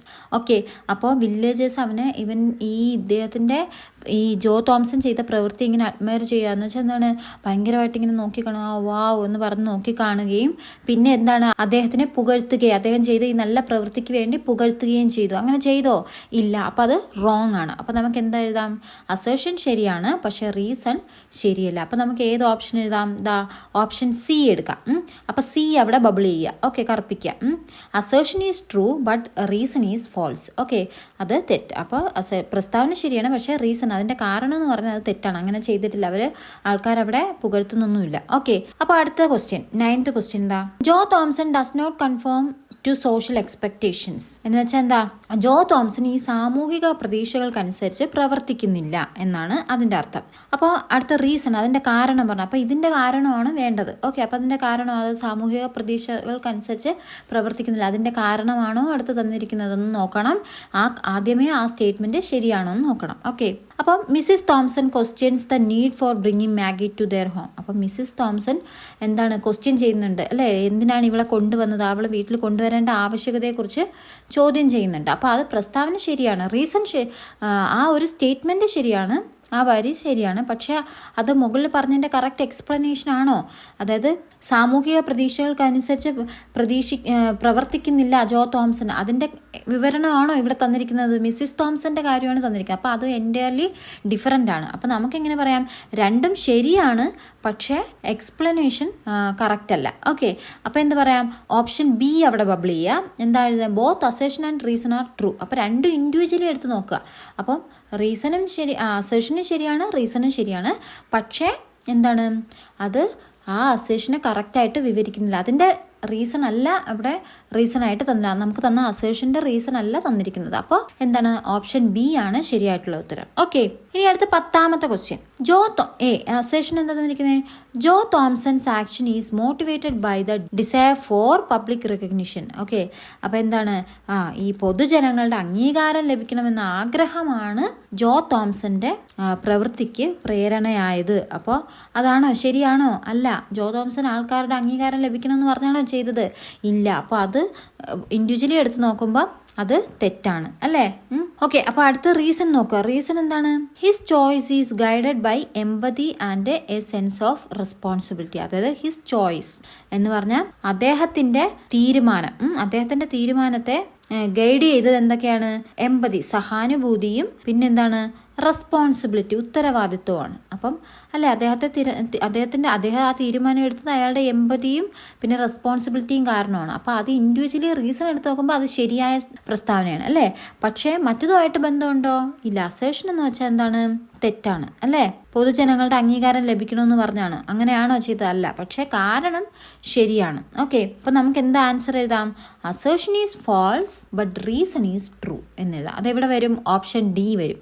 അപ്പോൾ ഓപ്ഷൻ ഡി ആണ് അവിടെ ബബിൾ ചെയ്യേണ്ടത്. ഓക്കെ, അതായത് പ്രസ്താവന തെറ്റാണ് പക്ഷെ കാരണം ശരിയാണ്. ഓക്കെ, അപ്പോൾ അത്രയാകുമ്പോൾ അപ്പോൾ ഇതാണ് അസേഷൻ റീസൺ എന്ന് പറയുന്നത്. അപ്പോൾ നിങ്ങൾ ഇത് പഠിക്കുമ്പോൾ നിങ്ങൾ സില്ലി ആയിട്ട് കളയണ്ട. നിങ്ങൾക്കിനി വലിയ വലിയ എക്സാം, അപ്പോൾ ഇതൊക്കെ കഴിഞ്ഞ് +1 +2 കഴിഞ്ഞ് വലിയ എക്സാം ഒക്കെ വരും. PSC വരും, പിന്നെ UPSC എക്സാം, അങ്ങനെയൊക്കെ വരുമ്പോൾ വരുന്ന ഒരു ടൈപ്പ് ക്വസ്റ്റ്യൻ ആണിത്. അതുകൊണ്ട് നിങ്ങൾക്ക് ഈ ആക്ടിവിറ്റീസ് എല്ലാം നിങ്ങളുടെ ഉപകാരത്തിന് വേണ്ടിയിട്ടാണ് ചെയ്തിരിക്കുന്നത്. അതുകൊണ്ട് നിങ്ങൾ വെറുതെ കളയരുത്, നിങ്ങളത് മനസ്സിലാക്കി വെക്കുക. ഓക്കെ, പക്ഷേ ഈ ടോപ്പിക് ആയിരിക്കില്ല ചോദിക്കുന്നത്. അപ്പോൾ അസേഷൻ റീസൺ എന്താണെന്ന് വന്നാൽ എങ്ങനെ ചെയ്യണമെന്ന് നിങ്ങൾ പഠിച്ചു വെക്കുക. ഓക്കെ, ഈ അടുത്ത് 4ാമത്തെ ക്വസ്റ്റ്യൻ അടുത്ത പേജിൽ 34. അപ്പോൾ 4ാമത്തെ ക്വസ്റ്റ്യൻ എന്താണ്? സേ ഇറ്റ്, പറയുക. See it എന്ന് വെച്ചാൽ ഇത് കാണുക എന്നുള്ളത്. Okay, look at the image depicting a moment from the story an angel in disguise and read the prompt provided alongside it. അപ്പോൾ ലുക്ക് അറ്റ് ദ ഇമേജ്, അപ്പോൾ ഇവിടെ ഒരു ചിത്രം തന്നിട്ടുണ്ട്. ആ ചിത്രം നോക്കുക. എന്നിട്ട് അത് ഏത് കഥയിലാണ്? നമ്മുടെ ആൻ ഏഞ്ചൽ ഇൻ ഡിസ്ഗൈസ് എന്ന് പറഞ്ഞാൽ ആ കഥയിലെ ഒരു ഭാഗമാണ് കാണിക്കുന്നത്. ഏത് ഭാഗമാണ്? ജോ തോംസൺ മാഗിയും കൊണ്ട് വരുന്നത്. അപ്പോൾ മിസ്സിസ് തോംസൺ ഇങ്ങനെ അന്തം വിട്ട് ദേഷ്യത്തോടെയും വിഷമത്തോടെയൊക്കെ നിൽക്കുന്ന ഒരു കൺഫ്യൂസ്ഡ് ആയിട്ട് നിൽക്കുന്ന ഒരു മൊമെന്റ് ആണ് അവിടെ ചിത്രത്തിൽ കാണിക്കുന്നത്. Okay, observe how the prompt has generated the image using AI. Okay, അപ്പോൾ ഇതെന്ന് പറഞ്ഞാൽ നിങ്ങൾക്ക് പ്രോംപ്റ്റ് തയ്യാറാക്കാം. പ്രോംപ്റ്റ് എന്ന് പറഞ്ഞാൽ എന്താണ്? പ്രോംപ്റ്റ് അപ്പോൾ നിങ്ങൾക്ക് ഇപ്പോൾ എല്ലാവർക്കും അറിയാം, നമുക്കെല്ലാം സോഷ്യൽ മീഡിയ ഒക്കെ ഉള്ളതാണ്. അപ്പോൾ നമ്മൾ സോഷ്യൽ മീഡിയയിലൊക്കെ പലതരത്തിലുള്ള AI ആർട്ടിഫിഷ്യൽ ഇൻ്റലിജൻസ് ഒക്കെ ഉപയോഗിച്ചിട്ട് നമ്മൾ പിക്ചറൊക്കെ ഉണ്ടാക്കില്ലേ സോഷ്യൽ മീഡിയയിലൊക്കെ കാണുന്നത്. അപ്പോൾ അതിന് നമ്മൾ ജെമിനിയിൽ നമ്മൾ സാധാരണ ഇപ്പോൾ മലയാളം ഉണ്ട്, പക്ഷേ എന്നാലും നമ്മൾ പ്രോംപ്റ്റ് കൊടുക്കും. ഇങ്ങനെ വരണം. ഇപ്പോൾ ഓണം ആണെങ്കിൽ ഞാനൊരു ഓണം അറ്റയറിൽ നിൽക്കുന്നത്, ഫ്രണ്ടിൽ അത്തപ്പൂക്കളം വേണം, പിന്നെ അതായത് വീട്ടിൻ്റെ മുറ്റത്ത് അത്തപ്പൂക്കളം വേണം, ബാക്കിൽ ഇങ്ങനെയൊക്കെ നമ്മൾ അത് എക്സ്പ്ലെയിൻ ചെയ്ത് കൊടുക്കില്ലേ, അതിനെയാണ് പ്രോംപ്റ്റ് എന്ന് പറയുന്നത്. ഓക്കെ, അപ്പോൾ ഇത് ഇംഗ്ലീഷിൽ എങ്ങനെയാണ് പ്രോംപ്റ്റ്? അപ്പോൾ നമ്മൾ കൊടുക്കുന്ന പ്രോംപ്റ്റിനനുസരിച്ചാണ് നമ്മൾ എഴുതുന്ന ആ സംഭവത്തിനെയാണ് പ്രോംപ്റ്റ് എന്ന് പറയുന്നത്. അതിനനുസരിച്ച് ഈ AI എന്ത് ചെയ്യും? നമുക്കൊരു പിക്ചർ ജനറേറ്റ് ചെയ്ത് തരും. ഓക്കെ, ആ സംഭവത്തെയാണ് ഇവിടെ പറയുന്നത്. അപ്പോൾ ഇവിടെ ആ പിക്ചർ കിട്ടുന്നത്. അപ്പോൾ observe how the prompt has generate. അപ്പോൾ ഇവിടെ ആ പിക്ചർ എന്ന് പറഞ്ഞാൽ ഇപ്പുറത്ത് കൊടുത്ത ആ പ്രോംപ്റ്റ്, ആ ഒരു പാരഗ്രാഫ് പോലെ തന്നിട്ടില്ല, അതാണ് ആ പ്രോംപ്റ്റ് നമ്മൾ ടൈപ്പ് ചെയ്ത് കൊടുത്തപ്പോൾ കിട്ടിയ AI പിക്ചറാണ് അപ്പുറത്ത് കിടക്കുന്നത്. ഓക്കെ, അപ്പോൾ ആ പ്രോംപ്റ്റിൻ്റെ ഒരു ഫോർമാറ്റാണ് അവിടെ കൊടുത്തിരിക്കുന്നത്. അതെന്താ എഴുതിയിരിക്കുന്നത്? 19th century English. അപ്പോൾ നമുക്ക് ഈ picture an angel in disguise എന്ന് പറയുന്ന ആ ചിത്രത്തിൽ ആ ഒരു കഥയിലെ ഒരു പിക്ചർ, ഒരു സന്ദർഭം നമ്മൾ കൊടുക്കുകയാണ്. അപ്പോൾ ആ ഒരു പിക്ചർ കിട്ടാൻ എന്ത് പ്രോംപ്റ്റാണ് കൊടുത്തതെന്ന് നമുക്ക് നോക്കാം. എന്താണ്? 19th century English rural landscape with a weathered wooden house on a slightly windy sultry evening എന്ന് വെച്ചാൽ എന്താണ്? അപ്പോൾ ഒരു 19ാം നൂറ്റാണ്ടിലെ ഇംഗ്ലീഷുകാരുടെ ഒരു റൂറൽ ലാൻഡ്സ്കേപ്പ് എന്ന് വെച്ചാൽ ഒരു ഗ്രാമീണ ഒരു പ്രദേശമാണ് വേണ്ടത്. അപ്പോൾ അവിടുത്തെ ഗ്രാമീണ അന്തരീക്ഷമാണ് വേണ്ടത്. പിന്നെ വുഡൻ ഹൗസ്, തടി കൊണ്ടുള്ള വീട് വേണം. ഓൺ സ്ലൈറ്റ്ലി വിൻഡി, ചെറിയ നേരിയ കാറ്റും ചൂടുള്ള ഒരു ചെറിയൊരു ഈവനിങ്, വൈകുന്നേരം സമയം വേണം എന്ന് പറഞ്ഞ് നമ്മൾ കൊടുക്കുകയാണ്, കണ്ടന്റ് കൊടുക്കുകയാണ്, പ്രോംപ്റ്റ് കൊടുക്കുകയാണ്. Okay, a kind man is carrying a weak young girl in his arms. അദ്ദേഹത്തിൻ്റെ കയ്യിൽ as he approaches the house, എന്നിട്ട് അയാൾ വീട്ടിലോട്ട് പോകുന്ന പോലെ. അപ്പം നമ്മൾ ഇത് കൊടുക്കുമ്പോഴാണ് അതിനനുസരിച്ച് പിക്ചർ ജനറേറ്റ് ചെയ്യുന്നത്. അപ്പോൾ ആ പിക്ചറിന് കൊടുക്കേണ്ടത് പറയുക. അപ്പോൾ കണ്ടില്ലേ ആ പിക്ചറിലുള്ളത്? The girl has shabby unkempt hair എന്ന് വെച്ചാൽ അങ്ങനെ അലസമായിട്ട് കിടക്കുന്ന, വൃത്തിയൊന്നുമില്ലാത്ത ഒരു ഇങ്ങനെ കൊലഞ്ഞൊക്കെ കിടക്കുന്ന മുടിയാണ്. And appears physically and mentally exhausted എന്ന് വെച്ചാൽ ശാരീരികമായിട്ടും മാനസികമായിട്ടും ഇങ്ങനെ എക്സോസ്റ്റഡ് ആയിട്ട് തകർന്ന് ഇനി ഒന്നും എല്ലാം നഷ്ടപ്പെട്ട ഒരു അവസ്ഥ പോലത്തുള്ളവരത് കാണിക്കുന്നു. A soft gentle glow surrounds both the man and the girl. അപ്പോൾ ഒരു സോഫ്റ്റ്, അവിടെ പിക്ചറിൽ കാണുന്നുണ്ട്, ഒരു സോഫ്റ്റ്, ഒരു മൃദുലവും ജെന്റിലായിട്ടുള്ള ഒരു ഗ്ലോ, ഒരു തിളക്കം അവരെ ചുറ്റിപ്പറ്റി അല്ലേ, സറൗണ്ട്സ് ചുറ്റിപ്പറ്റി both the man and the girl, മനുഷ്യനെ ജോ തോംസനെയും ഗേളിനെയും ചുറ്റിപ്പറ്റിയിരിക്കുന്നു. സജസ്റ്റിംഗ്, അത് നിർദ്ദേശിക്കുന്നത് എന്താ, കമ്പാഷൻ ആൻഡ് ക്വയറ്റ് ഗ്രേസ്. അപ്പോൾ ദയയും ഗ്രേസും ഒക്കെ കാണിക്കാൻ വേണ്ടിയിട്ടാണ്. അറ്റ് ദ ഡോർവേ, ഇനി അതേസമയം ഡോറിൻ്റെ അടുത്ത് ആര് വേണം, മിസ്സിസ് തോംസൺ വേണം. Wearing A simple apron. Apron എന്ന് പറഞ്ഞാൽ അറിയാലോ, നമ്മൾ അടുക്കളയിലൊക്കെ ജോലി ചെയ്യുമ്പോൾ ഇങ്ങനെ കെട്ടില്ലേ, കുക്ക് അവരൊക്കെ കെട്ടുന്ന ഈ സാധനം. ഓക്കെ, ഡ്രസ്സിലൊന്നും വെള്ളമോ അല്ലെങ്കിൽ ഒന്നും ആവാതിരിക്കാൻ വേണ്ടിയിട്ട് പുറത്തുകൂടെ കെട്ടുന്ന ആ സാധനം നമ്മൾ ആപ്രോൺ എന്ന് പറയുന്നത്, അത് ആ പിക്ചറിൽ കൊടുത്തിട്ടുണ്ട്, കെട്ടിയിട്ടുണ്ട്. ആൻഡ് സ്റ്റാൻഡ്സ് വാച്ചിങ് ദം, എന്നിട്ട് അവരവിടെ നിൽക്കുവാണ്. ഇവർ എന്താണ് വാച്ച് ചെയ്യുന്നു, ഇവർ രണ്ടുപേരും നടന്നു വരുന്ന നോക്കുന്നു. വിത്ത് ആംഗ്വിഷ് ആൻഡ് അസ്റ്റോണിഷ്മെൻറ്റും, ഇങ്ങനെ അതിശയത്തോടെയും ദേഷ്യത്തോടെയും വിഷമത്തോടെയൊക്കെ ഇങ്ങനെ നോക്കിക്കൊണ്ട് നിൽക്കുവാണ്. The background shows a rustic landscape. അപ്പോൾ ബാക്ക്ഗ്രൗണ്ടിൽ എന്ന് വെച്ചാൽ with muted earthy tones and suitable movement in the air. അപ്പോൾ ബാക്ക്ഗ്രൗണ്ടിൽ എങ്ങനെയാണ്, ഒരു പഴകിയ തടിവീട്, ഒരു ഉമ്മറപ്പടിയൊക്കെ ഉള്ള ഉമ്മറപ്പടിയുള്ള മങ്ങിയ മണ്ണിറത്തിലുള്ളൊരു പശ്ചാത്തലമാണ് ബാക്ക്ഗ്രൗണ്ടിൽ കൊടുത്തിരിക്കുന്നത്. ഓക്കെ, അപ്പോൾ ഇത്രയും വേണമെന്ന് പറയുമ്പോൾ ഈ പ്രോംപ്റ്റ് കൊടുക്കുമ്പോൾ നമുക്ക് കിട്ടിയ പിക്ചറാണ് അപ്പുറത്ത് കൊടുത്തിരിക്കുന്നത്. ഓക്കെ, അപ്പോൾ ഇനി സ്റ്റെപ്പ് 1 എന്ന് പറഞ്ഞിട്ടുണ്ട്, compare the image with the prompt and complete the table given below. അപ്പോൾ ഇനി ഈ ഇമേജിനെ പ്രോംപ്റ്റുമായിട്ട് താരതമ്യം ചെയ്യുക, എന്നിട്ട് താഴെ ഒരു ടേബിൾ തന്നിട്ടുണ്ട്, അത് കംപ്ലീറ്റ് ചെയ്യാനാണ്. അപ്പോൾ ഗൈഡ് ലൈൻസും കമൻസും കൊടുത്തിട്ടുണ്ട്. അപ്പോൾ ടൈം പീരീഡ്, അതിന് നമുക്ക് ടൈം പീരീഡ് ഏത് കാലഘട്ടമാണ്, നമുക്ക് പറയാം 19th സെഞ്ച്വറി, 19ാം നൂറ്റാണ്ടാണ് അല്ലേ. ഇനി സെറ്റിംഗ്, അപ്പോൾ അത് എങ്ങനെയാണ് ആ സെറ്റ് എങ്ങനെയാണ്, എന്താണ്, റൂറൽ ലാൻഡ്സ്കേപ്പ് ആണ്, സൾട്രി ഈവനിങ് ആണ്. പിന്നെ വേറെ അഡീഷണൽ ആയിട്ട് നമ്മളോട് എഴുതാനാണ് പറഞ്ഞത്. അപ്പം നമുക്ക് എന്താ, slightly windy evening and slightly windy evening, അത് അവിടെ പറയുന്നുണ്ട്, ആ പാരഗ്രാഫിൽ ആ പ്രോംപ്റ്റിൽ കൊടുത്തിട്ടുണ്ട് അല്ലേ.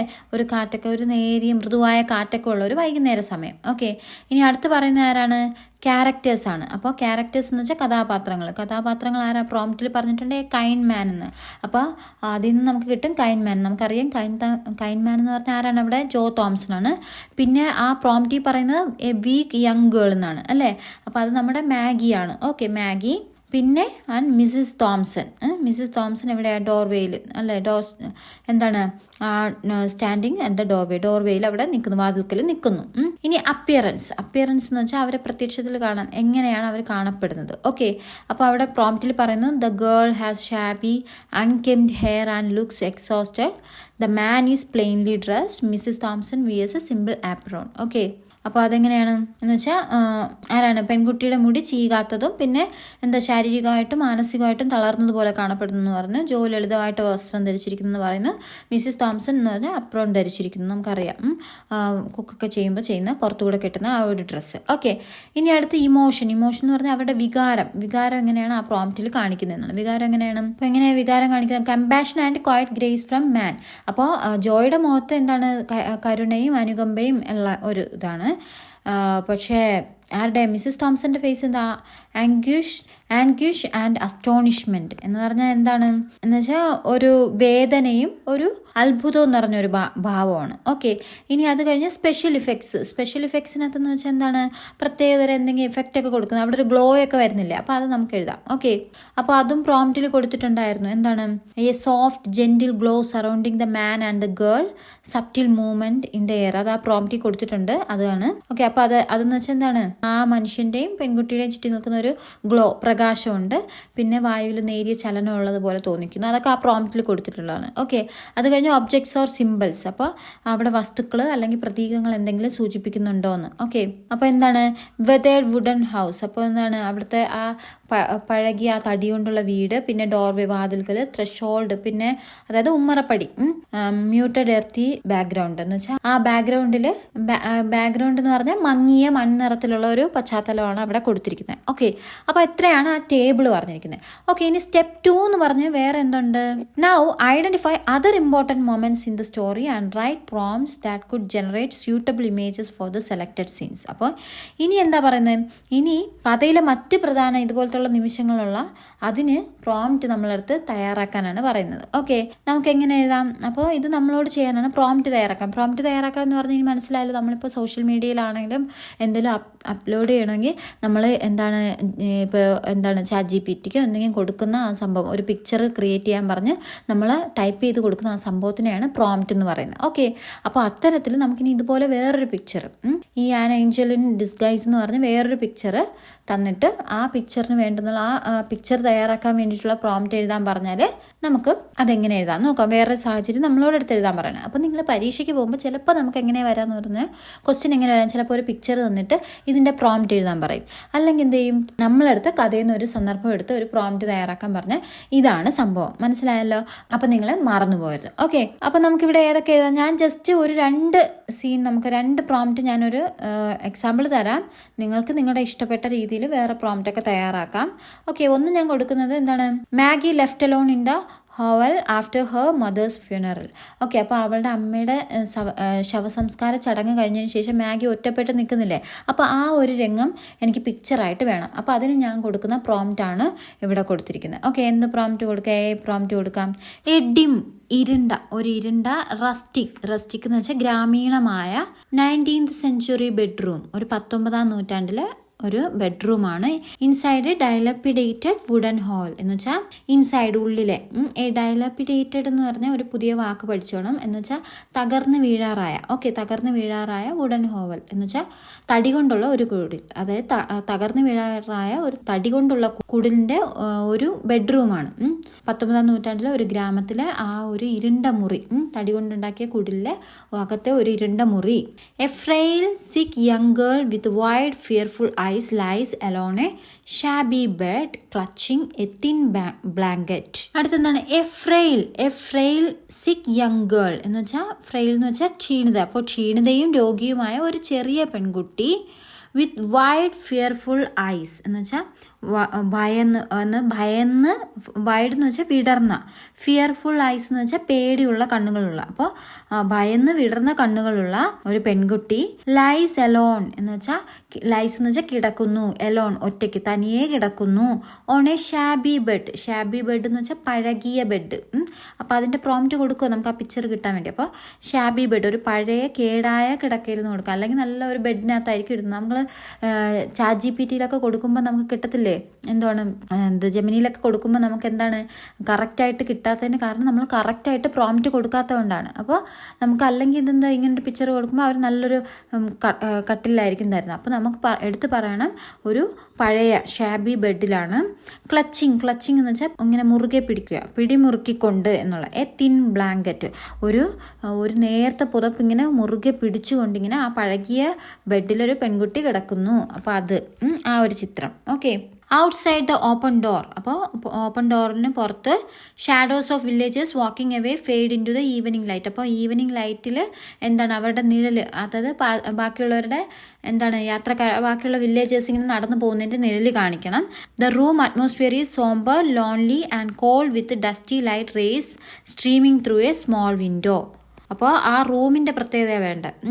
അപ്പോൾ അവിടെ ആ ചെറിയ ഒരു ജനൽ വേണം, ആ ജനലിലൂടെ എന്താണ് പിന്നെ പൊടിപടലങ്ങൾ വേണം, അതിൽ വെളിച്ചം വീഴുന്ന ഒരു ഏകാന്തത, എംപ്റ്റിനെസ് കാണിക്കണം, തണുപ്പ് നിറഞ്ഞ ഒരു വിഷാദപൂർണമായിട്ടുള്ള ഒരു അന്തരീക്ഷമാണ് അവിടെ കാണിക്കേണ്ടത് എന്ന് പറഞ്ഞാണ് പ്രോംപ്റ്റ് കൊടുക്കേണ്ടത്. ഓക്കെ, അപ്പോൾ ഈ പ്രോംപ്റ്റ് കൊടുക്കുമ്പോൾ ഇതിനനുസരിച്ച് നമുക്ക് പിക്ചർ കിട്ടും. ഓക്കെ, അപ്പോൾ എങ്ങനെ പിക്ചർ കിട്ടും? പിക്ചർ എന്ന് പറഞ്ഞാൽ അപ്പോൾ അത് അമ്മയുടെ ശവസംസ്കാരത്തിന് ശേഷം മുറി ഇങ്ങനെ ഒഴിഞ്ഞു കിടക്കുന്നു, അപ്പോൾ മാഗി ഒറ്റയ്ക്കാവുന്ന ഒരു പിക്ചർ നമുക്ക് കിട്ടും. അപ്പോൾ ഈ പ്രോംപ്റ്റ് വേണമെങ്കിൽ നിങ്ങൾ അടിച്ചു കൊടുക്കുമ്പോൾ, അടിച്ചു കൊടുക്കുമ്പോൾ നിങ്ങൾക്ക് ആ പിക്ചർ കിട്ടും. ഇനി ഇതുപോലെ നിങ്ങൾക്ക് വേണ്ടുന്ന വേറെ ചിത്രങ്ങൾ, ഓക്കെ, ഇനി വേറെ പിക്ചർ വേണമെങ്കിൽ അതിനനുസരിച്ചുള്ള പ്രോംപ്റ്റ് നിങ്ങൾ സ്വന്തമായിട്ട് എഴുതി നോക്കുക. ഓക്കെ, വേണമെങ്കിൽ നമുക്ക് വേറെ ഏതൊക്കെ ടോപ്പിക് കൊടുക്കാം? മിസ്സിസ് തോംസൺ ഇങ്ങനെ നമ്മുടെ മാഗി ഇങ്ങനെ കിടക്കയിൽ ഇങ്ങനെ നോക്കിക്കൊണ്ട് ഇരിക്കുന്നത്, അവർ സംസാരിക്കുന്ന ആ നിമിഷം, അപ്പോൾ അതിൻ്റെ പ്രോംപ്റ്റ് തയ്യാറാക്കാം.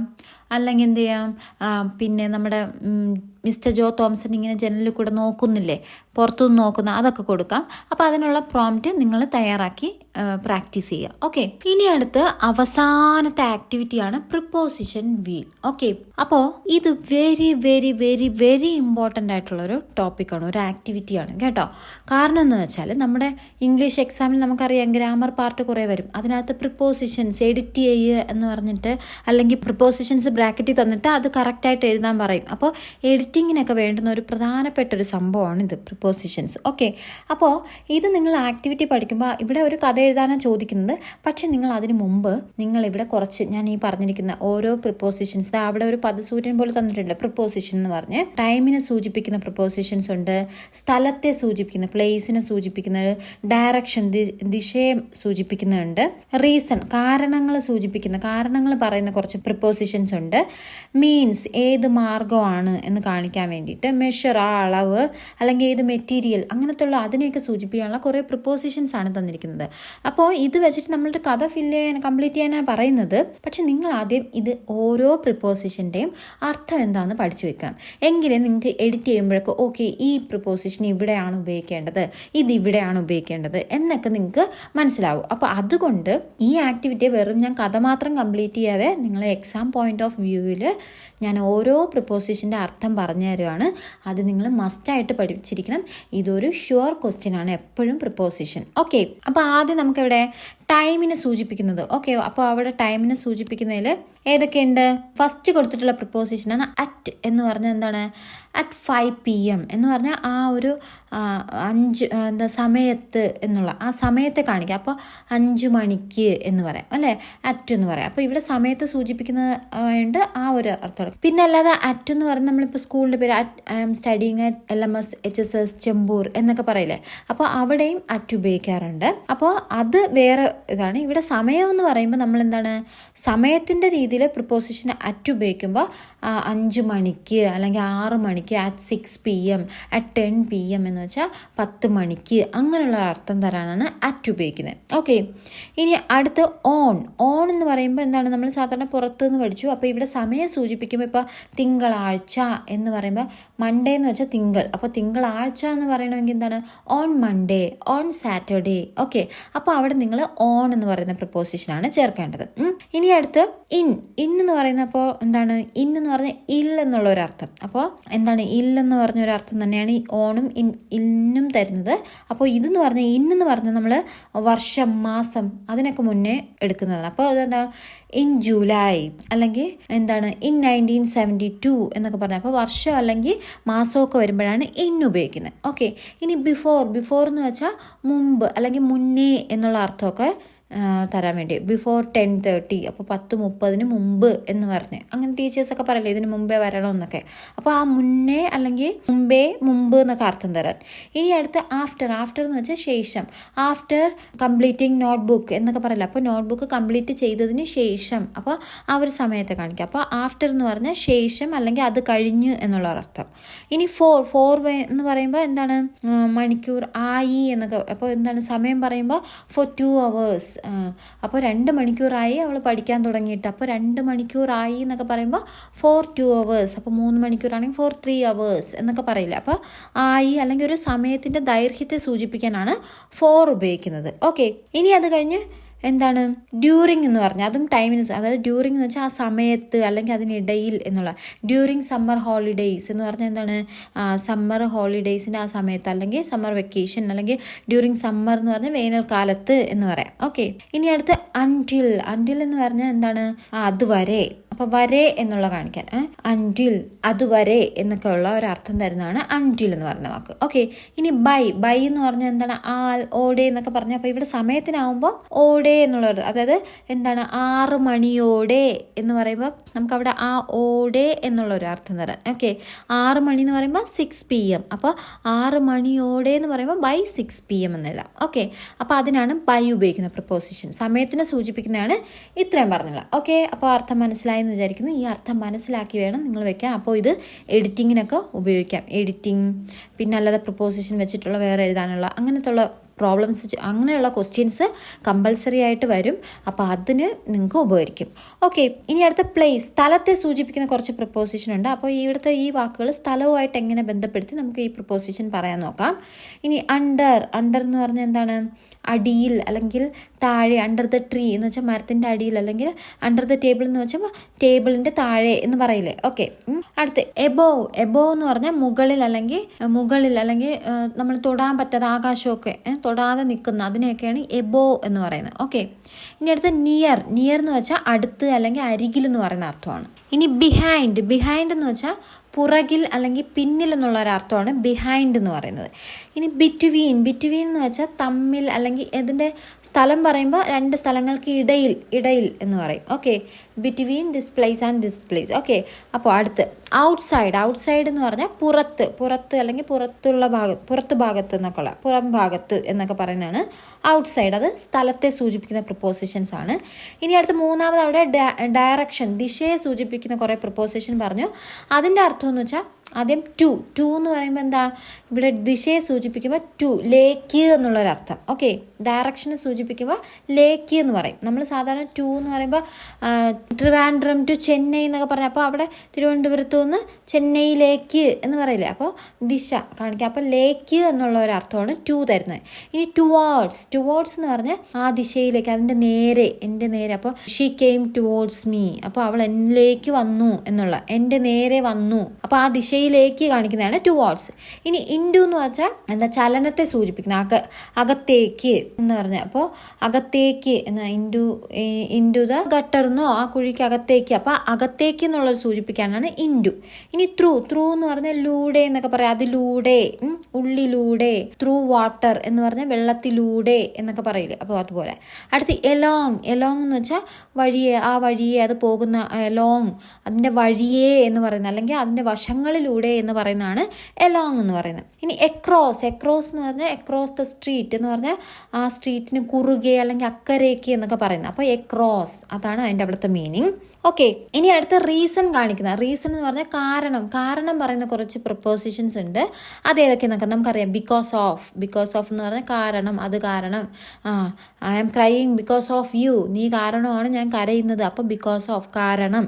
ഓക്കെ, ഫോർ എന്ന് പറഞ്ഞാൽ ക്യായി അല്ലെങ്കിൽ ആ കാരണത്താൽ എന്ന് പറഞ്ഞുള്ള ഒരു അർത്ഥം കൊടുക്കുന്നതാണ് ഫോർ. ഓക്കെ, ഇനി ഡ്യൂ ടു എന്ന് പറഞ്ഞാലും വേറെ ഉപയോഗിക്കുന്ന പ്രപ്പോസിഷൻ, അതും കാരണമെന്ന് തന്നെയാണ്.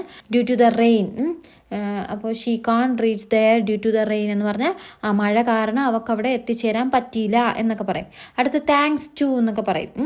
താങ്ക്സ് ടു എന്ന് പറഞ്ഞാൽ അതും ഒരു കാരണം. അപ്പോൾ താങ്ക്സ് ടു എന്താ വാസനായി കെയർ എന്നൊക്കെ പറയില്ല, അപ്പോൾ വാസനായി കെയർ കാരണമാണ് എനിക്കിങ്ങനെ വന്നത്, അപ്പോൾ താങ്ക്സ് ടു എന്നും പറയും. ഓക്കെ, അപ്പോൾ അതും ഒരു പ്രിപ്പോസിഷനായിട്ട് ഉപയോഗിക്കുന്നത്.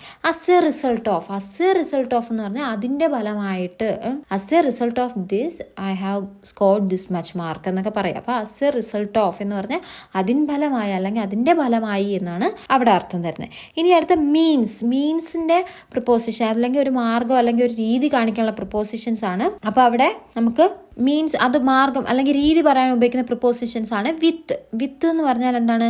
കൊണ്ട് അല്ലെങ്കിൽ ഉപയോഗിച്ച്. അപ്പോൾ ഇത് ഉപയോഗിച്ചാണ് ഒരു മാർഗം കാണിക്കാനുള്ള. ഓക്കെ, അപ്പോൾ ഇത് ഉപയോഗിച്ച് അല്ലെങ്കിൽ ഇത് കൊണ്ടാണ് എന്നൊക്കെയുള്ള, അപ്പോൾ വിത്ത് അവിടെ ഉപയോഗിക്കാം.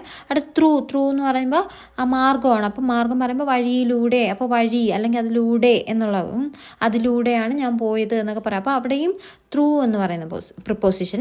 ഇനി വിയ എന്ന് പറഞ്ഞാൽ എന്താ? വഴി. നമ്മൾ പറയാം വിയ ട്രിവാൻഡ്രം വഴി പോകുന്ന എന്നൊക്കെ പറയില്ലേ, അപ്പോൾ വിയ. ഓക്കെ, വഴി, മാർഗത്തിലൂടെ. ഓക്കെ എന്നൊക്കെ പറയും. ഇനി ബൈ എന്ന് പറയുമ്പോൾ ഇവിടെ മാർഗം കാണിക്കുമ്പോൾ ലൂടെ എന്ന് പറഞ്ഞാൽ, അതായത് ബൈ ബസ്സിലൂടെ, അല്ലെങ്കിൽ എന്താണ് ഐ കെയിം ബൈ എന്ന് വെച്ചാൽ യന്ത്രങ്ങൾ അല്ലെങ്കിൽ മെഷീൻസ് അല്ലെങ്കിൽ വാഹനം വഴി എന്നൊക്കെ പറയുമ്പോഴാണ് നമ്മളിവിടെ ബൈ എന്ന് പറഞ്ഞ് ഇവിടെയും ഉപയോഗിക്കാറുണ്ട് ബൈ. ഓക്കെ, ഇനി ഓൺ ഫുട്ട് എന്നൊക്കെ പറയില്ലേ, മാർഗം പറയുമ്പോൾ ഓൺ ഫുട്ട്, ഞാനെന്ന് വെച്ചാൽ നടന്നാണ് വന്നത്.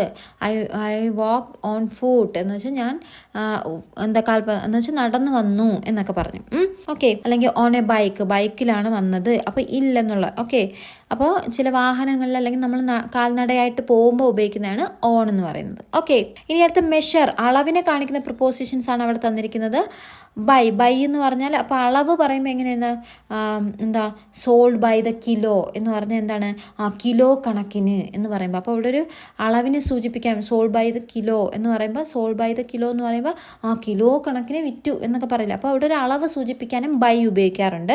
പിന്നെ ഓഫ് എന്ന് പറഞ്ഞാൽ ഇൻ്റെ എന്നുള്ളൊരർത്ഥത്തിൽ ഇവിടെ ഉപയോഗിക്കുക. അതായത് എ കപ്പ് ഓഫ് ടീ എന്ന് വെച്ചാൽ എന്താണ്, ഒരു കപ്പ് ചായ എന്നൊക്കെ പറയില്ലേ. അപ്പോൾ അവിടെ ഒരു ഓഫ് എന്ന് പറയുന്ന ആ അളവ് കാണിക്കുക. എ കപ്പ് ഓഫ് ടീ എന്ന് വെച്ചാൽ അളവ് കാണിക്കാൻ. അപ്പോൾ ഒരു കപ്പ് ചായ അളവ് കാണിക്കാൻ. ഇനി അറ്റ് എന്ന് പറഞ്ഞാൽ എന്താണ്, അറ്റ് $5 അല്ലെങ്കിൽ ₹5 എന്നൊക്കെ പറയില്ലേ. അപ്പോൾ എന്താ, നിരക്ക്, ഒരു റേറ്റ്, വില പറയാൻ. അപ്പോൾ എന്താണ്, ഒരു വാല്യൂ കാണിക്കാൻ വേണ്ടിയിട്ട് അറ്റ് ഉപയോഗിക്കാറുണ്ട്. അറ്റ് ₹5 എന്ന് പറയുമ്പോൾ 5 രൂപ നിരക്കിൽ എന്നൊക്കെ, അല്ലെങ്കിൽ 5 രൂപയ്ക്ക് എന്നൊക്കെ പറയില്ലേ. അടുത്ത പെർ എന്ന് പറഞ്ഞാൽ പെർ അവർ എന്ന് വെച്ചാൽ ഓരോന്നിനെ എടുത്ത അളവ്. പെർ അവർ എന്ന് വെച്ചാൽ ഒരു മണിക്കൂറിൽ, ഓരോ മണിക്കൂറിലും അപ്പോൾ അവിടെ ഓരോന്നിനും എന്നുള്ള ഒരു അർത്ഥം തരുന്ന അളവിന് പറയുന്നത്. ഓക്കെ, ഇനി അടുത്ത വിത്ത് എന്ന് പറയുമ്പോൾ എന്താണ്, പാക്ഡ് വിത്ത് കെയർ എന്ന് പറഞ്ഞാൽ ശ്രദ്ധയോടെ. അപ്പോൾ ചില അളവുകൾ ഉപയോഗിക്കുമ്പോൾ അത് ശ്രദ്ധയോടെ നമ്മൾ എടുക്കുന്നു എന്നുള്ളത്. അപ്പോൾ പാക്ഡ് വിത്ത് കെയർ എന്ന് വെച്ചാൽ ആ ശ്രദ്ധയോടെ പാക്ക് ചെയ്യുന്നു എന്നൊക്കെ പറയുന്നു. ഓക്കെ, അപ്പോൾ അതിനും ഈ അർത്ഥവും പ്രിപ്പോസിഷൻ ഉപയോഗിക്കുക. അടുത്ത മെറ്റീരിയൽസ്, അല്ലെങ്കിൽ ഒരു വസ്തുവോ അല്ലെങ്കിൽ എന്തെങ്കിലും ഉപയോഗിക്കുമ്പോൾ എങ്ങനെയാണ്, ഫ്രം എങ്ങനെയാണ് ഉപയോഗിക്കുന്നത്, വൈൻ ഫ്രം ഗ്രേപ്സ് എന്നൊക്കെ പറയില്ലേ. അപ്പോൾ എന്താ, ഒരു മെറ്റീരിയൽ നിന്ന് കിട്ടുമ്പോൾ, അതായത് എന്താണ്, വൈൻ ഫ്രം ഗ്രേപ്സ് എന്ന് വെച്ചാൽ ഗ്രേപ്സിൽ നിന്നും എന്ന്. അപ്പോൾ ഇൽ നിന്ന് എന്നുള്ള ഒരു അർത്ഥമാണ് ഫ്രം എന്ന് കിട്ടുന്നത്. ഓക്കെ, ഇനി വിത്ത് എന്ന് പറഞ്ഞാൽ ചേർത്തത് എന്നൊക്കെ ഉള്ള ഒരു അർത്ഥം. ഔട്ട് ഓഫ് എന്ന് വെച്ചാൽ ഇൽ നിന്നുള്ള, അല്ലെങ്കിൽ നിർമ്മിച്ചത് എന്നുള്ള അർത്ഥം തന്നെയാണ്. അടുത്ത് ഇൻ എന്ന് പറയുമ്പോഴും എന്താ, റിട്ടൺ ഇൻ ഇങ്ക്, മഷി കൊണ്ടെഴുതി. അപ്പോൾ ഒരു വസ്തു കൊണ്ടെഴുതിയത്, അപ്പോൾ ആ വസ്തുവിനെ സൂചിപ്പിക്കാൻ, മെറ്റീരിയലിനെ സൂചിപ്പിക്കാൻ. പിന്നെ of, chair made of wood, കണ്ടോ, തടി കൊണ്ടുണ്ടാക്കിയ ചെയർ. അപ്പോൾ അവിടെയും ഒരു മെറ്റീരിയലിനെ സൂചിപ്പിക്കാൻ വേണ്ടിയിട്ട് ഉപയോഗിക്കാം, അത് കൊണ്ടുണ്ടാക്കിയതെന്നുള്ളത്. ഓക്കെ, അപ്പോൾ ഇത്രയും പ്രിപ്പോസിഷൻസ് നിങ്ങൾ അർത്ഥം മനസ്സിലാക്കി വെച്ചിരിക്കണം. കാരണം എഡിറ്റിങ്ങിനൊക്കെ ഇത് നിങ്ങൾക്ക് വളരെ യൂസ്ഫുൾ ആയിരിക്കും. അപ്പോൾ അതിന് വേണ്ടിയിട്ടാണ് അവിടെ ആ ആക്ടിവിറ്റി കൊടുത്തിരിക്കുന്നത്. ഇനി നമുക്ക് ആക്ടിവിറ്റിയിലോട്ട് പോകാം. A preposition wheel is shown below illustrating some common prepositions and the categories they fall into. Beginning from the outer layer of the wall write a story. അപ്പോൾ ഔട്ടർ ലെയർ നമ്മൾ ആദ്യത്തെ അകത്തുള്ളതെല്ലാം പറഞ്ഞു, ഏതൊക്കെയാണ് പ്രിപ്പോസിഷൻ, ടൈമിനെ സൂചിപ്പിക്കുന്ന prepositions, അതെങ്ങനെയാണ് ഉപയോഗിക്കുന്നത്, അതിൻ്റെ അർത്ഥവും പറഞ്ഞു. ഇനി ബാക്കിൽ അത് വെച്ചിട്ട് നമ്മളൊരു സ്റ്റോറി എഴുതാനാണ് പറയുന്നത്. The first line of the story is given. അപ്പോൾ ആദ്യത്തെ കഥയുടെ ആദ്യത്തെ വരി തന്നിട്ടുണ്ട്. Make sure to choose at least one preposition from each category. അപ്പോൾ നമ്മൾ എന്താണ്, make sure to choose at least one preposition. അപ്പോൾ ഓരോ കാറ്റഗറിയിൽ നിന്ന് അറ്റ്ലീസ്റ്റ് ഒരു പ്രിപ്പോസിഷനെങ്കിലും ഉപയോഗിച്ച് വേണം കഥ എഴുതാനെന്നാണ് പറഞ്ഞത്. ഒന്നെങ്കിൽ വേണം. അപ്പോൾ നമുക്ക് നോക്കാം. അപ്പോൾ അവിടെ ടൈറ്റിൽ കൊടുക്കാൻ പോകുന്നു, കഥയുടെ ടൈറ്റിൽ. അപ്പോൾ അത് നമുക്ക് കഥ എന്താണെന്ന് നമുക്ക് അങ്ങോട്ട് നോക്കിയിട്ട് അവസാനം ടൈറ്റിൽ കൊടുക്കാം. അത് അവിടെ നിൽക്കട്ടെ. ഓക്കെ, അപ്പോൾ നമുക്ക് കഥയുടെ ഫസ്റ്റ് സെൻറ്റൻസ് എന്താണ്, days after Foofie's death Trevor was on his lonely evening walk suddenly. അപ്പോൾ ഇത് നമ്മുടെ ഫൂഫി എന്ന് പറഞ്ഞ ആ കഥയുടെ കുറച്ച് ഭാഗമാണ്. അപ്പോൾ ഡേയ്സ് ആഫ്റ്റർ, കണ്ടോ, ആഫ്റ്റർ എന്ന് വെച്ചാൽ ശേഷം, അപ്പോൾ സമയത്തെ സൂചിപ്പിക്കാൻ വേണ്ടിയിട്ടുള്ളൊരു പ്രിപ്പോസിഷൻ ആണ്. Okay, days after Foofie's death. അപ്പോൾ ഫൂഫി മരിച്ച് കുറച്ച് ദിവസങ്ങൾക്ക് ശേഷം Trevor was on his lonely evening walk. അപ്പോൾ എന്താണ്, ട്രെവർ അവൻ്റെ ഏകാന്തമായ നടത്തത്തിലായിരുന്നു. അപ്പോൾ അവിടെ ഈ സമയം സൂചിപ്പിക്കുന്നു. സഡൻലി, പെട്ടെന്ന് എന്തോ സംഭവിച്ചു. അടുത്ത വരി നമ്മളോട് എഴുതാൻ പറയാണ്. അവിടെ നമ്മൾ പ്ലേസിനെ സൂചിപ്പിക്കുന്ന ഈ പ്രിപ്പോസിഷനിൽ ഏതെങ്കിലും എടുത്തെഴുതാം. അപ്പോൾ നമുക്ക് എങ്ങനെ എഴുതാം, സഡൻലി, പെട്ടെന്ന്. He so A small puppy under, കണ്ടോ, അവിടെ പ്രിപ്പോസിഷൻ ഉപയോഗിച്ചു. അണ്ടർ എ ട്രീ, നിയർ, അടുത്ത്. അപ്പോൾ രണ്ട് പ്രിപ്പോസിഷൻ നമ്മൾ ഉപയോഗിച്ചു. അപ്പോൾ ഹി സോ, അദ്ദേഹം കണ്ടു, എ സ്മോൾ പപ്പി, ഒരു ചെറിയ പട്ടിക്കുട്ടീനെ. അണ്ടർ, അവിടെ കണ്ടോ, അപ്പോൾ അവിടെ പ്ലേസിനെ സൂചിപ്പിക്കുക. ഏത് പ്ലേസ്, അടിയിൽ. എ ട്രീ, അപ്പോൾ ഒരു മരത്തിൻ്റെ അടിയിൽ, ഒരു മരത്തിൻ്റെ കീഴിൽ. എവിടെ, നിയർ ഹിസ് ഹൗസ്, അപ്പോൾ അവിടെയും ഒരു പ്രിപ്പോസിഷൻ ഉപയോഗിച്ചു. നിയർ, അടുത്ത്, അപ്പോൾ സ്ഥലം പറയാൻ, വീടിൻ്റെ അടുത്ത്. അപ്പോൾ നിയർ, അതും ഒരു പ്രിപ്പോസിഷൻ. ഓക്കെ, ഇനി അടുത്തെന്താണ്, അങ്ങനെ പറഞ്ഞു. അപ്പോൾ രണ്ട് പ്രിപ്പോസിഷൻ ഉൾക്കൊള്ളിച്ച് നമ്മൾ എഴുതിയിട്ടുണ്ട്. അടുത്ത മൂന്നാമത്തെ സെൻറ്റൻസ് എന്തെഴുതാം, നമുക്ക് ഇഷ്ടമുള്ള രീതിയിൽ എഴുതാം. ഓക്കെ, കഥ, പക്ഷേ നമ്മൾ ഈ പ്രിപ്പോസിഷനെ ഉൾക്കൊള്ളിക്കണം. അപ്പോൾ മൂന്നാമത്തെ പ്രിപ്പോസിഷൻ ഡയറക്ഷൻ, അപ്പോൾ ദിശയെ കാണിച്ചുകൊണ്ടുള്ള ഒരു പ്രിപ്പോസിഷൻ വേണം. നമുക്ക് എങ്ങനെ എഴുതാം, ദ പപ്പി റാൻ ടുവേർഡ്സ്, കണ്ടോ, അപ്പോൾ ആ പപ്പി റാൻ, ഓടി വന്നു, ടുവേർഡ്സ്, നേർക്ക്. നമ്മൾ നേരത്തെ പഠിച്ചു ആ വാക്കിൻ്റെ അർത്ഥം, പ്രിപ്പോസിഷൻ്റെ അർത്ഥം കിട്ടിയാലേ ഇത് കംപ്ലീറ്റ് ചെയ്യാൻ പറ്റും. അപ്പോൾ ടുവേർഡ്സ്, നേർക്ക്. അപ്പോൾ ആ പട്ടിക്കുട്ടി ഓടി അവൻ്റെ നേർക്ക്, ഹിം, അവൻ്റെ നേർക്ക്. And jumped into his, കണ്ടോ അവൻ്റെ കൈകളിലേക്ക്, ലേക്ക് എന്നുള്ള അർത്ഥം തരാൻ ആ ഏത് പ്രിപ്പോസിഷൻ ഉപയോഗിച്ചു? Into his arms. ഓക്കെ, ഇനി അടുത്തെന്താണ്? റീസണെ സൂചിപ്പിക്കുന്ന പ്രിപ്പോസിഷൻ വെച്ച് വേണം സെൻറ്റൻസ് എഴുതാം. അപ്പോൾ എങ്ങനെ എഴുതാം? It was shivering. അപ്പോൾ റീസൺ, കാരണം പറയണം. അപ്പോൾ അത് നല്ല വിറയ്ക്കുന്നുണ്ടായിരുന്നു. അപ്പോൾ കാരണം പറയാൻ എന്താ? നമുക്ക് ബിക്കോസ് ഓഫ്, ആദ്യത്തെ അതെടുത്ത് എഴുതാം. ബിക്കോസ് ഓഫ്, എന്തുകൊണ്ട്? കാരണം ഓഫ് ദ കോൾഡ് വിൻഡ്, തണുത്ത കാറ്റ് കാരണം അത് വിറയ്ക്കുന്നുണ്ടായിരുന്നു. അപ്പോൾ പ്രിപ്പോസിഷൻ വെച്ച് സെൻറ്റൻസ് എഴുതി. അടുത്തെന്താണ്? മീൻസ്, അതിൻ്റെ മാർഗങ്ങൾ വെച്ചിട്ടാണ് എഴുതേണ്ടത്. അപ്പോൾ അത് എങ്ങനെ സെൻറ്റൻസ് എഴുതാം? അതിൻ്റെ പ്രിപ്പോസിഷൻ ചേർത്ത് Trevor gently carried it home dash both hands. അപ്പോൾ കണ്ടോ അവിടെ വിത്ത് എന്നുള്ള പ്രിപ്പോസിഷൻ ഉപയോഗിക്കുക. അപ്പോൾ എന്താണ്? ട്രെവർ പതുക്കെ ക്യാരിഡ് ഇറ്റ്, അതിനെ എടുത്തു, ക്യാരിഡ് വഹിച്ചു കൊണ്ടുപോയി, it home with both hands, 2 കൈകളും കൊണ്ട്. അപ്പോൾ ഏത് മാർഗമാണ്? കൈകളിലാണ് കൊണ്ടുപോയത്. അപ്പോൾ വിത്ത് ബോത്ത് ഹാൻഡ്സ് എന്ന് പറഞ്ഞ് അങ്ങനെ എഴുതാം. ഓക്കെ, ഇനി അടുത്ത മെഷർ, അളവിനെ സൂചിപ്പിക്കുന്ന. അപ്പോൾ ഇനി അടുത്ത അളവ് പറയുന്ന രീതിയിലുള്ള പ്രിപ്പോസിഷൻസ് ഉപയോഗിക്കാം. അപ്പോൾ എങ്ങനെ എഴുതാം? He fed the puppy. അപ്പോൾ അവൻ എന്ത് ചെയ്തു? പപ്പിക്ക് വീട്ടിൽ കൊണ്ടുപോയി പപ്പിക്ക് ഭക്ഷണം കൊടുക്കുക. അപ്പോൾ അളവ് പറയണം. എ ബൗൾ ഓഫ്, കണ്ടോ, A bowl of warm milk. അപ്പോൾ ബൗൾ ഓഫ്, നേരത്തെ എ കപ്പ് ഓഫ് ടീ എന്ന് പറഞ്ഞ പോലെ ഇവിടെ എ ബൗൾ ഓഫ്. അപ്പോൾ അളവിനെ കാണിക്കാൻ വേണ്ടി നമ്മളിവിടെ ഓഫ് എന്ന് പറഞ്ഞ പ്രിപ്പോസിഷൻ ഉപയോഗിച്ചു. A bowl of warm milk, ചൂടുള്ള പാല്. ബൈ ദ ഫയർ, കണ്ടോ അവിടെ ഒരു ബൈ ദ ഫയർ എന്ന് വെച്ചാൽ തീ കൊണ്ടെന്നല്ല, ആ അടുപ്പിനടുത്ത് വെച്ച്. അപ്പോൾ അവിടെയും ഒരു ആ അളവ് കാണിക്കാൻ വേണ്ടി. ഓക്കെ, ഇനി അടുത്ത അവസാനം എന്താ? മെറ്റീരിയലിനെ സൂചിപ്പിക്കുന്ന പ്രിപ്പോസിഷനാണ് എഴുതേണ്ടത്. അപ്പോൾ അതെങ്ങനെ എഴുതാം? The puppy was made of. അപ്പോൾ ഓഫ്, അവിടെ നമ്മൾ മെറ്റീരിയലിനെ സൂചിപ്പിക്കുമ്പോൾ ഓഫ് ഉപയോഗിക്കും എന്ന് പറഞ്ഞു അല്ലേ? Of pure Joy. അപ്പോൾ എന്ത് മെറ്റീരിയൽ കൊണ്ടാണ് ഉണ്ടായിരിക്കുന്നത്? എന്താണ്? പ്യുവർ, ശുദ്ധമായ, അതായത് നിഷ്കളങ്കമായ ആ യഥാർത്ഥമായ സ്നേഹം കൊണ്ടാണ് ആ പട്ടി ഉണ്ടാക്കിയിരിക്കുന്നത്, പപ്പി ഉണ്ടായിരിക്കുന്നത്. And comforted Trevor's sad heart. അങ്ങനെ ഈ ട്രെവർ ദുഃഖിതനായിരുന്ന, ആ ഫൂഫി പോയ വിഷമത്തിലിരുന്ന ആ ദുഃഖിതനായ ട്രെവറിൻ്റെ ഹാർട്ടിനെ ആശ്വസിപ്പിച്ചു എന്ന് പറഞ്ഞത്. അപ്പോൾ ഇതിനകത്ത് നമ്മൾ ഈ സ്റ്റോറിയിൽ നമ്മൾ എല്ലാ പ്രിപ്പോസിഷൻസ് അറ്റ്ലീസ്റ്റ് 1 വീതമൊക്കെ എഴുതിയിട്ടുണ്ട്. അപ്പോൾ ഇത്തരത്തിൽ നമുക്ക് എഴുതാം. ഓക്കെ, അപ്പോൾ പരീക്ഷയ്ക്ക് ഇതുപോലെ ഇങ്ങനെ വരണമെന്നില്ല. പക്ഷെ നമ്മൾ പഠിക്കേണ്ടത് എഡിറ്റിങ്ങിലൊക്കെ ഇത് ഉപയോഗിക്കാൻ, ഇതിൻ്റെ അർത്ഥം നന്നായിട്ട് മനസ്സിലാക്കി പഠിക്കുക, എവിടെ എപ്പോൾ എങ്ങനെ ഉപയോഗിക്കുന്നു എന്ന് മനസ്സിലാക്കി പഠിക്കുക. ഓക്കെ, അപ്പോൾ ഇത്രയും കഥ എഴുതുക. എന്നിട്ട് നമ്മൾ ടൈറ്റിൽ കൊടുക്കുക. അവിടെ നമ്മൾ നേരത്തെ പറഞ്ഞ അവസാനം കൊടുക്കുക. അപ്പോൾ ഈ കഥ അനുസരിച്ച് നമുക്കൊരു പുതിയ ഫ്രണ്ടിനെ കിട്ടിയതാണ്. അപ്പോൾ നമുക്ക് എ ന്യൂ ഫ്രണ്ട് എന്ന് പറഞ്ഞൊരു ടൈറ്റിൽ കൊടുക്കുക, അല്ലെങ്കിൽ നിങ്ങൾക്ക് ഇഷ്ടമുള്ള ടൈറ്റിൽ കൊടുക്കാം. ഓക്കെ, അപ്പോൾ ഇത്രയാണ് നമ്മുടെ ടെക്സ്റ്റ് ബുക്കിലെ ആക്ടിവിറ്റി. ഇനി താഴെ കൊടുത്തിരിക്കുന്ന ഒരു പ്രോജക്റ്റാണ്. അത് ക്ലാസ്സിൽ ടീച്ചേഴ്സ് ചെയ്യിപ്പിക്കുമായിരിക്കും. പ്രോജക്റ്റാണ്, അത് എക്സാമിന് അത്ര ഇമ്പോർട്ടൻ്റ് അല്ല. ഓക്കെ, അത് ക്ലാസ്സിൽ ചെയ്യിപ്പിക്കും. പ്രോജക്റ്റാണ് അവിടെ കൊടുത്തിരിക്കുന്നത്. പിന്നെ അത് കഴിഞ്ഞ് കുറച്ച് അതിൻ്റെ താഴത്ത് കുറച്ച് നിഘണ്ടു പോലെ വാക്കുകളും മീനിങ്ങും കൊടുത്തിട്ടുണ്ട്. അപ്പോൾ അത് നിങ്ങൾ പഠിച്ചു വെക്കുക. കാരണം നമ്മുടെ ലാംഗ്വേജ് എപ്പോഴും പഠിക്കുമ്പോൾ വാക്കുകളുടെ അർത്ഥം മനസ്സിലാക്കി വെക്കുക. കാരണം ഞാൻ എപ്പോഴും പറയുന്നു, language paper English, Hindi, Malayalam ഇതൊക്കെ നമ്മളൊരു ക്വസ്റ്റ്യൻ കാണാതെ പോയി പഠിച്ച് എഴുതാമെന്ന് വിചാരിക്കേണ്ട. സന്ദർഭങ്ങൾ അവർ മാറ്റിത്തരും. അവരളക്കുന്നത് നമുക്ക് എത്രത്തോളം ഇംഗ്ലീഷ് അറിയാം, ലാംഗ്വേജ് അറിയാം, നമുക്ക് എങ്ങനെ എഴുതി ഫലിപ്പിക്കാൻ പറ്റുമെന്നാണ്. അപ്പോൾ നമുക്ക് ഇതൊക്കെ ഇംഗ്ലീഷിൽ എഴുതി ഫലിപ്പിക്കണമെങ്കിൽ നമുക്ക് ഒരുപാട് വാക്കുകൾ വേണം. വാക്കുകൾ അതിൻ്റെ അർത്ഥം മനസ്സിലാക്കിയാലേ നമുക്ക് വാക്കുകൾ സ്വന്തമായിട്ട് എഴുതി ഫലിപ്പിക്കാൻ പറ്റും. അപ്പോൾ നിങ്ങളിപ്പോൾ പഠിക്കുമ്പോൾ സ്വന്തമായിട്ട് കുറേ വാക്കുകൾ, മാക്സിമം വാക്കുകൾ, ഇംഗ്ലീഷ് വാക്കുകൾ പഠിച്ചു വെച്ചിട്ട് സ്വന്തമായിട്ട് എഴുതാൻ പരിശീലിക്കുക. അപ്പോൾ ഇതിനകത്തുനിന്ന് ഈ പ്രിപ്പോസിഷൻ ഇമ്പോർട്ടൻ്റ് ആണ്. പിന്നെ അതിന് മുന്നേ പറഞ്ഞ പ്രോംപ്റ്റ് എഴുതാനും പഠിച്ചു വെക്കണം. പിന്നെ അതിന് മുന്നേ പറഞ്ഞ ഇതിനകത്തുള്ള നമ്മൾ എപ്പോഴും ടെക്സ്റ്റ് ബുക്കിലെ ആക്ടിവിറ്റീസ് മസ്റ്റായിട്ട് പഠിച്ചിരിക്കണം. ഓക്കെ, അപ്പോൾ ഇത്രയാണ് ഈ ചാപ്റ്ററിലെ ആക്ടിവിറ്റീസ്. അപ്പോൾ ഇത് ഇച്ചിരി ലെങ്തിയാണ് എനിക്കറിയാം, പക്ഷേ എന്നിരുന്നാലും ഫുൾ കണ്ടന്റ് ഞാൻ ഉൾക്കൊള്ളിച്ചിട്ടുണ്ട്. നിങ്ങളുടെ എക്സാം മോഡലിൽ നിങ്ങളിത് ഒന്നും എഴുതാൻ പറ്റാതെ പോകരുത് എന്ന് കരുതിയാണ് ഞാൻ ഇത്രയും ലെങ്തി ആയിട്ട് ഡീറ്റെയിൽ ആയിട്ട് പറഞ്ഞു തരുന്നത്. ഓക്കെ, അപ്പോൾ ഇത്രയാണ് നമ്മുടെ ആൻ ഏഞ്ചൽ ഇൻ ഡിസ്ഗൈസ് എന്ന് പറഞ്ഞ ചാപ്റ്ററിന്റെ ആക്ടിവിറ്റീസ്. അപ്പോൾ നിങ്ങൾക്ക് ഈ വീഡിയോ ഇഷ്ടമായിട്ടുണ്ടെങ്കിൽ വീഡിയോ ലൈക്ക് ചെയ്യാനും ചാനൽ സബ്സ്ക്രൈബ് ചെയ്യാനും പിന്നെ നിങ്ങളുടെ വിലയേറിയ അഭിപ്രായങ്ങൾ കമന്റായിട്ട് രേഖപ്പെടുത്താനും മറക്കണ്ട. അപ്പോൾ അടുത്ത വീഡിയോയിൽ വീണ്ടും കാണുന്നവരേക്കും this is me Deepa Jarvi signing of.